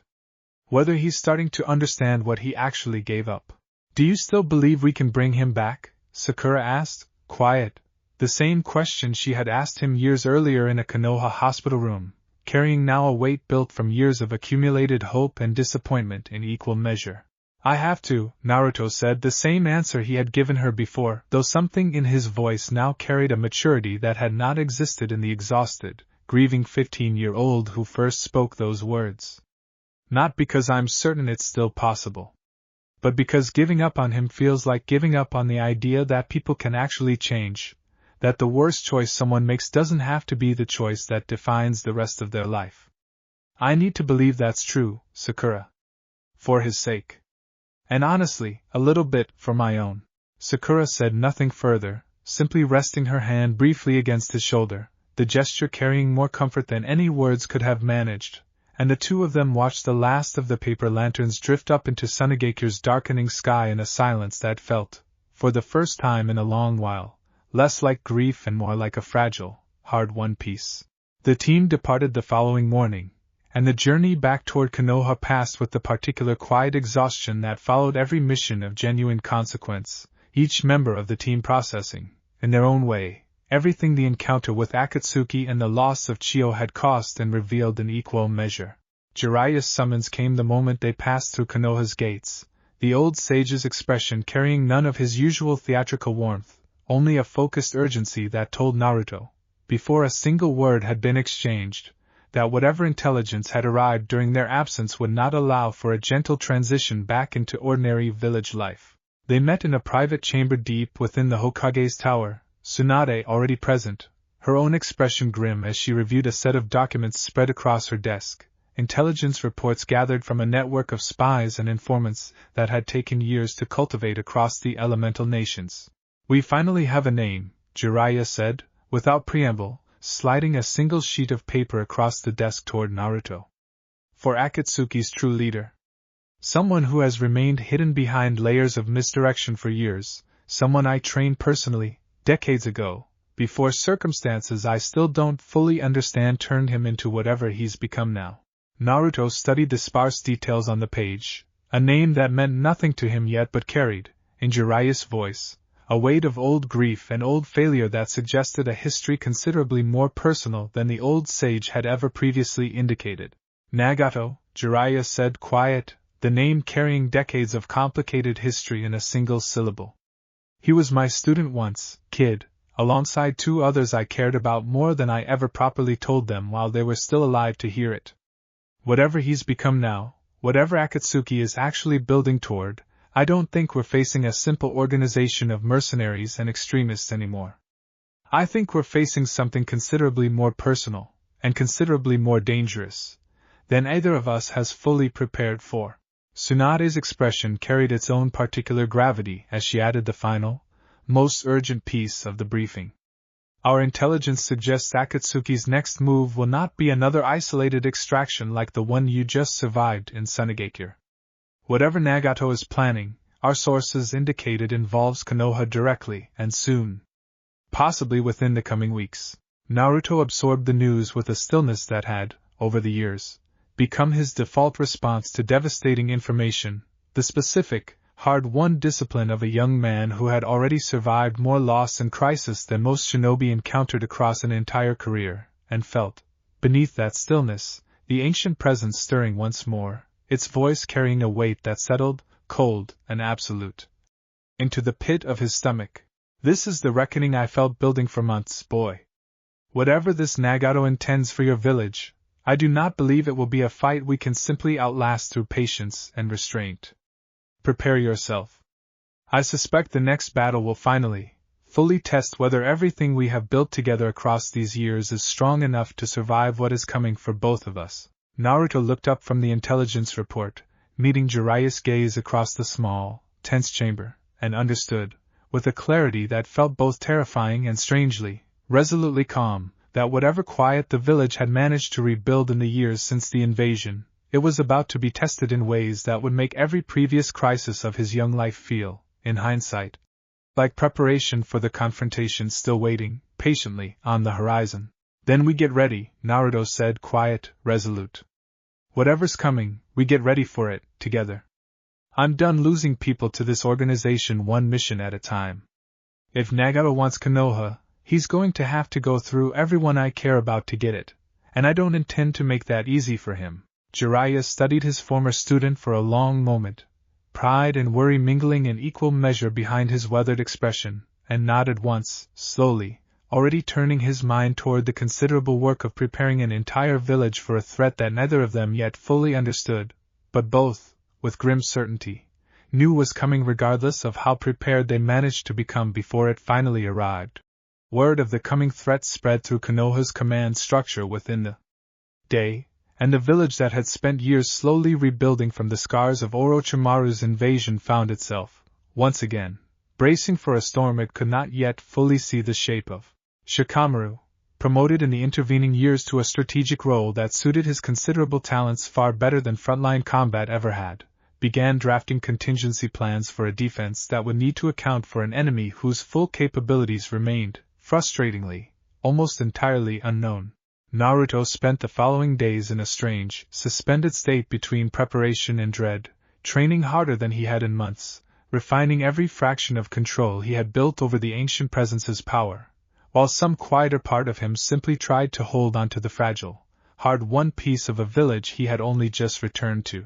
He found Hinata one evening near the memorial stone, tending a small garden she had planted nearby in recent years, and the two of them talked for a while about nothing of particular consequence, the easy, comfortable warmth between them a welcome contrast to the mounting tension gripping the rest of the village.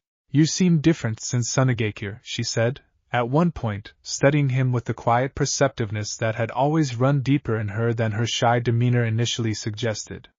"Heavier somehow. Like you're carrying something you haven't told anyone about yet." Naruto considered deflecting, the old habit of protecting people from the full weight of what he carried still strong in him even after everything, but something about Hinata's steady, patient presence made honesty feel, for once, like the easier path. "I almost killed someone in cold blood," he admitted, quiet, watching her expression carefully for any flicker of fear or judgment. "In that canyon, after Gaara. If Chio hadn't stopped me, I don't know what I would have become in that moment. I keep wondering if that's always going to be the price of the power I carry. Whether every crisis is just another chance for it to finally win." Hinata was quiet for a long moment, considering his words with the same careful thoughtfulness she brought to everything. "I don't think power decides who you become," she said finally. "I think you decide, every single time, even when it's hard, even when the power is telling you something different. You've proven that over and over, Naruto, more than almost anyone I know. I don't think one moment of doubt erases all of that." Something in her steady, unwavering belief settled a portion of the unease that had been building in his chest since the canyon, and Naruto found himself, in the quiet evening light beside the memorial stone, grateful in a way he did not fully have words for a friendship that asked nothing of him except honesty in return. 3 days later, word reached the village that would end whatever fragile peace remained. A lone figure had been spotted approaching Konoha's outer border, moving with a deliberate, unhurried pace that carried, according to the scouts who first reported the sighting, an unmistakable and deeply unsettling aura of purpose. Jiraiya left within the hour to intercept the approach personally, unwilling to risk any other shinobi against an opponent whose full capabilities remained so thoroughly unknown, and Naruto watched his teacher disappear beyond the village gates with a specific, cold dread building in his chest that the ancient presence beneath his navel did nothing to ease. "Something is wrong, boy," it said, quiet, urgent, as Jiraiya's silhouette vanished into the tree line. "I do not know what precisely. But I have not felt a warning this strong since the night the old Hokage fell in that stadium. Whatever is approaching this village, I do not believe your teacher walks toward it with the advantage he believes he carries." Naruto stood at the village gates long after Jiraiya's figure had disappeared entirely from view, staring toward the horizon with a growing, unshakable certainty that the reckoning the presence had been warning him about for months had, at last, finally arrived at Konoha's doorstep, and that whatever happened in the hours ahead would demand from him a sacrifice considerably more personal than anything the road to this moment had yet required. Behind him, the village continued its hurried preparations, shinobi moving between checkpoints and defensive positions with the grim, practiced efficiency of a community that had learned, through hard and repeated experience, exactly how quickly peace could unravel into catastrophe. Ahead, beyond the tree line where his teacher had vanished only minutes before, something ancient and patient of its own kind was already closing the remaining distance, carrying with it a purpose that had been building, unseen, for far longer than Konoha's defenders had any chance to prepare against. Sakura found him still standing there as the sun began its slow descent toward the horizon, and said nothing at first, simply standing beside him in the gathering dusk, the two of them watching the tree line together in a silence that needed no explanation. Whatever waited beyond that distant border, either of them doubted any longer that it would reach the village gates before the night was finished, and neither of them intended to be anywhere else when it finally did. Act 5. Jiraiya found the source of the approaching aura 3 miles beyond Konoha's outer border, standing motionless in a small clearing as though he had been waiting there, patiently, for exactly this meeting to occur. The man wore the same black cloak marked with red clouds that had become, over the preceding years, a symbol of dread across every hidden village in the elemental nations, but it was his eyes that struck Jiraiya hardest in that first, careful assessment, a strange, concentric pattern of rings radiating outward from each pupil. A dojutsu the old sage had only ever read about in the most obscure and half-legendary sealing texts, never expecting to see it manifested in living flesh. Nagato, Jiraiya said, quiet, the name carrying decades of grief and old failure that he had spent years trying not to examine too closely. I didn't want to believe it, even after the intelligence came in. Tell me I'm wrong. Tell me you're not the one behind all of this. I am not the one you remember, the man said, his voice carrying none of the warmth Jiraiya recalled from a boy he had once trained alongside 2 other orphaned children in a war-torn corner of Rain Country, decades earlier, before circumstance and loss had reshaped that boy into something the old sage barely recognized. That boy died a long time ago, sensei, alongside everything he once believed about the world's capacity for peace through gentler means. I am pain now. And I have come to deliver a message this village needs to understand, in the only language it has ever proven capable of learning. What message could possibly be worth what you've already done? Jiraiya said, his stance shifting into readiness, every instinct honed across decades of shinobi experience screaming that this conversation was not going to end in words alone. Worth the villages you've destroyed, the jinchuriki you've extracted, the pain you've inflicted in the name of some philosophy I don't recognize from the boy I used to know? That true peace requires a cost this world has never been willing to pay honestly, Nagato said, and for just a moment, something in his ruined, ringed eyes flickered with an old, buried grief that made Jiraiya's chest ache with a fresh wave of sorrow for everything that had apparently been lost in the years since their last meeting. I learned that lesson the hard way, sensei. I intend to make certain the rest of the world learns it too, whether through wisdom or through overwhelming, undeniable force.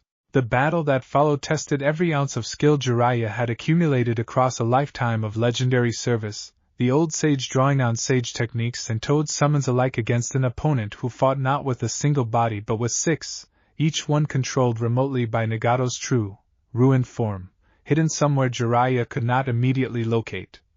Each path carrying its own distinct and devastating ability drawn from a mastery of the Rinnegan that no living shinobi had witnessed in generations. He fought with everything he had.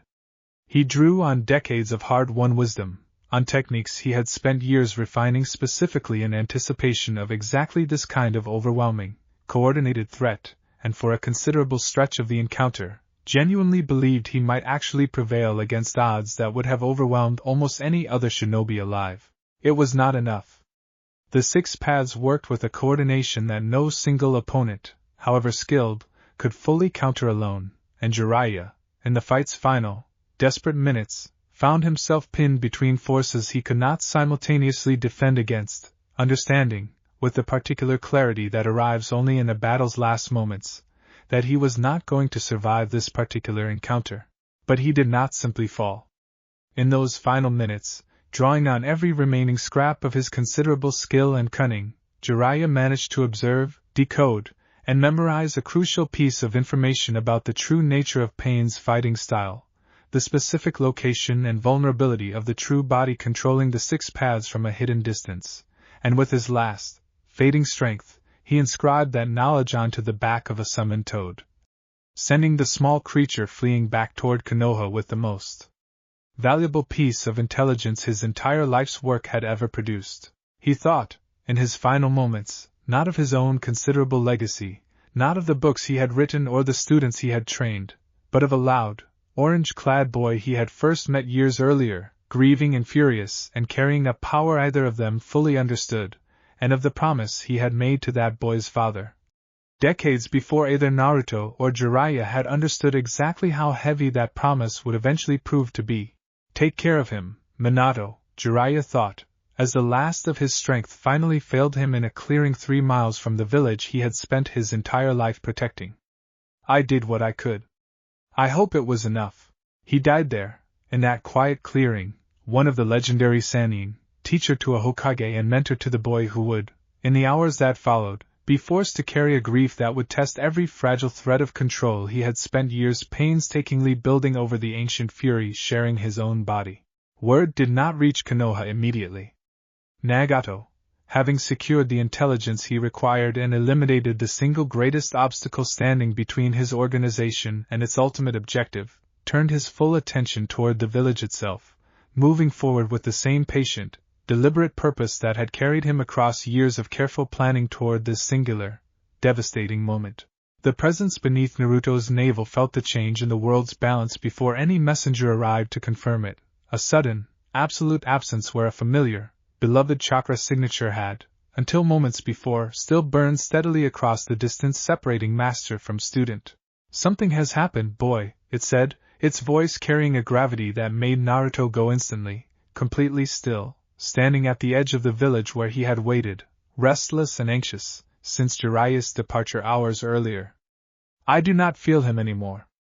The old sage's chakra, the one who taught you to summon chains from grief and call it strength instead of curse. I do not feel him at all." Naruto did not need further confirmation. He knew, with the same terrible, immediate certainty that had once told him a Hokage had fallen in a sealed barrier years earlier, exactly what the sudden silence meant, and the specific, catastrophic grief that followed arrived with a weight that made the ground beneath him feel, for one vertiginous moment, entirely unstable.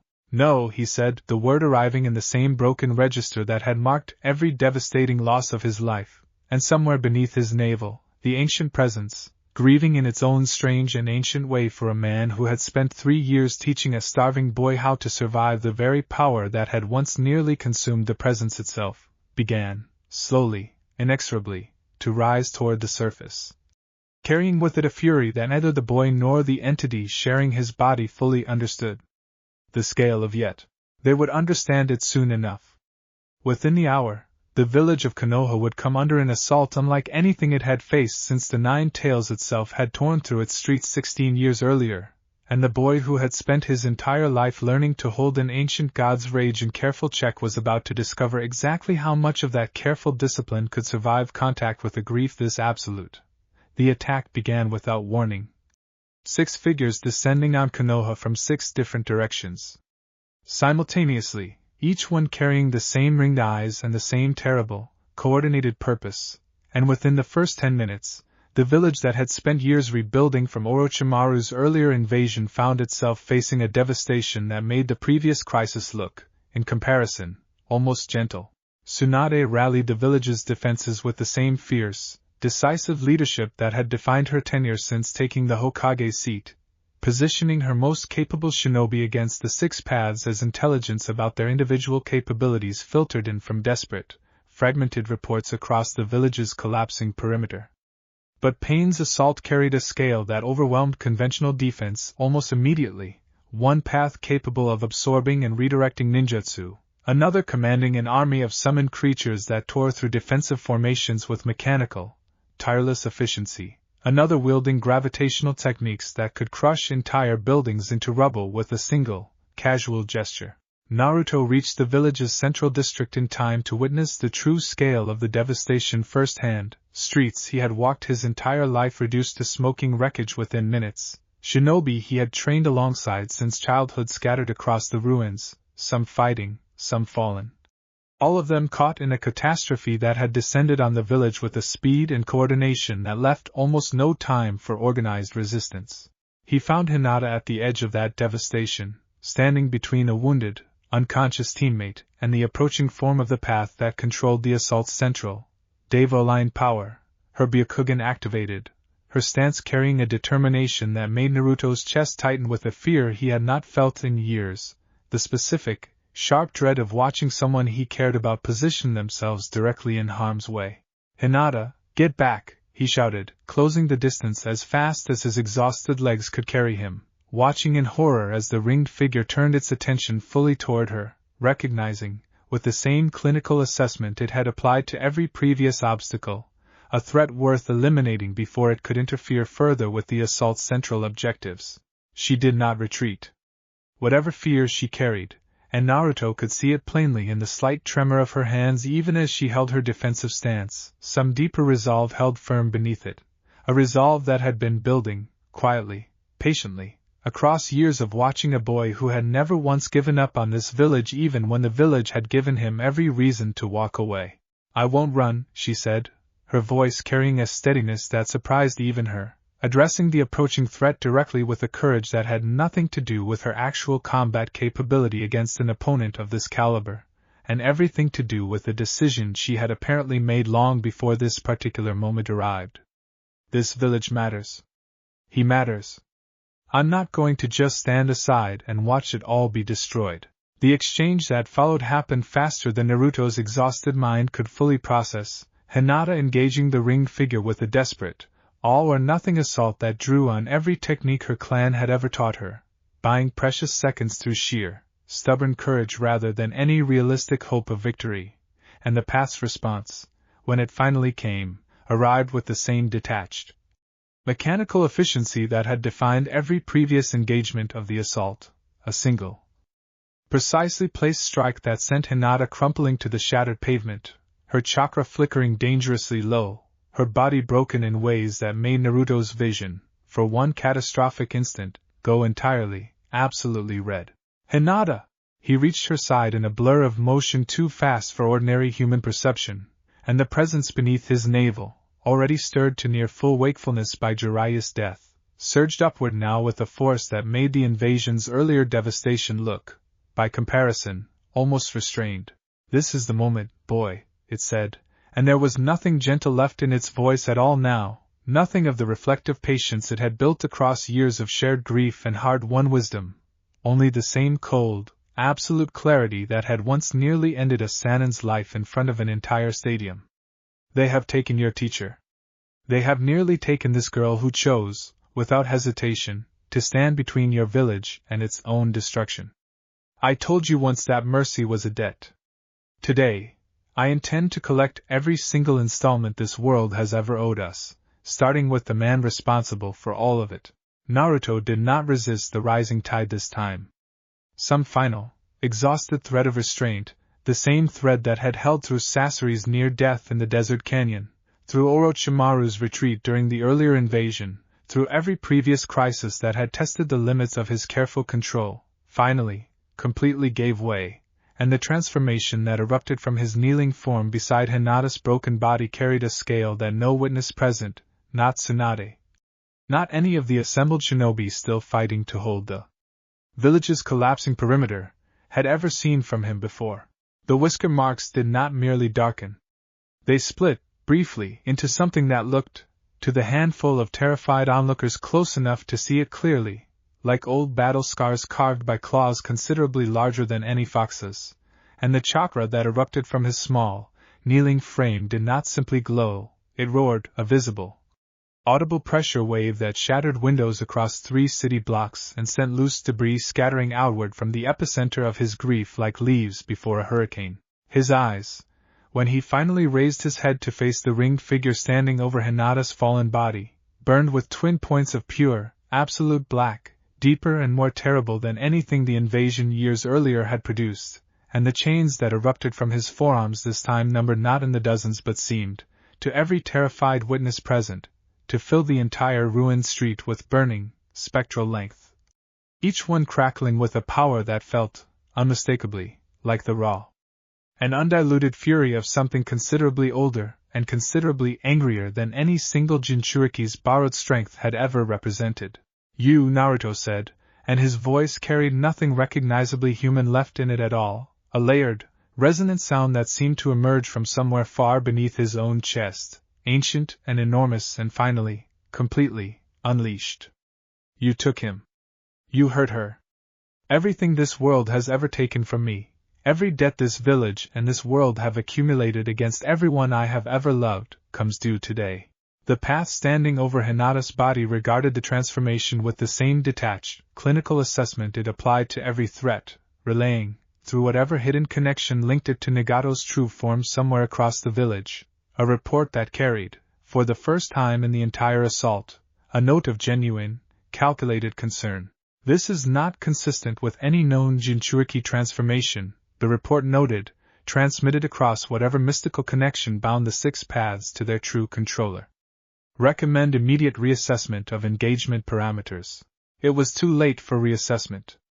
Naruto Uzumaki, 17 years old, grieving a murdered mentor and a nearly murdered friend, carrying inside him the full and finally unleashed fury of a god who had once torn apart an entire pantheon rather than remain anyone's weapon, closed the remaining distance in a single, devastating stride, and the true scale of the reckoning that Pain's invasion had, entirely unwittingly, finally provoked began. In that instant, to unfold across the ruined streets of Konoha.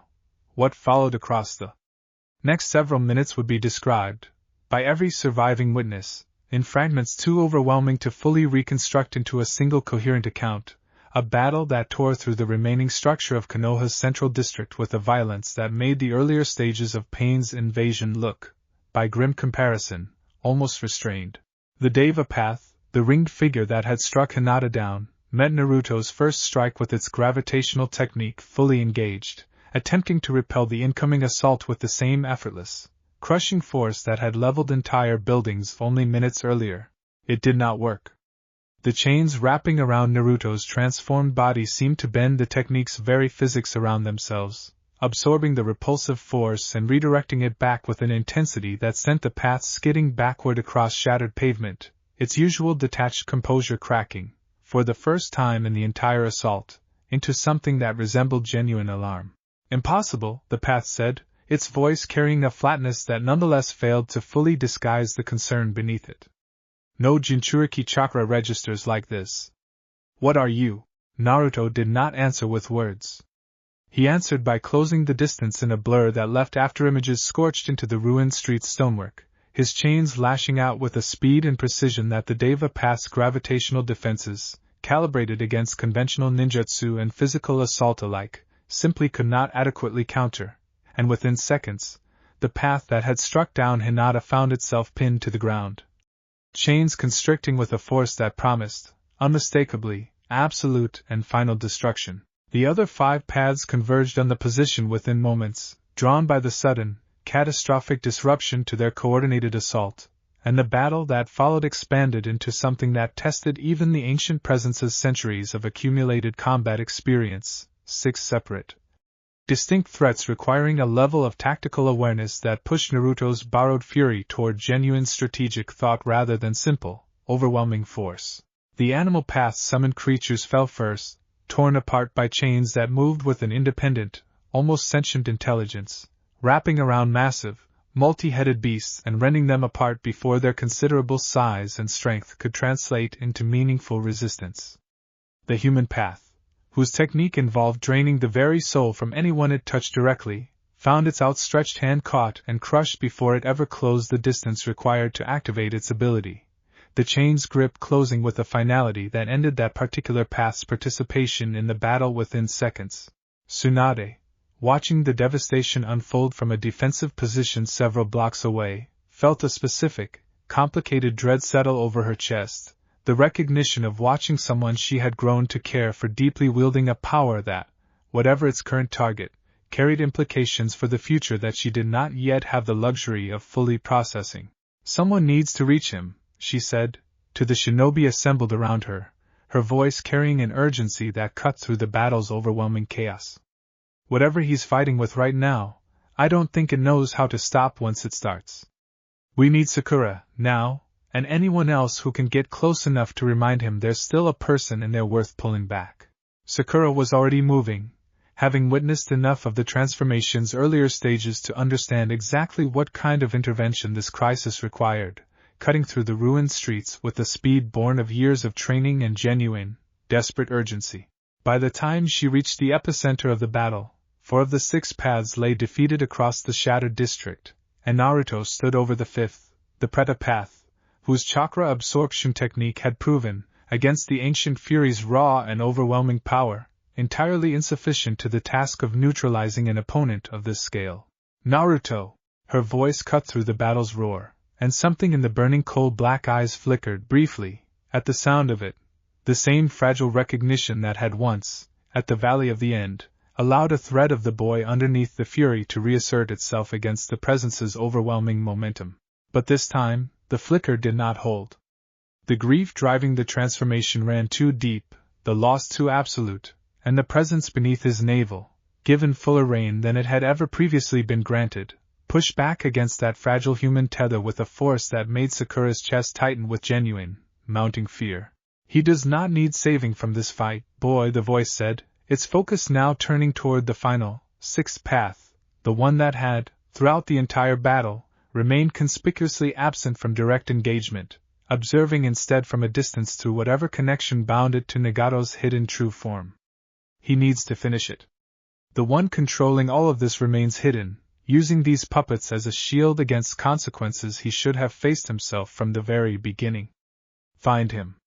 And this at its actual source. Naruto turned from the fallen Preda path, his transformed, coal-black gaze sweeping across the ruined district with a predator's focused intent, and found, at last, the sixth path standing motionless atop a shattered rooftop several blocks distant, watching the entire devastating confrontation with an expression that carried, even from this distance, a weight of old and complicated grief that did not fully match the detached, mechanical purpose the other paths had displayed throughout the assault. This was the Naraka path, the final piece of Nagato's coordinated assault, and behind its calm, watching stillness, connected through chakra receivers that Jiraiya's dying intelligence had identified but not lived long enough to fully exploit, sat Nagato himself, in his true, ruined form, observing the destruction of his carefully coordinated invasion with a growing, complicated understanding that the boy responsible for it was not, in fact, merely another powerful Jinchuriki,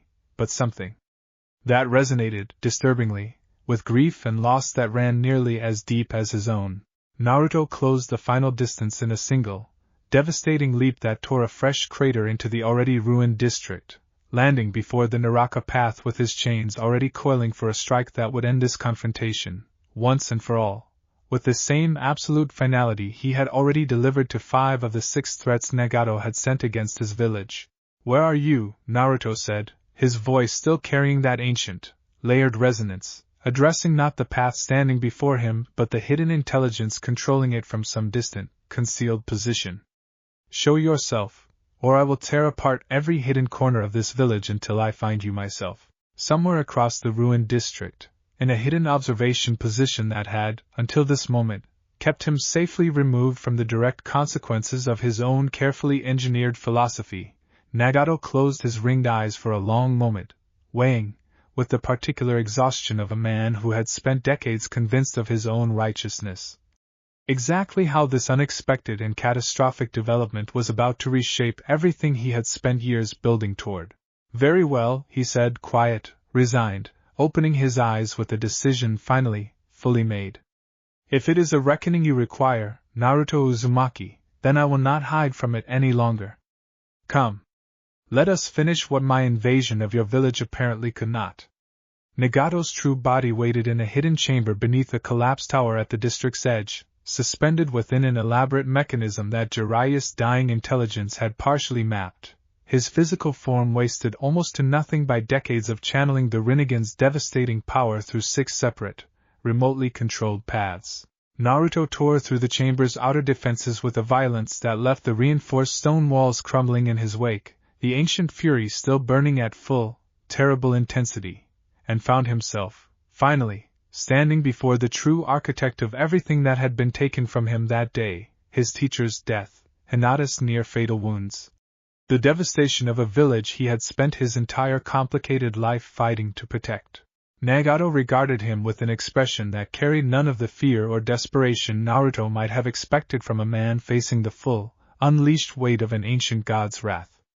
Instead, his ruined, weathered features carried only a deep, exhausted grief, the particular weariness of someone who had spent so long convinced of the necessity of his own violence that encountering its full, unfiltered consequence had finally, belatedly, begun to crack the philosophy he had built his entire adult life around.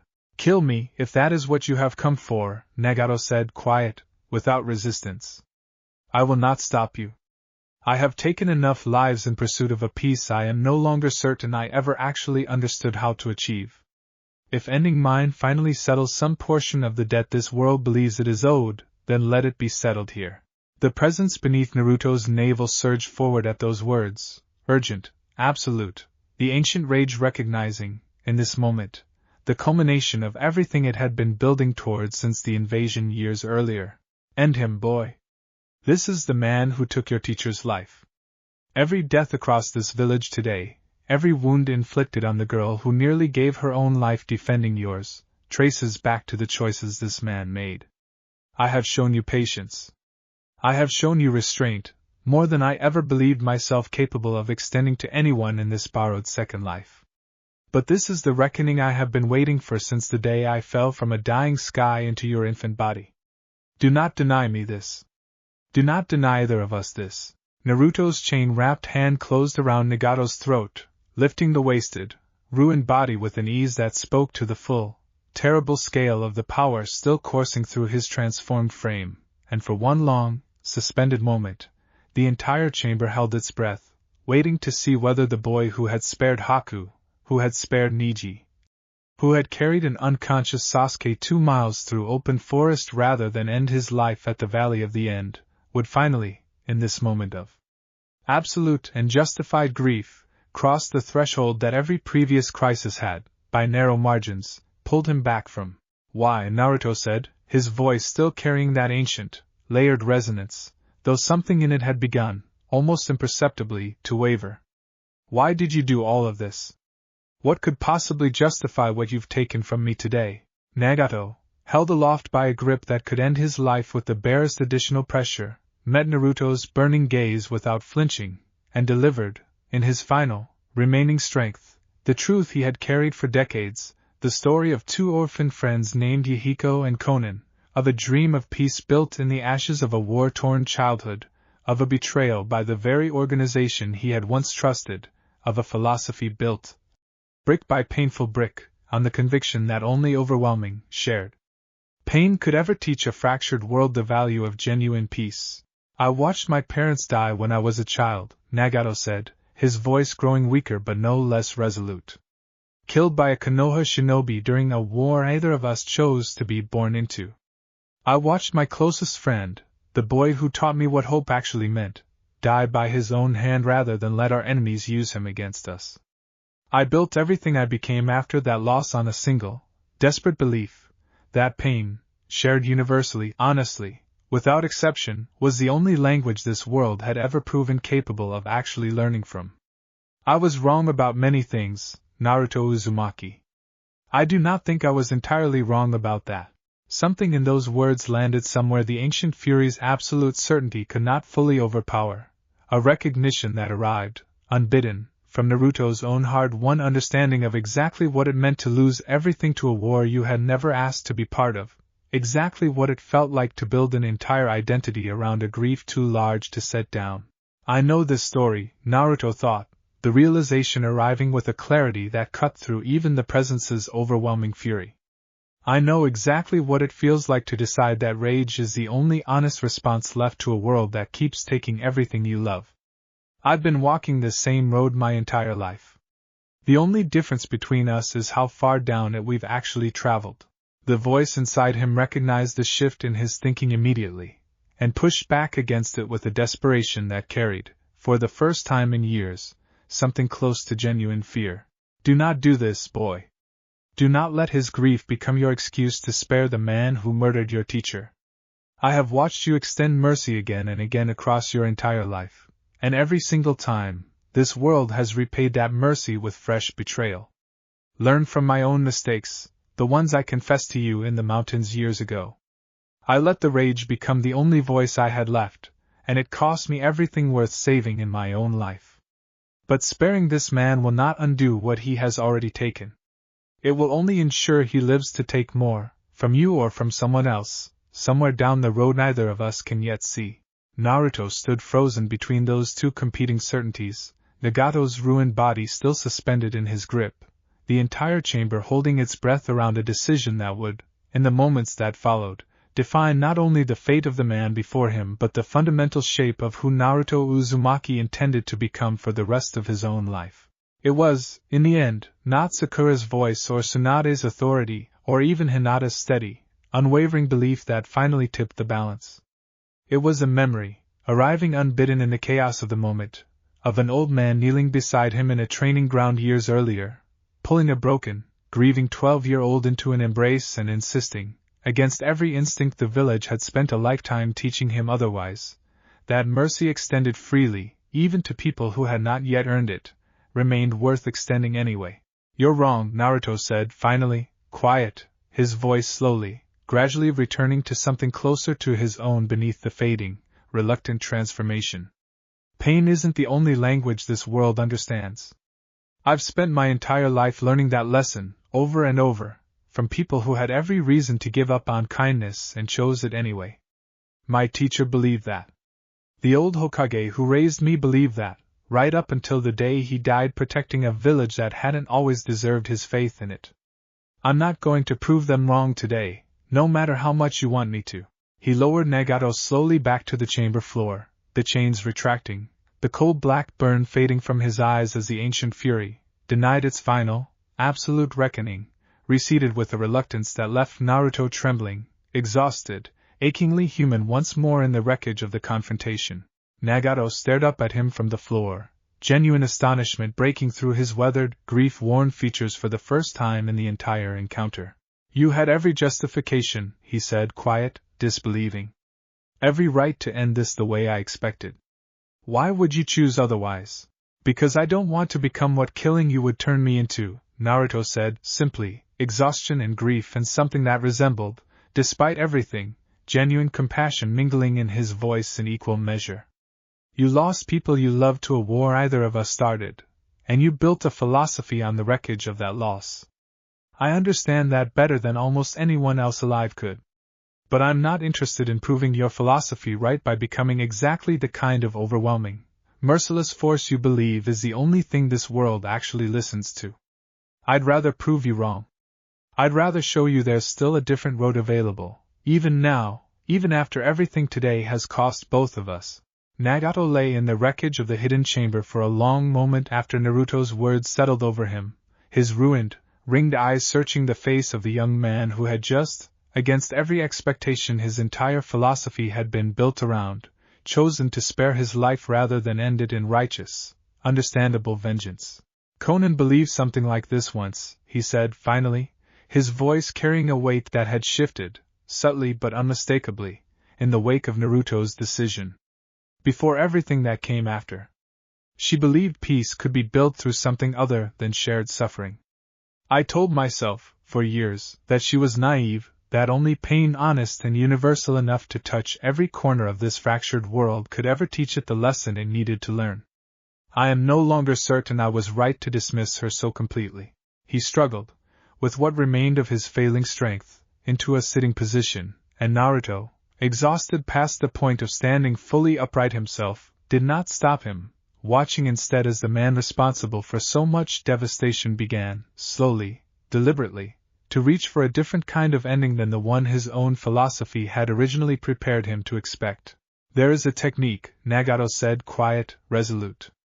"One that draws on the very life force sustaining what remains of this ruined body. It will not undo everything my invasion has cost your village today. Some losses cannot be recalled by any jutsu, however powerful. But those who fell today, whose lives ended rather than were merely wounded, in the streets of your village during this assault, I believe I can return to them. It is the only repayment I have left to offer, and it will cost me the last of what little life remains in this body regardless of whatever choice you had made here today." Naruto watched, in the minutes that followed, as Nagato invoked a technique of staggering, costly power, drawing on the Rinnegan's rarest and most demanding ability to reach across the boundary between life and death itself, pulling back into the world every villager whose life the day's devastation had claimed, an act of restitution that cost the last of Nagato's own failing strength in its execution. Conan, arriving in the chamber's final moments, having fought her own way through the ruined district upon sensing the shift in her old friend's chakra signature, found Nagato in his final breaths, his life force fully spent in the act of undoing as much of his own catastrophic legacy as any single technique could possibly manage. "I am sorry," Nagato told her, quiet, his voice fading with the last of his failing strength. For everything I let this philosophy cost us both. I understand now what you tried to tell me, all those years ago, before I let my own grief convince me otherwise. He died in that hidden chamber moments later, the last of the man who had once been a hopeful orphan boy named Nagato finally, fully spent in an act of genuine, hard-won redemption, and Conan, kneeling beside his still form with a grief that carried decades of complicated history behind it, looked up at Naruto with an expression that mingled sorrow, gratitude, and a kind of exhausted, cautious respect. Thank you, she said, quiet, for showing him there was still a different ending available.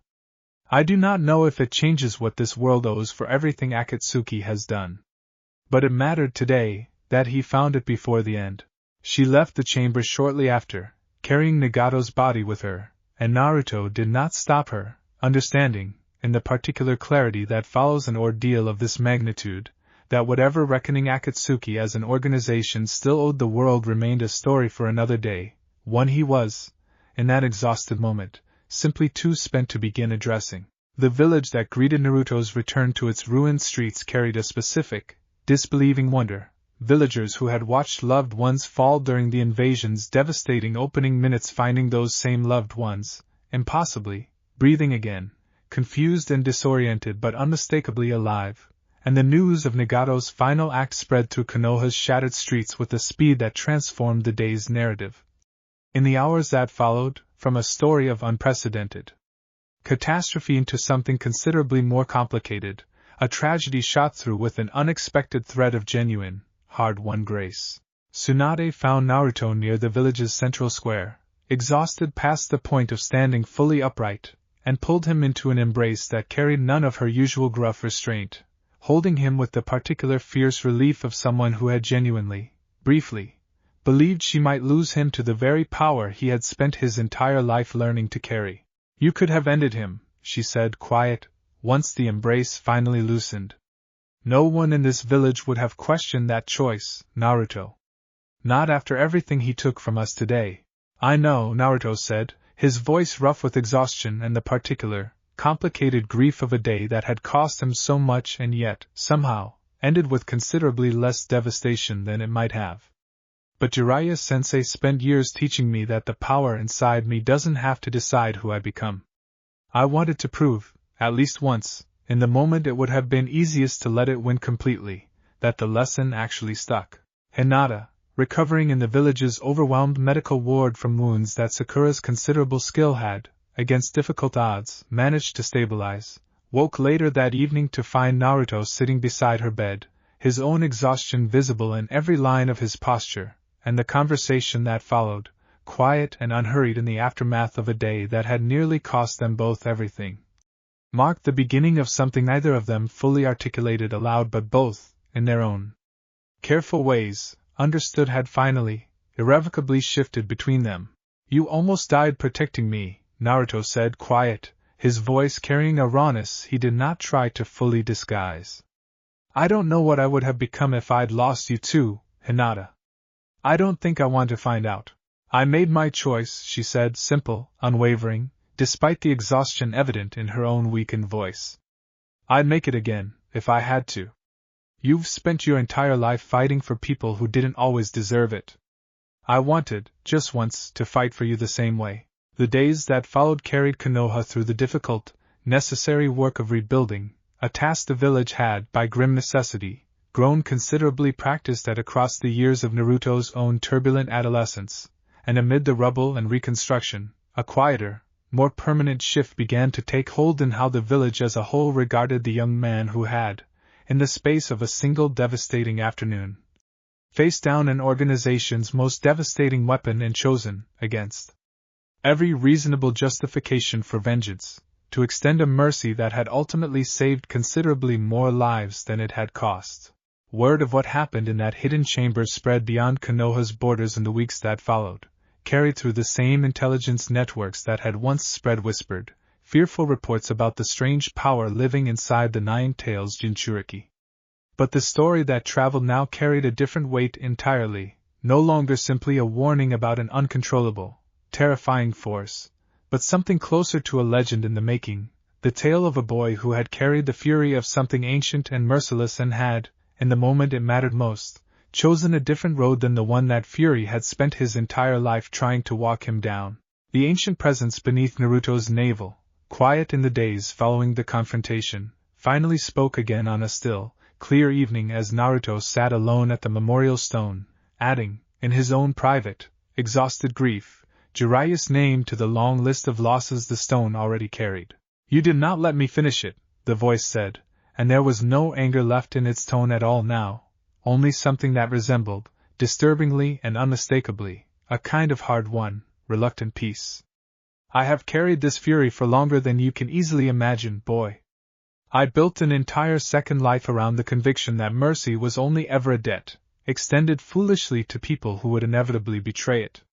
Today, you proved me wrong about that, in the one moment it would have cost you least to prove me right instead." "Does that bother you?" Naruto asked, quiet, watching the sun set behind the Hokage monument's carved, familiar faces. "It should," the voice admitted, something almost like wonder threading through its ancient, weathered tone. "But it does not entirely. I spent my old life certain that rage, unchecked and absolute, was the only honest response available to a world built on betrayal. You have spent your own life proving, again and again, that a different kind of strength exists, one I never once discovered in all my centuries of war. I do not know what that means for either of us, going forward. But I find, for the first time since I fell into you as an infant, that I am not entirely opposed to finding out." Naruto smiled, faint and exhausted, at the memorial stone's weathered surface, and rose to walk back toward a village that had, against every possible expectation his difficult, painful childhood had once set for him, become something he was genuinely, unambiguously proud to call home. Sasuke remained out there somewhere, beyond the village's borders, still walking a road that Naruto had not yet finished trying to redirect. Akatsuki's remaining members carried forward whatever purposes Nagato's death had left unresolved. The elemental nation still held countless threats and complications that Naruto's own hard-won growth had not fully prepared him to face.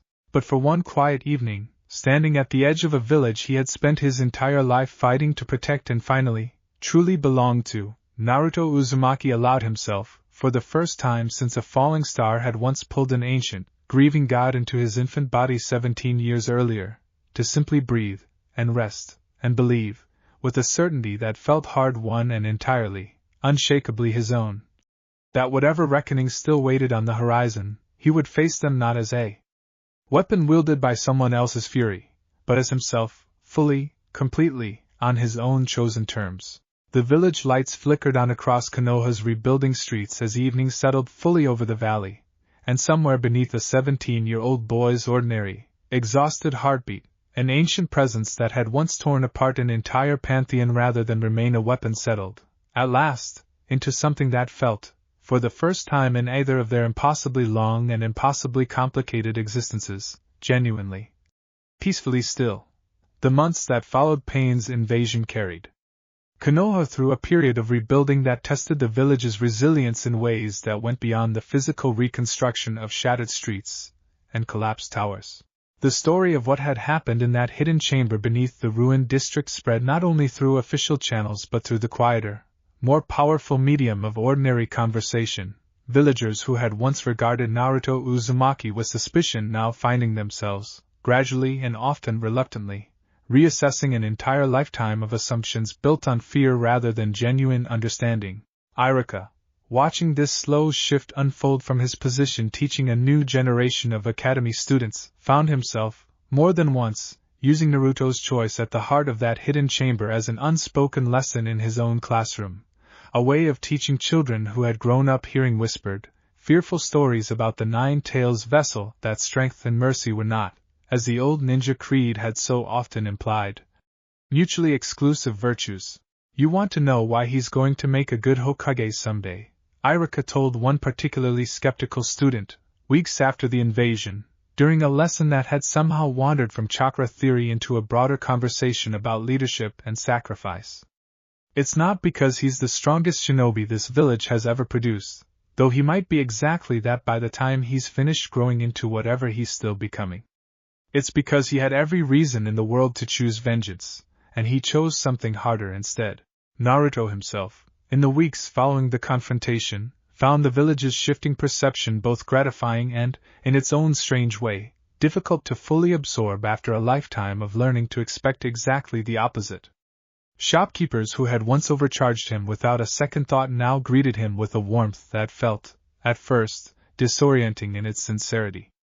Children who had once been steered away from him by nervous parents now approached him openly in the street, asking, with the particular fearless curiosity of the very young, whether the stories about the chains were actually true, whether he really had faced down an entire organization's most devastating weapon and lived to tell about it. He answered these questions with the same easy, patient humor that had always defined his public persona, careful never to fully burden a child's innocent curiosity with the actual weight of what that day had cost him, but in quieter moments, alone or among the small circle of people who had earned his full and unguarded honesty.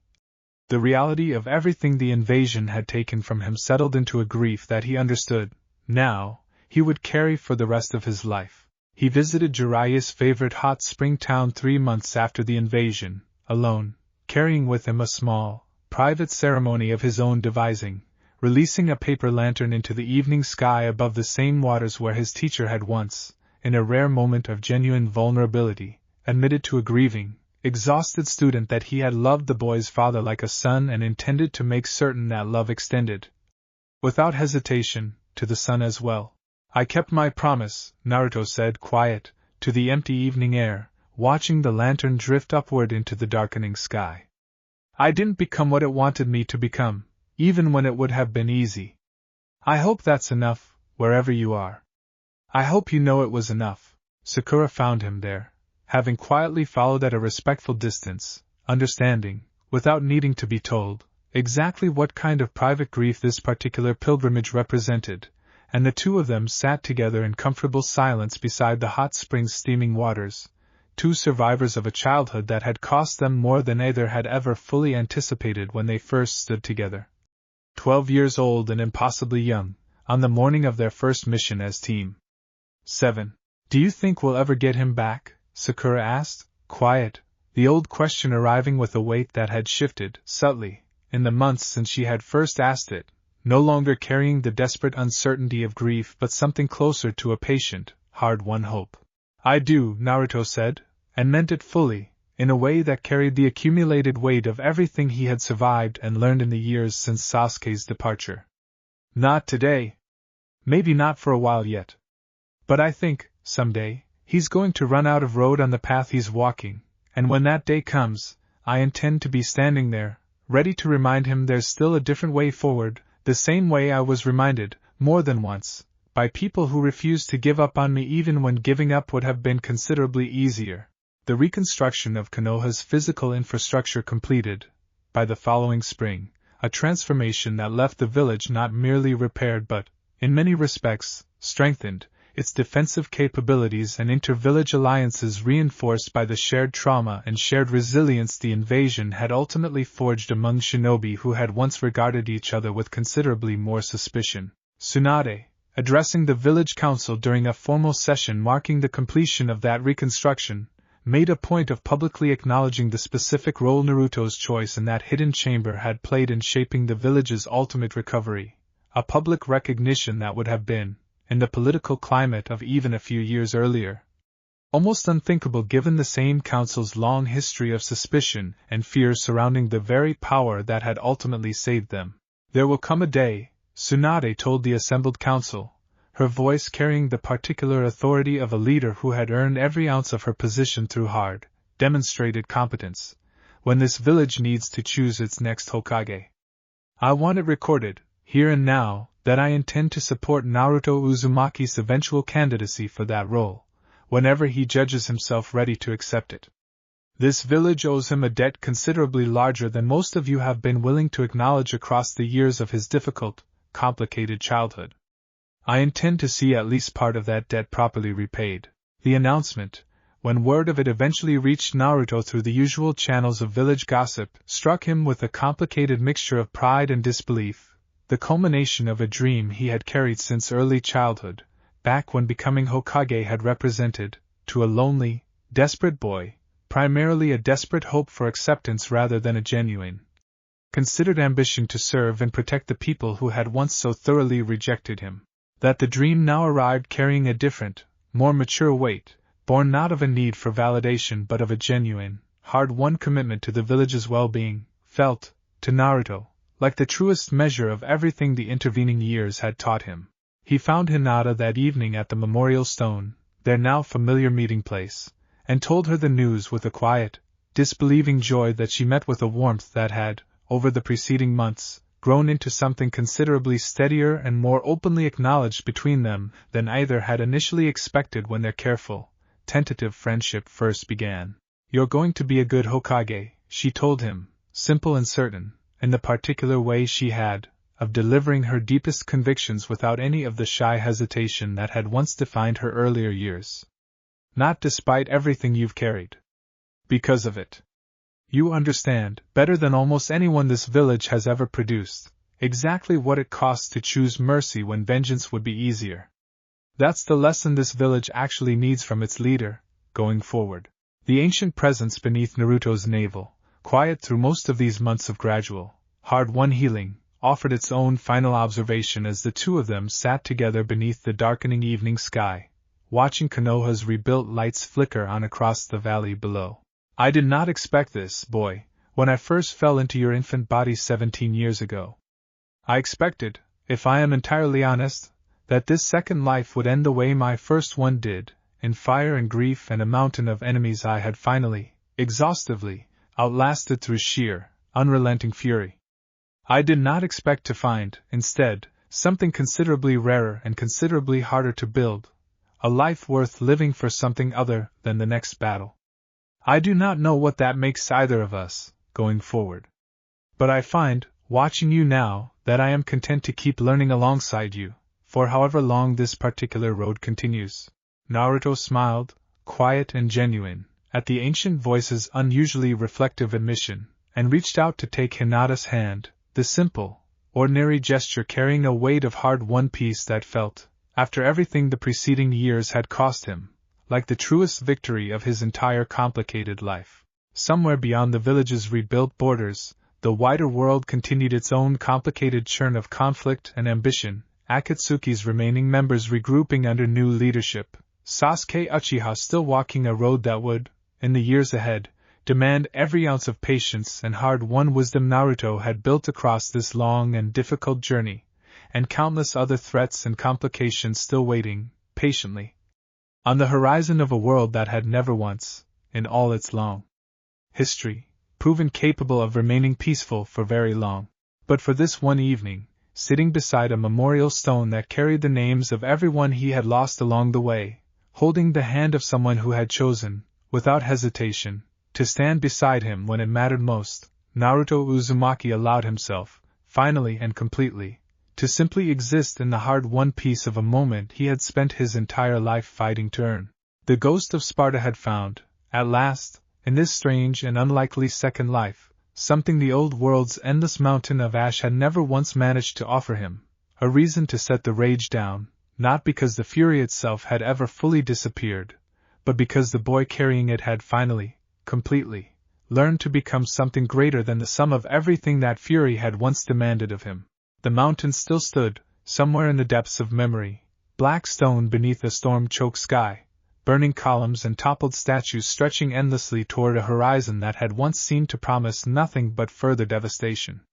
But standing atop it now, side by side, were not merely the ghosts of an old and vengeful god, but the living, breathing testament of everything a starving, unwanted boy had built instead, out of the wreckage of everything the world had tried to take from him. Ashes to ashes, the old world had always insisted. But Naruto Uzumaki, standing at the edge of a rebuilt village he had finally, fully earned the right to call home, understood now what neither the mountain of ash nor the ancient fury sleeping beneath his heart had ever quite managed to teach him on their own, that some things, built carefully enough, chosen deliberately enough, defended fiercely enough, could grow back from the ashes into something the old world had never once believed possible. Later that night, long after Hinata had finally gone home and the village had settled into the particular hush that follows a hard day's healing, Naruto climbed to the top of the Hokage monument and sat down on the crest of the fourth Hokage's stone head, looking out over a valley of lantern light and rebuilt rooftops that had once, not so very long ago, seemed like the least likely place in the entire world for a starving, unwanted orphan to ever find something worth calling home. He thought of his mother and father, whom he had never known in life but had come, over the years, to understand through fragments Jiraiya had shared during their long travels. A woman fierce enough to earn the nickname Red Death, and a man who had given his own life without hesitation to protect a village that had not yet learned to love the son he left behind. He thought of Hiruzen, of Chio, of every name carved into the memorial stone below, and of Jiraiya, whose absence still ached in a way that Naruto suspected would never fully heal, not completely, not ever. He thought, too, of Sasuke, wherever he was tonight, walking whatever remained of the dark road Orochimaru's promises had first set him on, and made himself a private, quiet promise that he had made before, in different words, on different nights, but which felt, tonight, more solid and more certain than it ever had, that he would not stop reaching for his friend, however long the road back required. However many times the world tried to convince him that some people were simply lost for good. The presence beneath his heart stirred once more, gentle now, almost sleepy, the way an old soldier settles after a long war finally, genuinely won. Rest now, boy, it said. Tomorrow will bring its own battles, the way it always has, the way it likely always will, for as long as this world keeps turning. But tonight you have earned the right to simply sit here, under this sky, and let yourself feel, for once, entirely at peace. Naruto closed his eyes, breathed in the cool night air rolling up from the valley below, and for the first time in longer than he could easily remember, felt something that was not vigilance, was not grief, was not the ever-present hum of a fight still waiting somewhere on the horizon.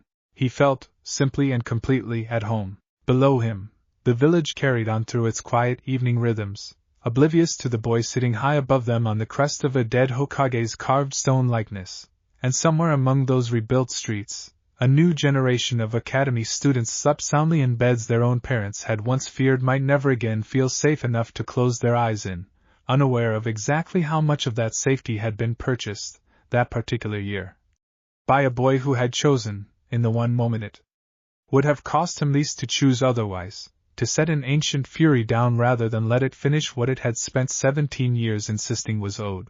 Konoha would face other storms in the years ahead. Every village built on the fragile, endlessly negotiated peace between shinobi nations eventually did, and Naruto understood, sitting there beneath the wide, star-scattered sky, that whatever came next would demand from him choices at least as difficult as the ones this long, brutal year had already required. But he understood something else too, something that felt, for the first time in his entire complicated life, like solid ground beneath his feet rather than a debt still waiting to be called due, that he no longer walked into those coming storms alone, carrying only a stranger's borrowed fury for company. He had a village that had finally, hard-won and imperfect, learned to see him clearly. He had friends who had bled beside him and chosen, every time, to stand back up together rather than let any single loss define the shape of what came after. He had a presence beneath his own heartbeat that had once been forged entirely out of grief and vengeance, and had slowly, through years of shared crisis and shared healing, learned an entirely different lesson instead.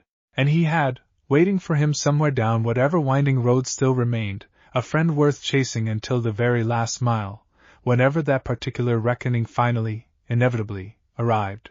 For tonight that was enough. Naruto Uzumaki sat atop the mountain his father's carved likeness had watched over for a generation, breathed in the hard-won peace of a village finally at rest, and let himself, just this once, simply be still.